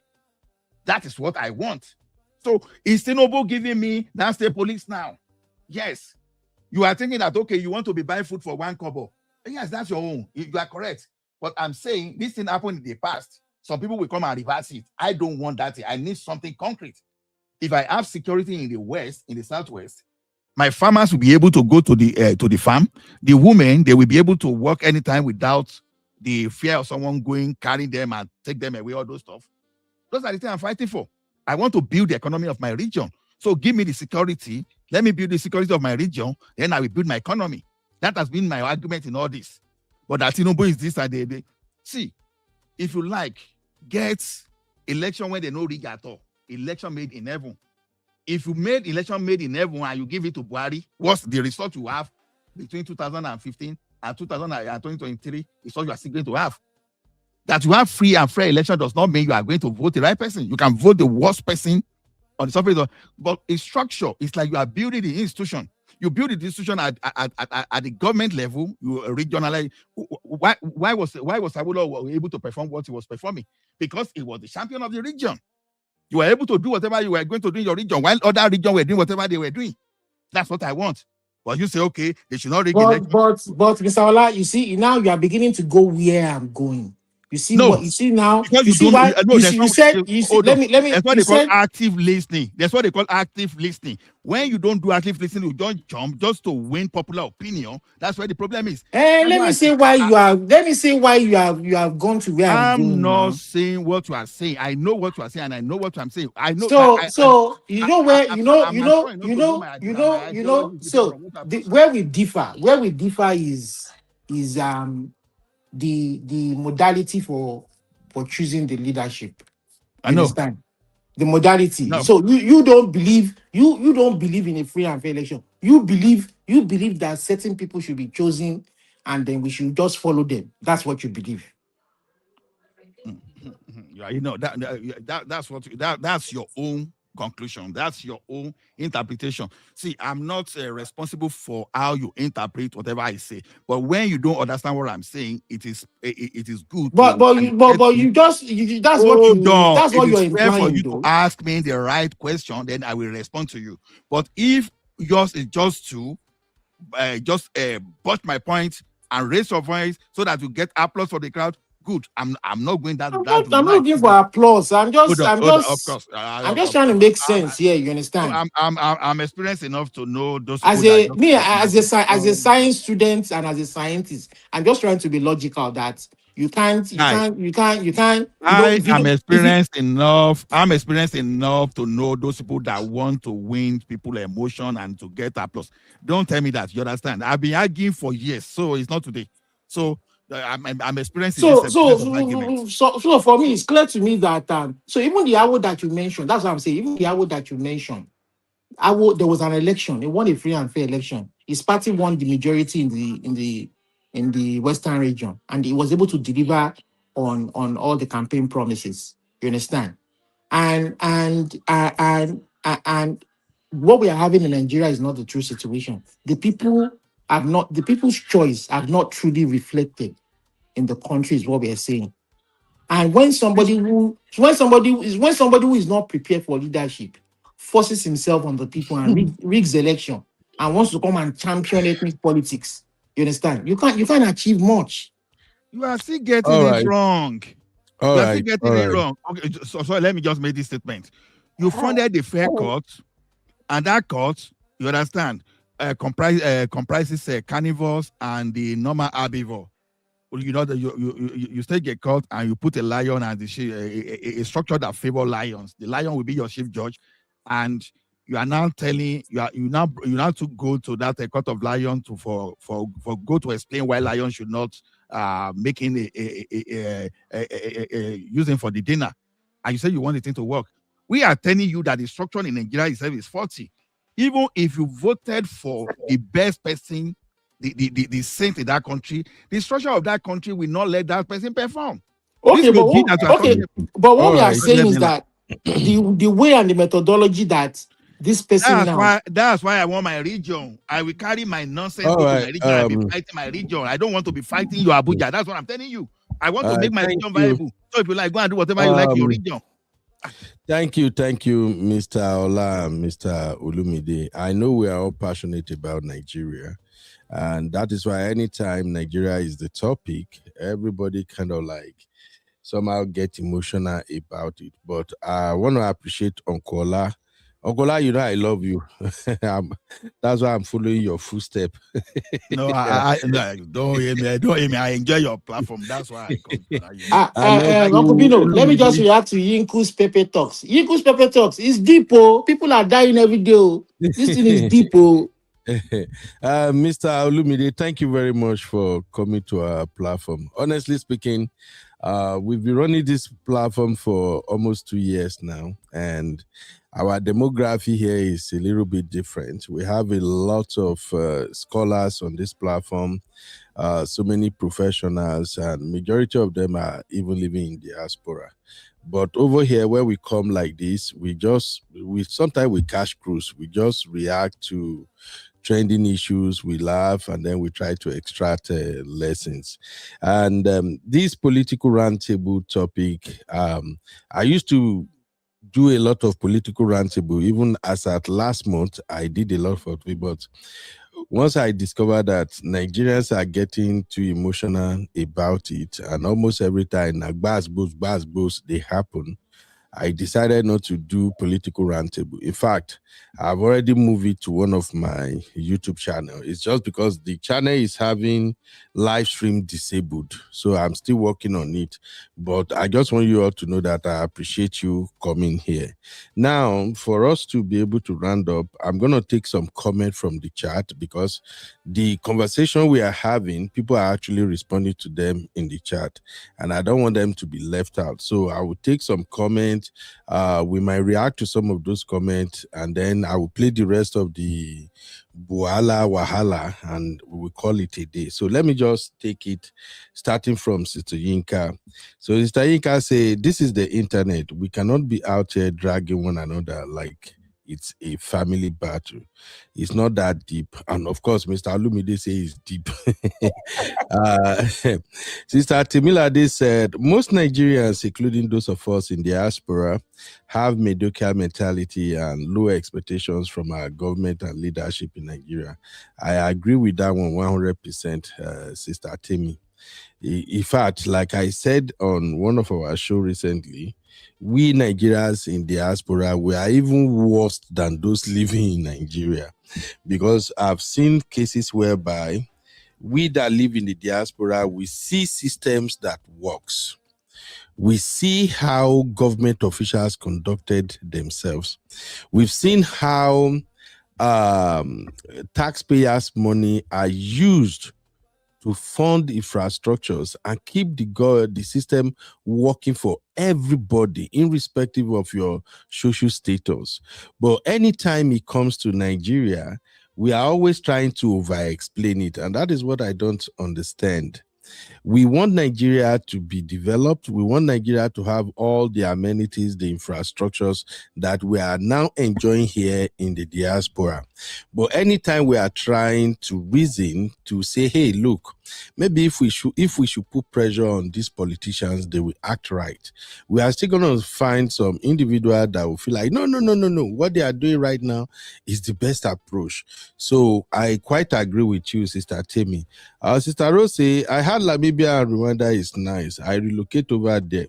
I'll be watching from my 24 hours electricity, drinking my Zobo while I listen to you all still argue about electricity.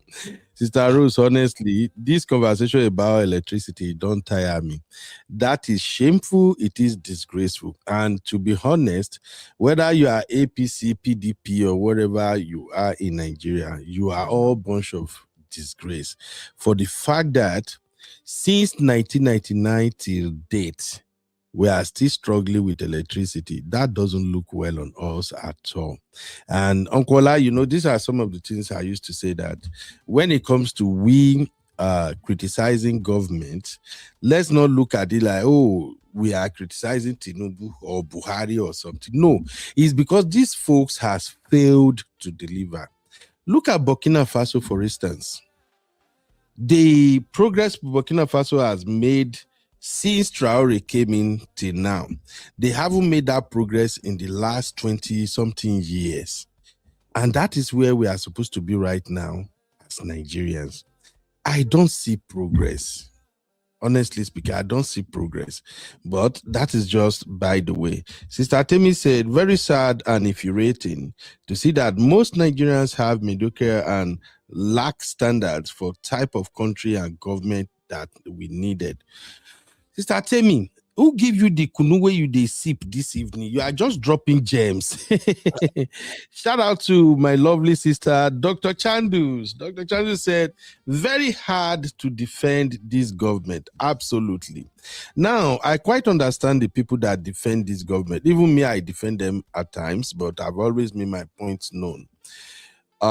We have to recognize and appreciate the progress they are making. And at the same time, I think it is within our right to criticize their shortcomings. This present government, this present Tinubu government, they have really made some progress. Let's be honest.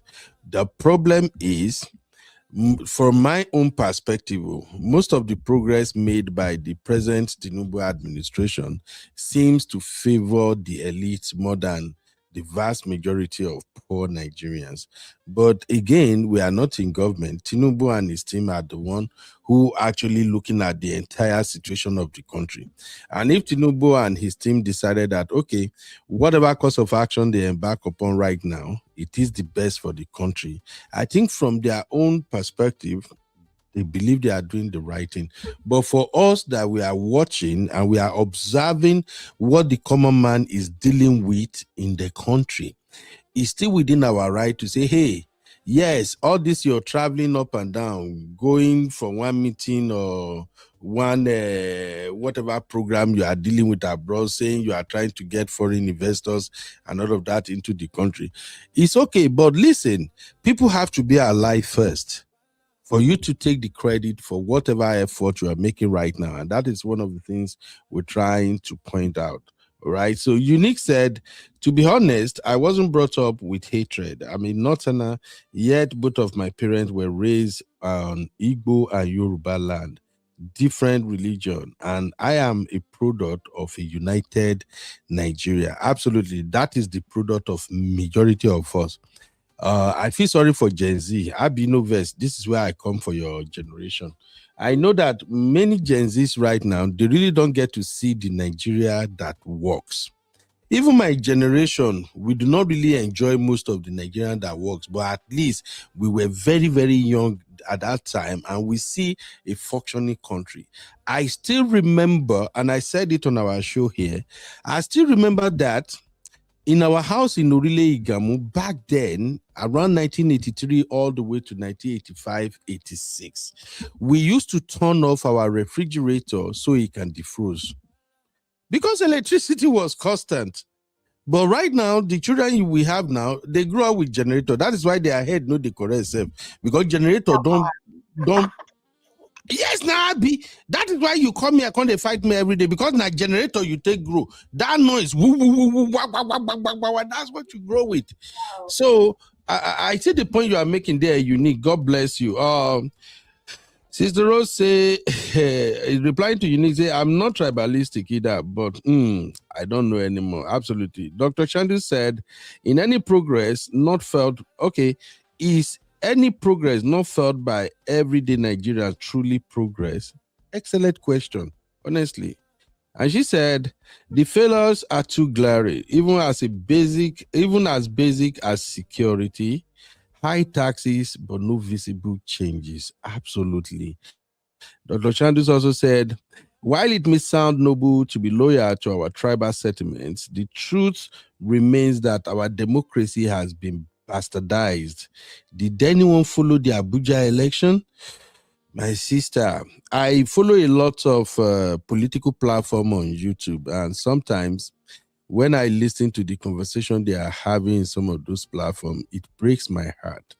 It breaks my heart that people who are actually educated, who should know better, they are still kind of wallowing in their biases. You know, I used to feel like those of us Nigerians who lives in the diaspora, where we actually create our own world, which was actually made possible by the facilities and infrastructures we enjoy. I thought we are supposed to be objective when it comes to talking about what's going on in Nigeria. And one of the things that baffles me mostly when I go to many of these platforms is that the people who are either defending the government of the day or those criticizing the government of the day, and they live in abroad, you don't really have anything to gain. So why don't you just say the truth? But you know, tribal and religious bigotry will not let us open our eyes and see what is really going on. By the way, I think Dr. Chandus, you live in Nigeria, right? Please, if you are still watching, let me know that you live in Nigeria. You know, I was watching, I saw a content recently where this content creator was asking Nigerian doctors how much they earn as salary. And I think some of them say they earn about 300,000 naira. And in my head, I kind of asking myself, 300,000 naira in an economy like Nigeria for a medical doctor for crying out sake. If a medical doctor earns less than 2 million naira in Nigeria, we are supposed to be questioning the government. But there they are, 300,000 naira. I shake my head. Even my own daughter that is doing part-time job as a high school student, what did that guy they make if we convert her to Nigeria money with her part-time job?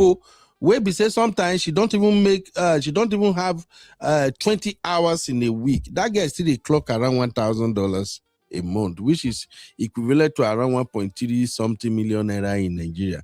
How much more a medical doctor? Even me, when they talk as a nurse like this, when I hear that, I shake my head. It's almost as if my salary can pay, no be to brag. Not bragging.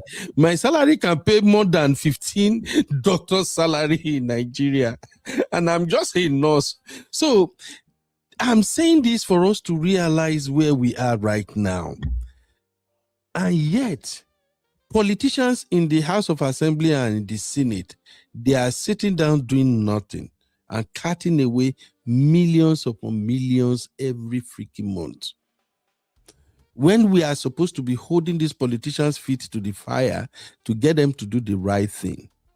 Yet, we that we know better, we are still defending what the government is doing. Okay? So, it's just so disheartening.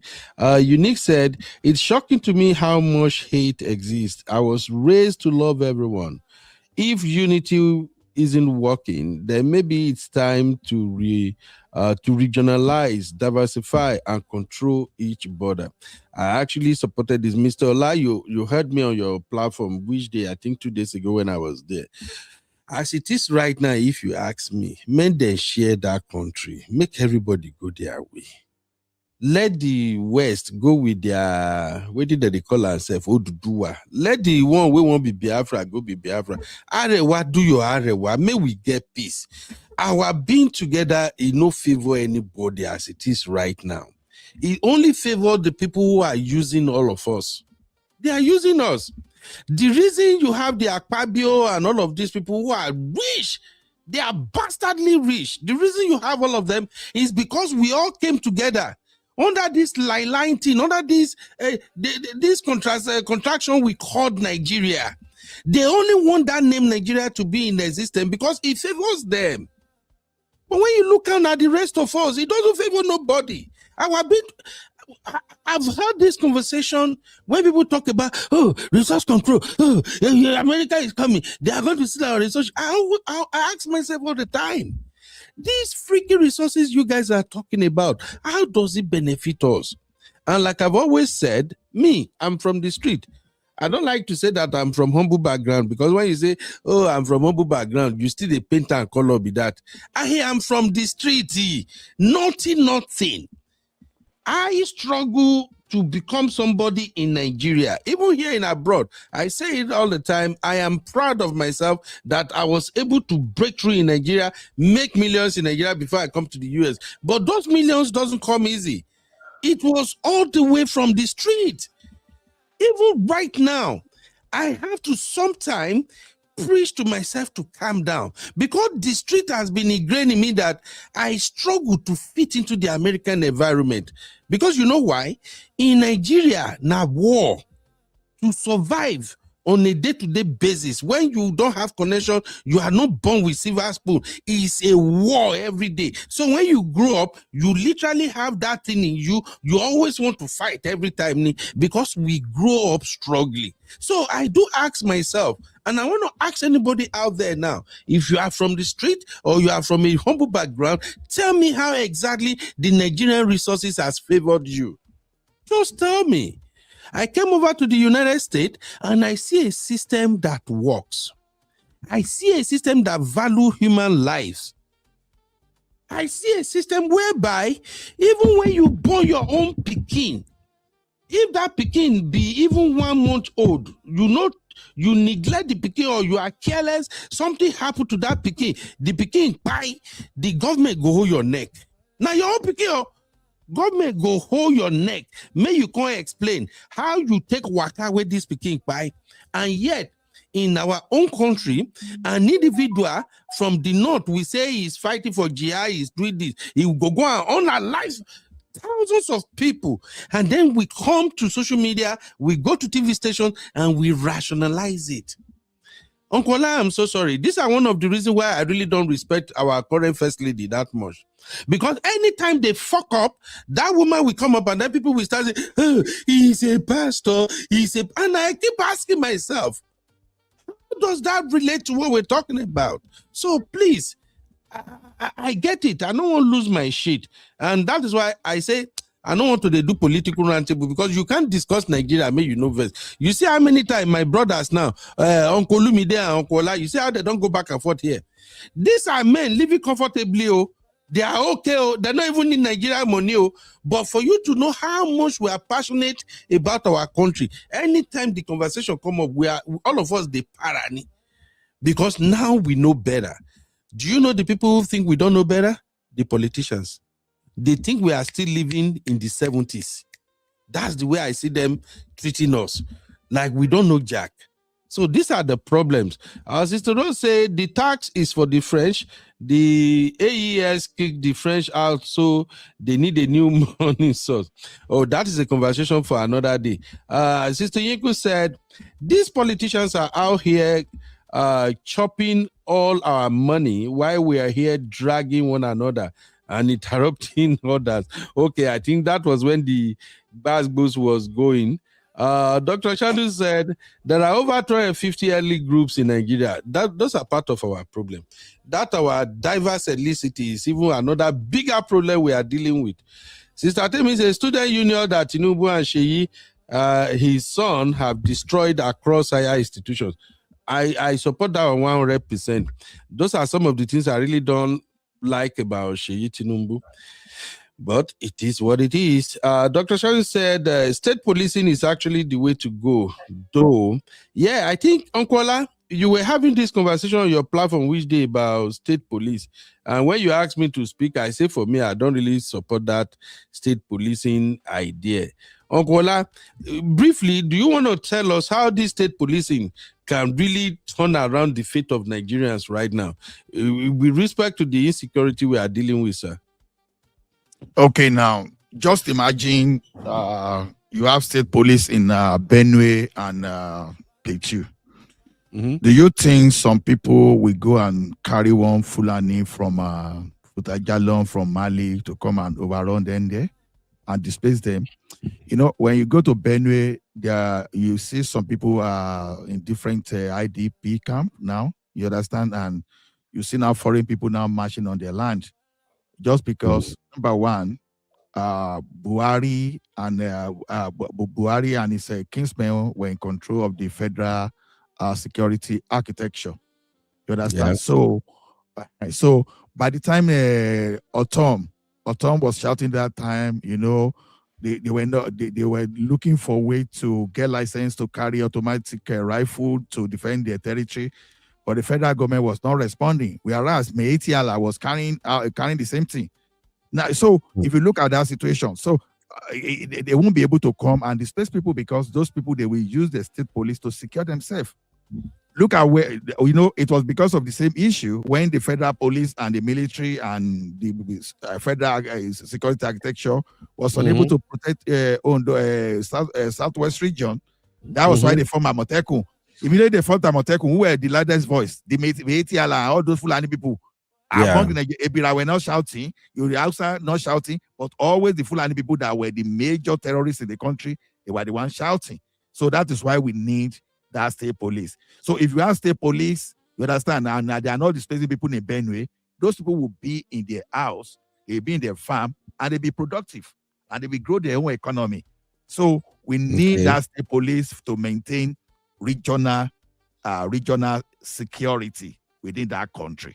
So for us to be productive. So that's the reason I'm supporting, and that's one of those reasons I'm supporting Tinubu policy. People should know that I'm supporting his policies different from supporting Tinubu. Let me make myself clear.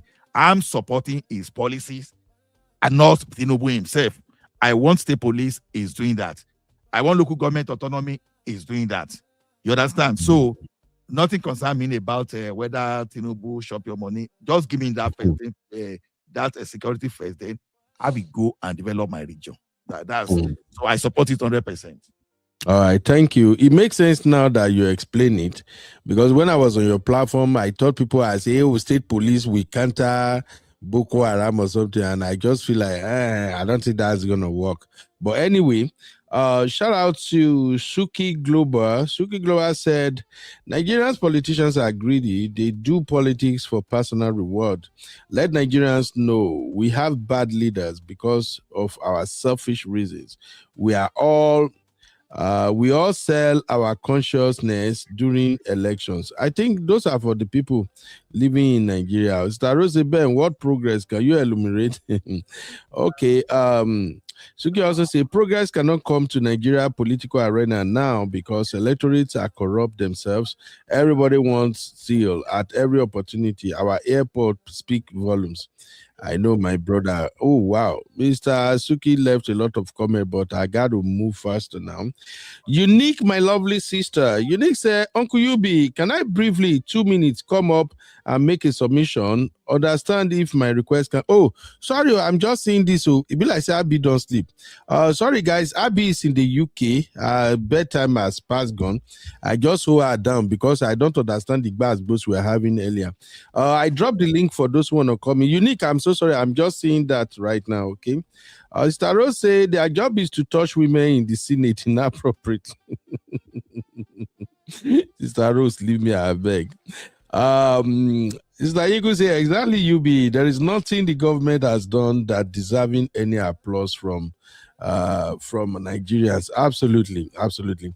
Okola was responding to Dr. Shandu. Okola say everyone is one way or the other tribal. However, I now use the phrase I am tribal to discard cheap blackmail. Yeah, I get what you're saying too, Okola. I do the same too. Sometimes when I want to speak on some issues, I usually tell people that, hey, I'm a Yoruba and I'm proud of my heritage. Oh. If you come to your turn, if you be Igbo, you be Hausa, tell people say you are not proud of yourself. But for me, I'm a Yoruba, I'm proud of where I come from, and I'm going to speak. And I usually say that for those who will say, oh, see this Yoruba by God, I really don't care. My thing is, I just want fairness. I want everybody to be treated with fairness. That's all. Sister Temi said, Nigerian government, both states and federal government, are not supporting small businesses, SMEs and science and technologies, as well as research institute together with agriculture. That one, do they even have budget for that? Uncle Ola, should they get budget for SME for Nigeria, and all this research and development stuff? I'm not even sure all this one they come up with their budget anymore. No, I think they get small, but one problem in Nigeria sometimes is this: if you don't scrutinize that budget very well, they are just budgets put there for people to just pocket to. So I know, crazy. Yeah, it is crazy, man. It's crazy. Sister Yinka say, even with the split of the country, they will still fight among us. Absolutely. Now that one I myself I won't watch. Now the drama goes sweet. You know, like Dr. Shandu said earlier, we have 250 ethnic groups.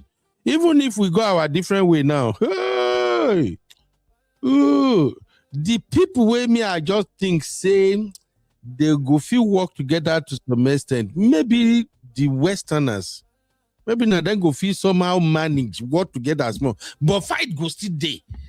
Ijebu man go still tell you say the better pass Lagos. Lagos go tell you say, oh, that we own Nigeria, now we get money pass, now we go determine. And then you go see people from Ife. Ife people go tell you this is where Yoruba started. But I think maybe the West they will feel manage themselves more. But you see, when you go to East, you go to South. I think Northerners they go manage themselves well also because of religion, but the people where they sorry for past now East and of course South. Now there all ye there, you know anywhere all ye there. Uncle Ben, no. Yes, sir. No verse.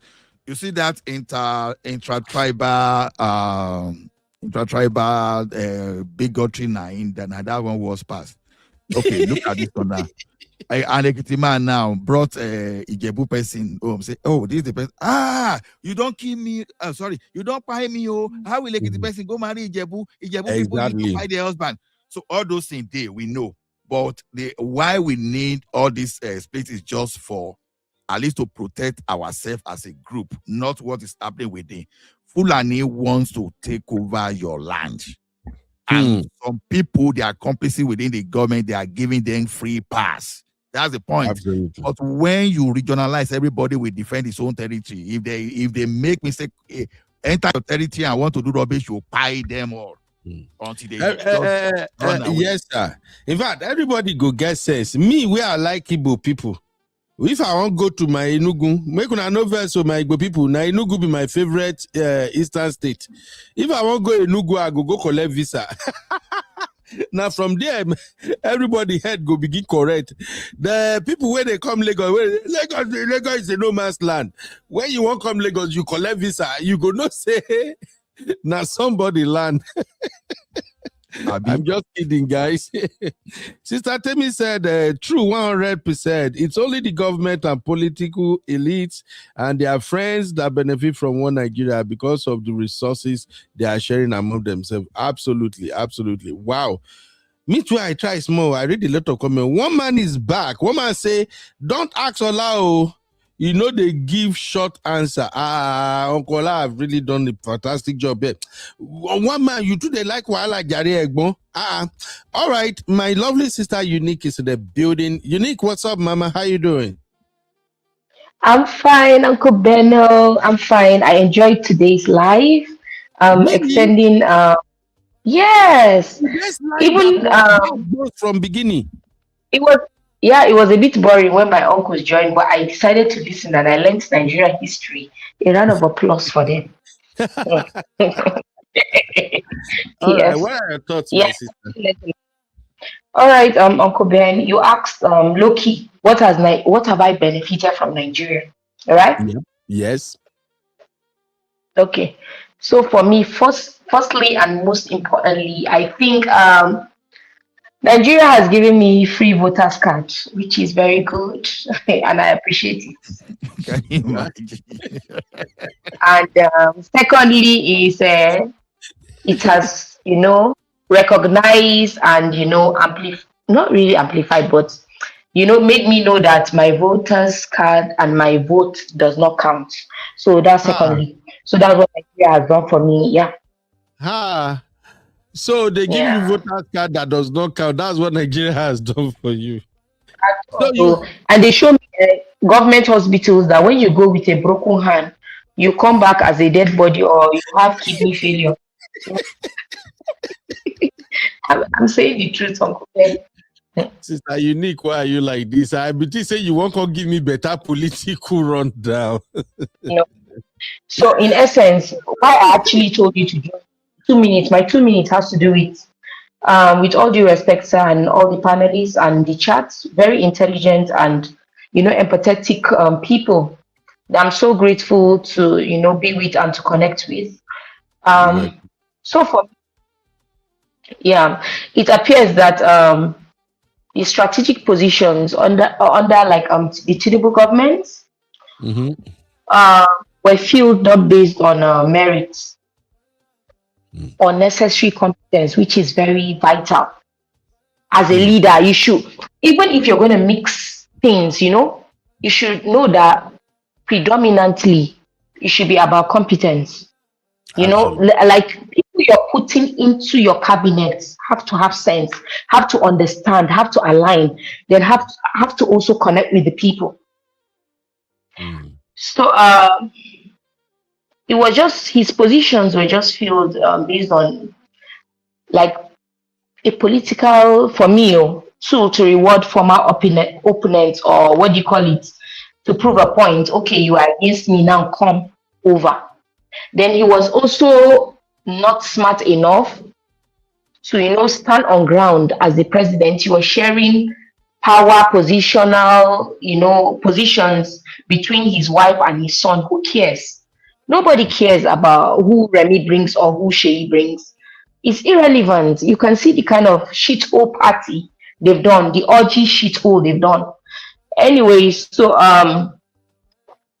this focus on loyalty over skills and human resource management has resulted in a lack of effective governance. It's clear, you can see.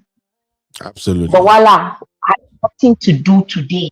He had nothing to do tomorrow, yesterday, or whatever time. To even have an interview, one-on-one interview with Al Jazeera. He had nothing. This guy was just put there because he talked against what do you call it, Tinubu's ego, and Tinubu government wanted to prove that okay, this my opponent can work for me. You can see, even Uncle Ben stated it, that Tinubu needs to sue him. I'm sure wherever Tinubu is today, tomorrow, even Sheyi, all of them are turning, they will not sleep well this week. So it doesn't make sense.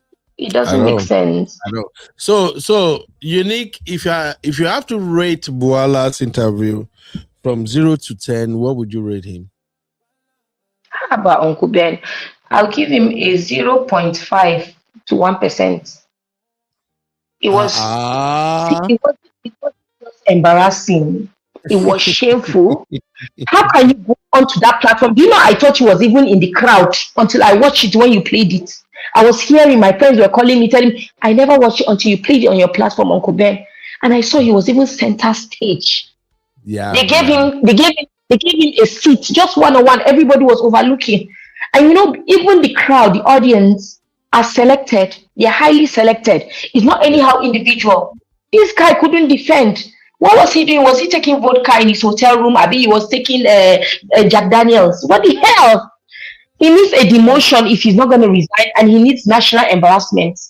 God is tired of Nigerians and Nigerian politicians. He's tired of Nigerians for tolerating this bull crap from the leadership, and you're telling us to pray to God and they're expecting miracle from God. God is tired. The angels of God are tired. So, no, seriously. Uncle Ben, let me give you an experience that I faced when I was undergoing my master's in UK. Yeah. I was one of my lecturer's favorite. I don't know. I did not know that the man never even checked where I came from. Until one day, he was asking, he teamed us, and he was asking each and everybody in the team, masters though, And I was running my master's in project management, and he asked everyone, like, where are you from? Your country of origin. When I said Nigerian, this guy said, he said, you're Nigerian? I said, yes. He said, how come you could see his face, his countenance, his body language change? This man that was soft smiling, changed his face. My what do you call it? My team people were, one was from, I think two were from England. They were British, then the rest were Vietnamese people. Okay. Like you could see what he was giving the Vietnamese people. These people that couldn't speak English, but when we write, they are perfect. We didn't know of AI, but they knew of AI, but no wahala. But this guy, like, he took aback when he noticed I was Nigerian. I had to ask him in front of everybody in the class. I said, why? We don't call them sir. When you call them, they don't even like you. You call them by their name. They tell you they are working for you, so don't respect them. Don't respect them like, good morning, sir. No. I called him. I said, Mr. Louis, like, why? He said, no, I was in Nigeria for 3 years. This is the most bullshit country I've experienced in my life. No infrastructure, no regard for the citizens. He complained a lot. What you sell is not what I got. Yes, I got the money, but it's the most miserable money I've gotten. You're Nigerian? I said, yes. At the end of the day, this guy rated me a D. I had to challenge it. I had to work it. And they had to give me another exam. They had to bring him. I'm telling you, they had to bring him. Disciplinary committee, you had to bring him. I had to rewrite, and they gave me a B from that D. Like that guy, he told me, he messaged me privately on my email, I still have it. He said he's sorry, but he just has a disdain for Nigeria after experiencing what Nigeria is. That when he went to Vietnam, I mean, whatever it is, that he had a great experience. There was bullshit people that, oh my God. See, I cried. So if I wasn't intelligent enough to get that B, my B could have gone. No. Do you know some of my friends in that class started running away from me?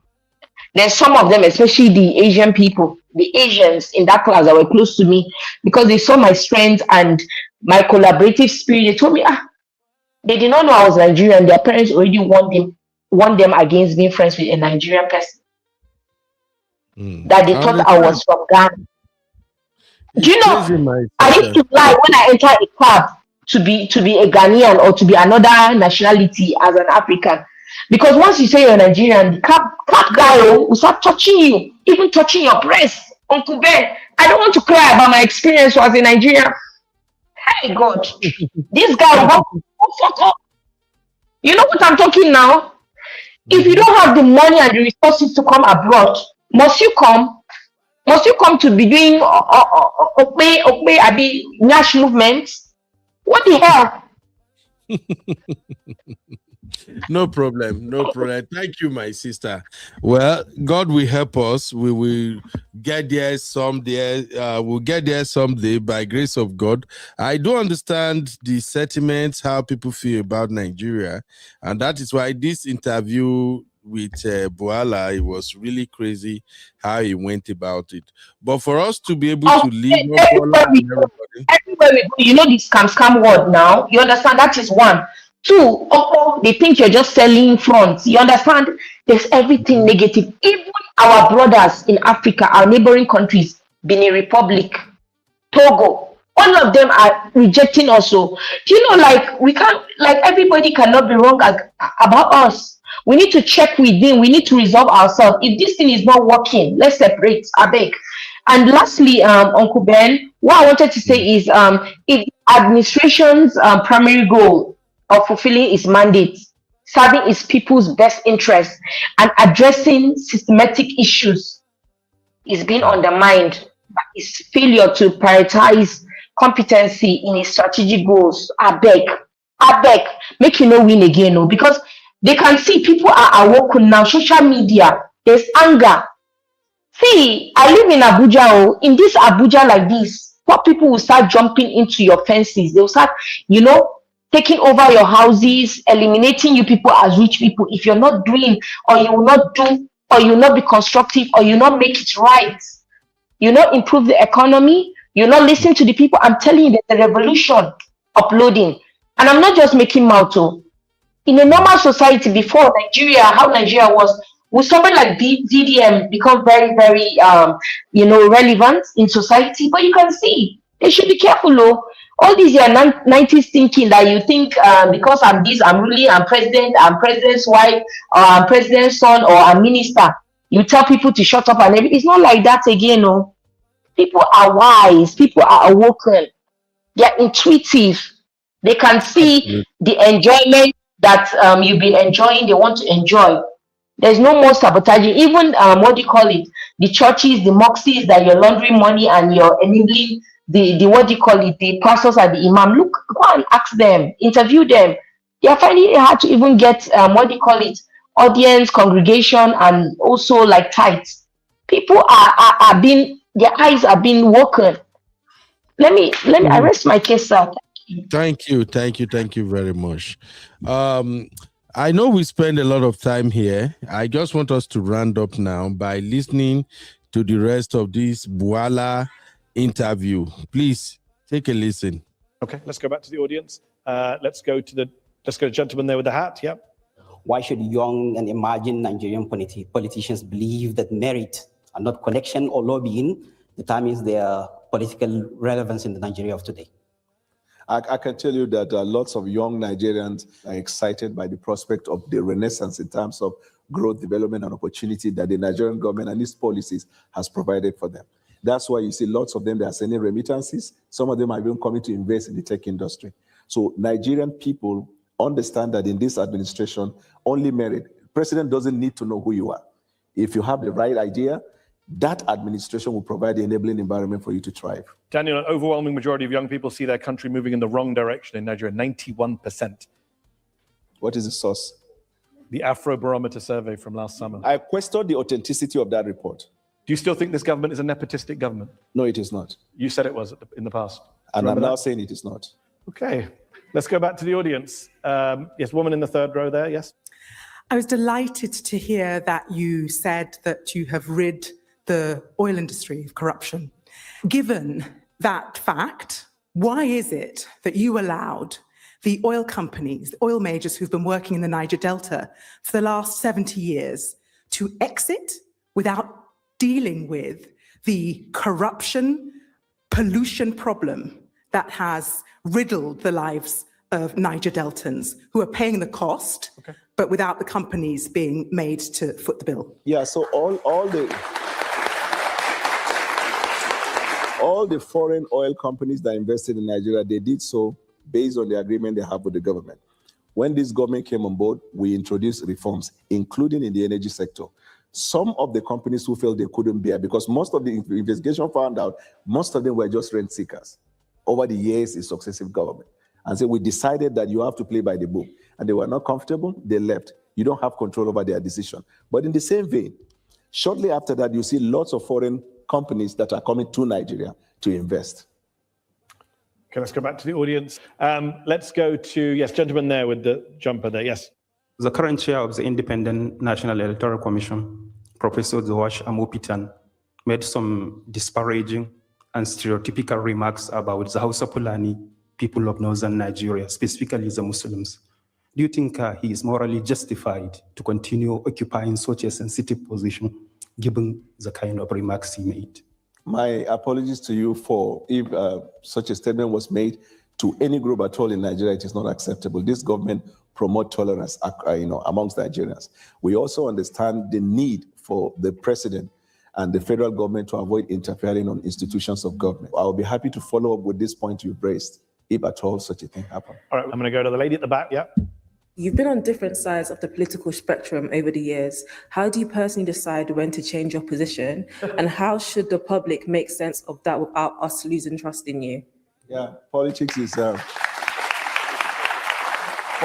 dynamic. It is anchored on both national interests and personal interests.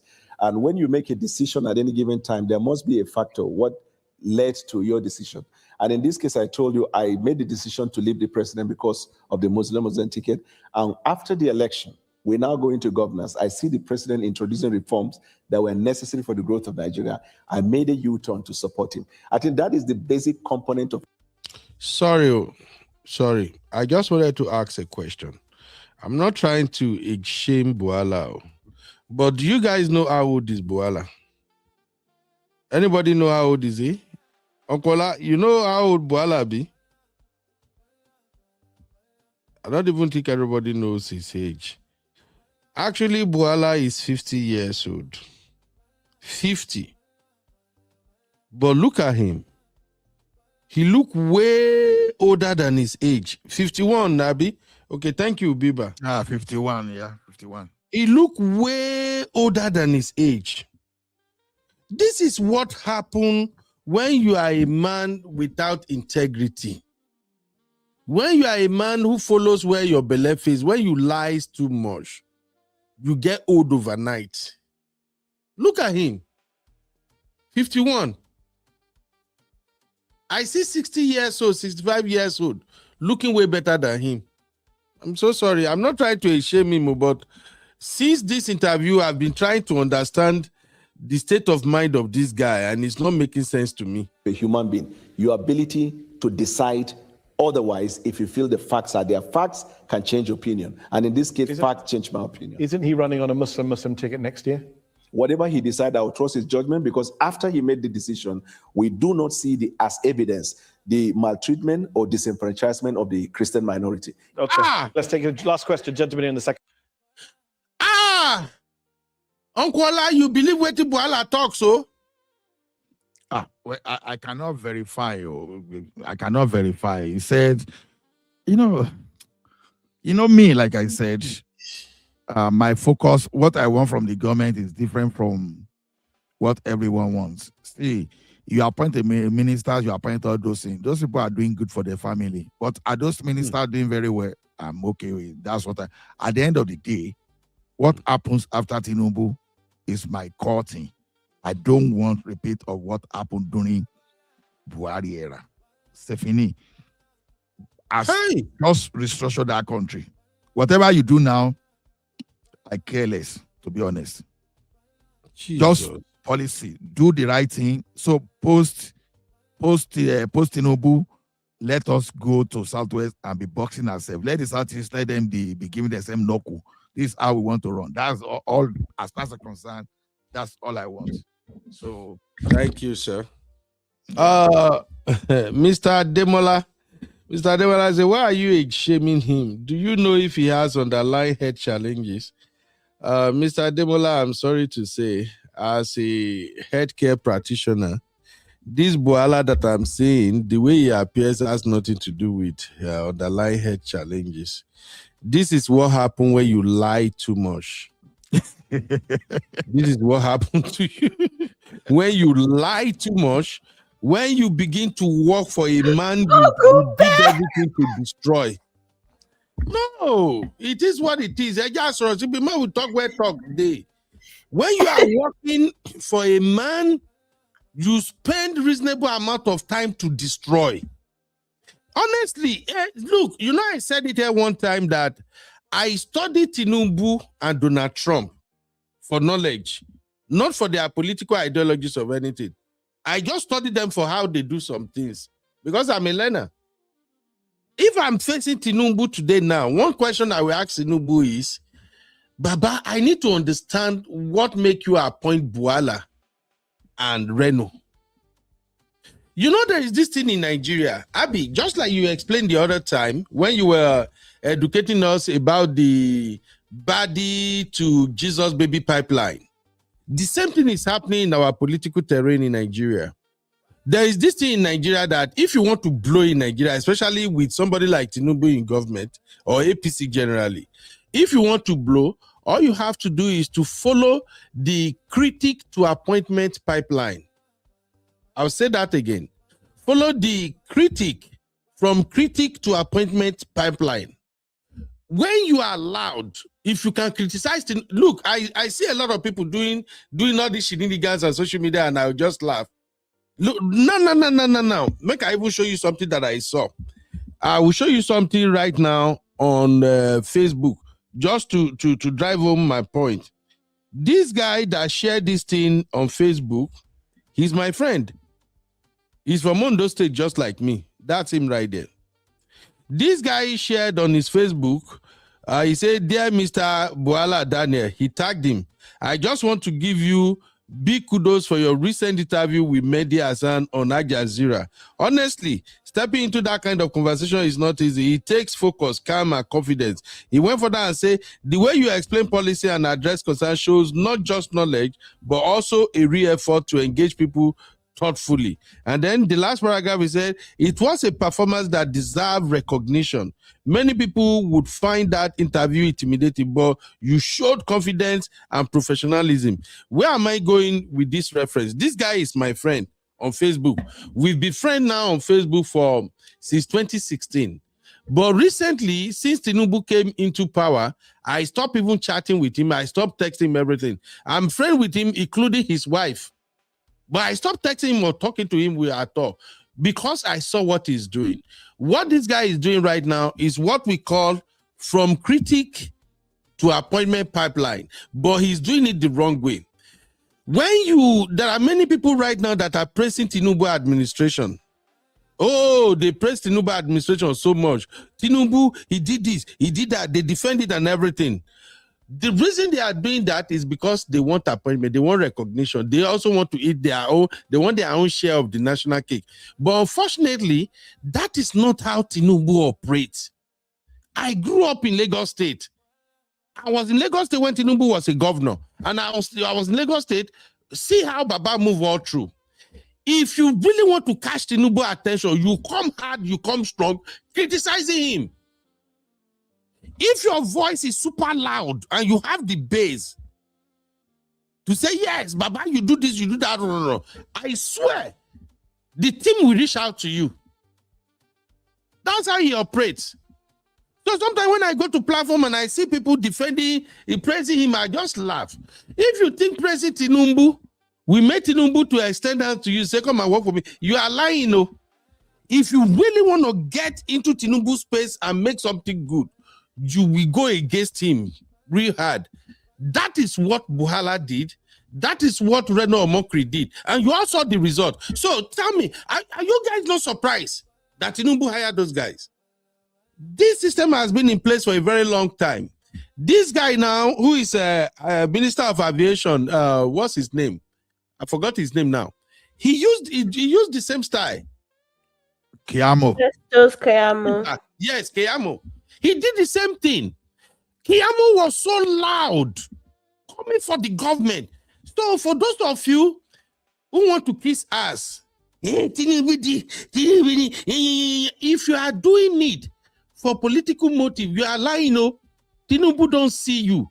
But when you come, you arrange yourself, you get your data, you get your file, and you can come and say, no, the APC did not do this right. The APC, that is when Tinubu sees you. In fact, and one thing I love about Tinubu, you might think that, oh, he might come for me, he might hate me. Tinubu know they arrest people, Tinubu know they intimidate any person. Let's be frank. I'm not talking about the El-Rufai saga or whatever. But if we still want to talk about a president that really allow you to speak your mind, and he will not actively come after you, we can give Tinubu that credit. And I'm not even his fan. Abi Onkola, am I lying? That's how I understand him to some extent. Say that again, no. I miss that. I said Tinubu is not one of those presidents that want to come for you just because you criticize him. He doesn't do that. I have not seen him.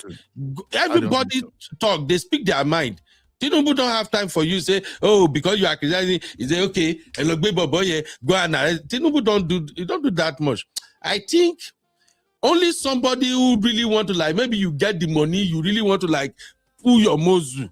That's when Baba will drag you, but any other thing, he doesn't have the time. But if you want Tinubu to send his boys or those working for him to really recognize you, you want to criticize his agenda, anything, you will be loud. When you are loud, they pull you in. That's how APC works.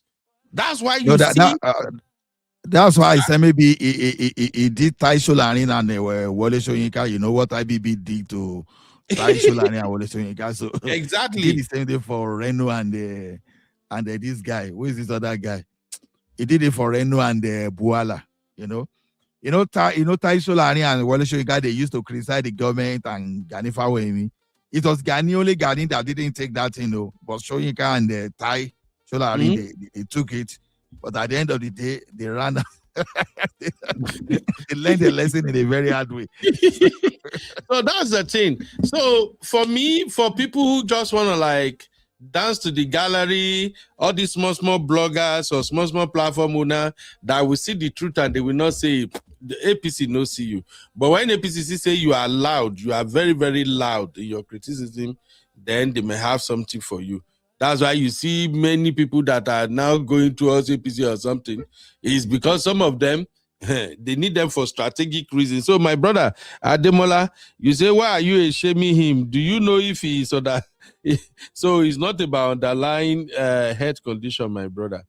Bwala lied a lot, and it is shocking that he can go back and eat all his vomit. Anyway, thank you, everybody. Let me begin take final takes and we can leave. Let me start with Mr. Alumide. Mr. Alumide, what are your final thoughts? Because we have to round up now, sir. Hello, Mr. Olu. Okay. Hello. Yeah, what are your final takes, sir? We are rounding up now. So, well, my final take is just that I mean, we're just a joke of a society over there. Agreed. The Bwala has typified it with that interview there. And, you know, and what we are saying is that with respect to what I was trying to explain to Mr. Ola, that our standards since 1960, after that first coup, down all the way till the standards are falling. We are not building a nation. We are not building a civilized society. Things are just getting worse, you know. And it's no accident. You don't rig your way to power. You don't rig elections. You don't make the people's and our people. We are kind of undermining and underestimating the people's ability and will to choose. You understand? When you say that what even if you choose the wrong person, you understand? I mean, I just don't. I mean, I don't know what else to say. I mean, we've dug ourselves into this kind of position. The next election they will rig. They will rig themselves into power at all levels, not just the federal. We have federal, state, local government, and it's the same cycle. And then and it's all about the resources, like you said, Uncle Bino. You hit the nail on the head. It's all about saving the people's money, so that the very people who should benefit from it continue to suffer. You understand? So I mean, it's just unfortunate that we're where we are today. Thank you, my brother.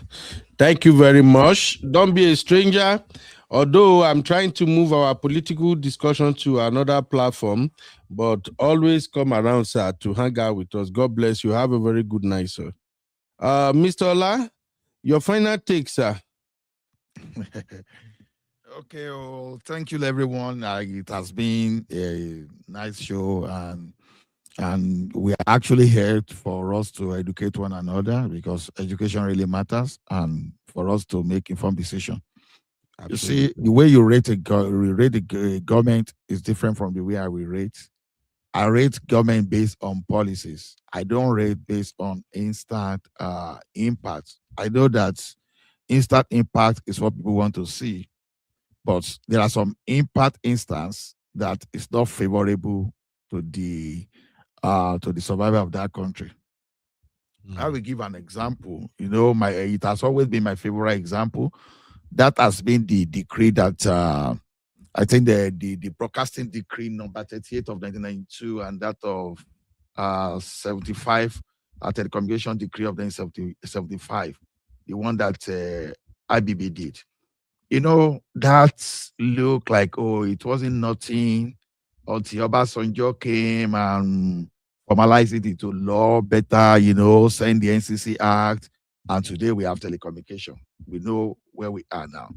Then broadcasting, that broadcasting looked innocent, right? It was like, oh, this broadcasting, what's it all about? It started all those private stations where they used to promote indigenous artists aggressively. So when you see all this Burna Boy and Olamide and all this Nollywood we are looking at, it's just the that's just a consequence. It's about the consequence of that all those policy level. So when I look at Tinubu, I don't look at Tinubu as a Yoruba person. No, forget about that. After I supported Jonathan, so it's not about Tinubu only. Now, when you see the net fund, if 1 million students are able to access net fund, you have to consider their family. So it's typically not 1 million, assuming it's a family of 4. So that's impact on 4 million people. That's policy level. If you don't use those money to fund student loan, some politician will go to that place and they will shop the money. After all, NNPCL or whatever they are calling NNPC today, they are still dragging them to come and explain what they've done with 210 trillion. I don't know why Nigerians are not fainting by even earning that money. Because if they distribute that 210 trillion to Nigerians today, everybody will be raising shoulder and be bragging. And some people over time they mismanage or unable to account for 210 trillion naira, not million, not billion.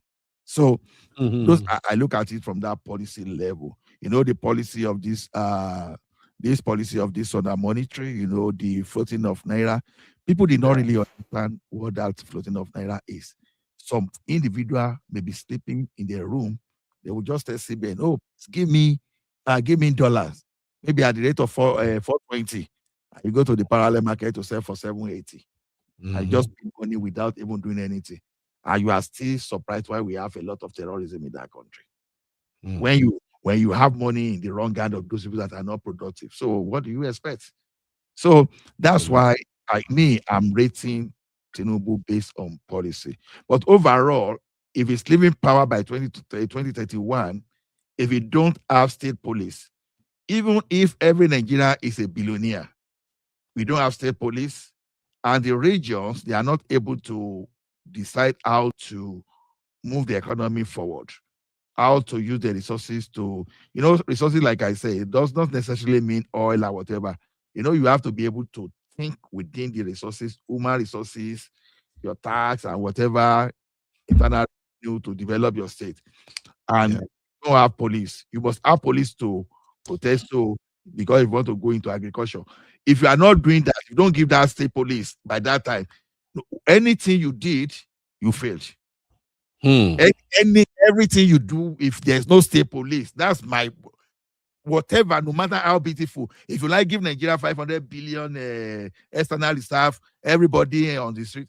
If there's no state police that is independent of federal unnecessary and unreasonable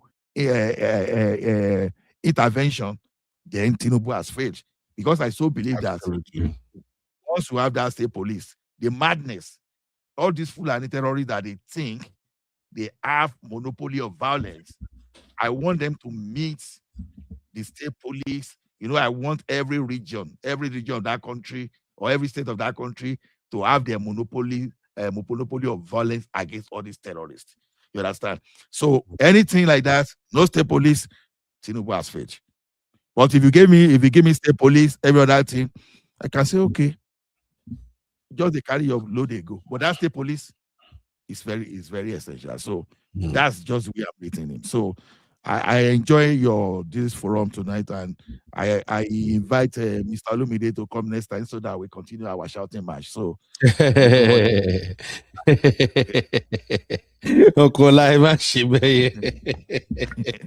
I know, I like shouting. I like shouting. Don't worry, no problem at all. Thank you very much, Okola. Thank you, thank you very much. I always appreciate you coming around, sir. Thank you. I'm so sorry for all the drama that happened today. No. I'm not offended, though. Let me tell you straight. If I offended, I will tell you. But the thing is this: when I'm trying to explain, I just want to put my point. But I'm not really offended because I didn't want to shout. That was why I was giving one, because me too. I get IP show. I can shout well, and I know they're gentle, to be honest. Thank you very much. Have a very good night, sir. Good night, you sir. As well. Thank you. All right, sir. Okay, guys, ladies and gentlemen, I would like to end this show on a brighter note. Somebody evaluate the entire performance of Daniel Bwala. She gave her 2 cents. And I think this person has all the right to give her assessment of the whole show. So I'm going to end with her take on Daniel Bwala's performance. Just give me 8 seconds. Welcome to UB Reactions, the place where we keep it real. Today, we've got some hot topics, so let's jump right in. All right. Let me end this show with this report from Aisha. For those who don't know, Aisha is one of the 3 panelists that contributed during the head-to-head. Now you can see the image right here. This is Aisha, okay? She sounds more like my beautiful sister, Honey Babe.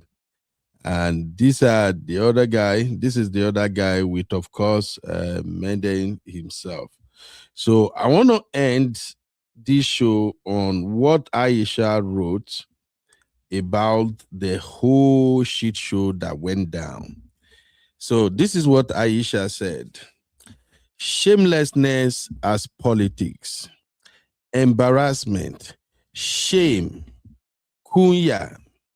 These are a few of the words used to describe the feelings that many Nigerians heard after watching Daniel Bwala or Mehdi Hasan's head-to-head on Jazeera that aired March 6, 2026. Kunya is the Hausa word for shame, i.e., a distasteful emotion that comes from being aware of having done something wrong or foolish, like leaving a fly unbuttoned or realizing hours after a meal that you have food debris stuck between your front teeth. None of these examples captured the scale of deep personal embarrassment that I had from being part of that conversation. Within minutes, I felt a chill. Then I felt hot. Then back to cold, and the swings in sensation came sometimes with the burst of laughter from the audience, and I felt hundreds of pinprick-like sensations over my body, and felt as I listened a semi-hallucinatory haze upon me. However, I have until now never felt such shame in my life. Maybe I have lived a fairly shattered one for which I am grateful. This experience made me realize that despite what I say about Nigeria, in private and public, I still love Nigeria. That can be the only explanation for how terrible I felt at the antics and utterances of Bwala, special advisor to the president on policy communication. As Nigerians pour over the 40-minute video,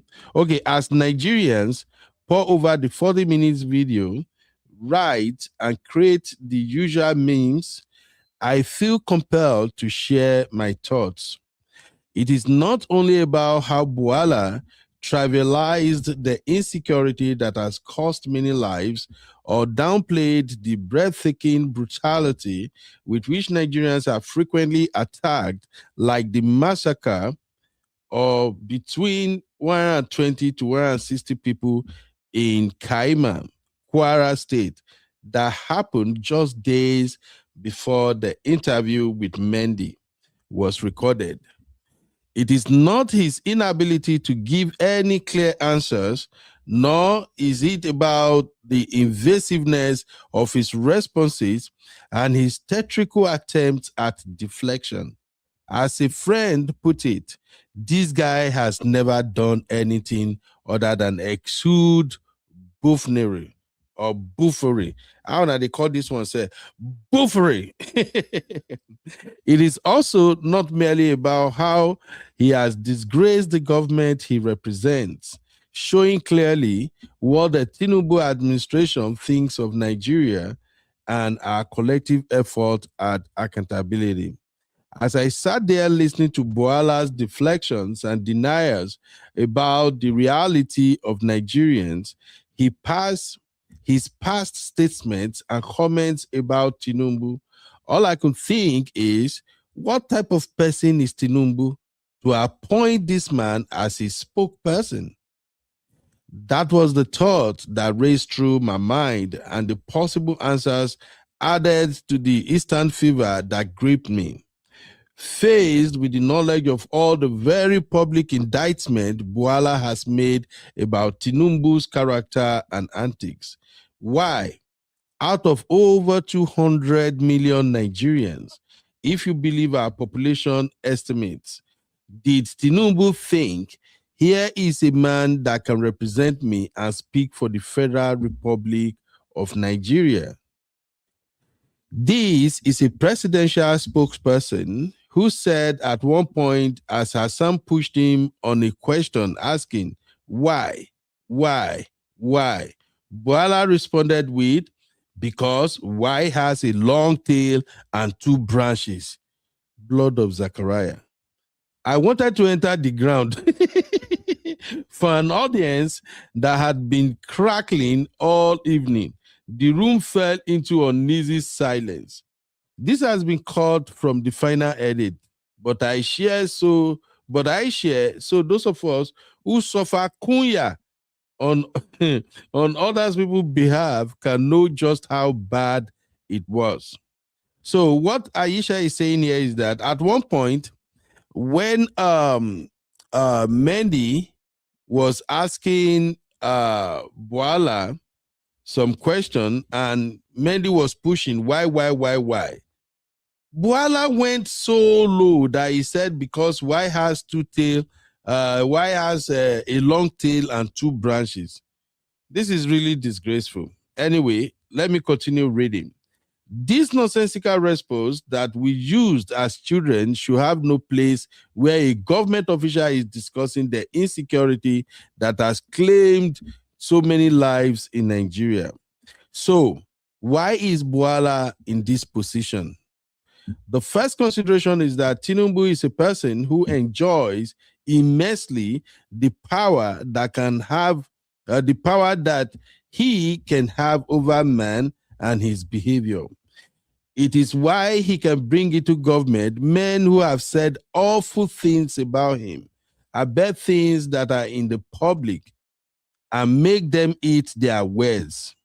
Tinubu can command them to swallow their vomit in the same public, and they do so gladly. This solves the mystery of the Fani Kayodes and the mockeries in this administration. Some of us think eating our words in such a way is the ultimate humiliation, but we could be wrong. Bwala obviously does not consider his outing on head-to-head a disgrace. He has shared links to the video on social media with his considerable following of over 100,000 followers. Ordinary Nigerians are not his audience. Okay, we ordinary Nigerians are not his audience. His audience is for the person who appointed him. See how I dance naked without a care in the world. Oh, what would I do for you? Which brings me to the second consideration of why, which is what Tinubu rewards. And according to story flying around, the financial perks are allegedly immense. Our lives are only part of a game that Tinubu and those he surrounds himself with play. He is a man that demands loyalty and obeisance that matters more than aptitude or integrity. Matters more than how the Commonwealth is being looted or how power is being abused by his appointees. It may be that person with integrity cannot really be loyal in the way that he demands. This explains those around him, the ever-growing group of deplorables, e.g. the Wikes, Akpabios, Umahis, Bagudus, Matawales, et al. Finally, the third consideration that Tinubu too has no shame. Hey, this guy don't vessel. Again, finally, the third consideration that Tinubu too has no shame. If he did, he would not appoint into office as spokespersons, ambassadors, etc., people who are on record as having characterized him as a person unfit for public office. Definitely not fit for the highest office in the country. He does not care that by pulling them into his orbit of power for perpetual humiliation, he continues to reinforce the things his appointees have said about him, keeping those insults in the public, like Bwala's. Even if you give Tinubu 30 years, nothing will work. Everything is politics to these people at the cost of our lives, our well-being, and the progress of society. And if everything can be sacrificed on the altar of politics, then shame is the first to die. So, yes, let's laugh or cry about Bwala, accept or reject his shame or the lack thereof. But the real questions, the hard ones about the future of Nigeria, should really be about Tinubu. Oh my God. Those are powerful words. Once again, my people, I would like to end this show on this note. Thank you, everybody that has been part of today's show. Thank you, my lovely Bilba, Sister Yinkus, my baby girl Abby. Thank you for holding down the studio. Yeah, Unique. What's up, mommy? Thank you, Sister Temila Day. Thank you very much, Sister Marriott. And I also want to thank our panelists for today's show. I want to thank Mr. Woman Went to Mo. Uncle Ola, thank you very much. Uncle Lumide, God bless you, sir, for your contribution. Mr. Comparable Fact, thank you so much. My honey babe, and everybody that has contributed, God bless you. Now, let us continue. I would have said let's continue to pray for Nigeria, but honestly speaking, I think we have gone past that now. Prayer can no longer work to save Nigeria at this point. What we have to do is to be firm, to be objective, and to hold people accountable. That's what I can recommend. In all of this, President Tinubu need to stop hiring people that are sycophants, people who just want to sing his praises.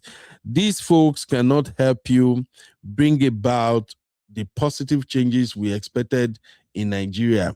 They are only going to sing your praises, and after your regime, they will move on to another regime, and then they will turn around and criticize the government. Remember, many of these guys were around when Buhari was in power.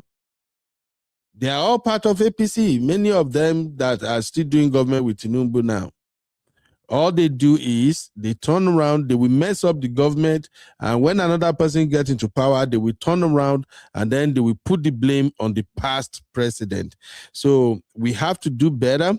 Like Aisha said, what Bwala display just shows the type of people that are working with the president. And I think this also explains why the worst governor in Nigeria, that happens to be a Edo State governor, Okpebulubulu, it shows why that dude continued to sing Tinubu praises. I've seen several videos of Okpebulu saying, Tinubu, I will give Tinubu 20 million votes. He will enter. Come to ABC, money, you know?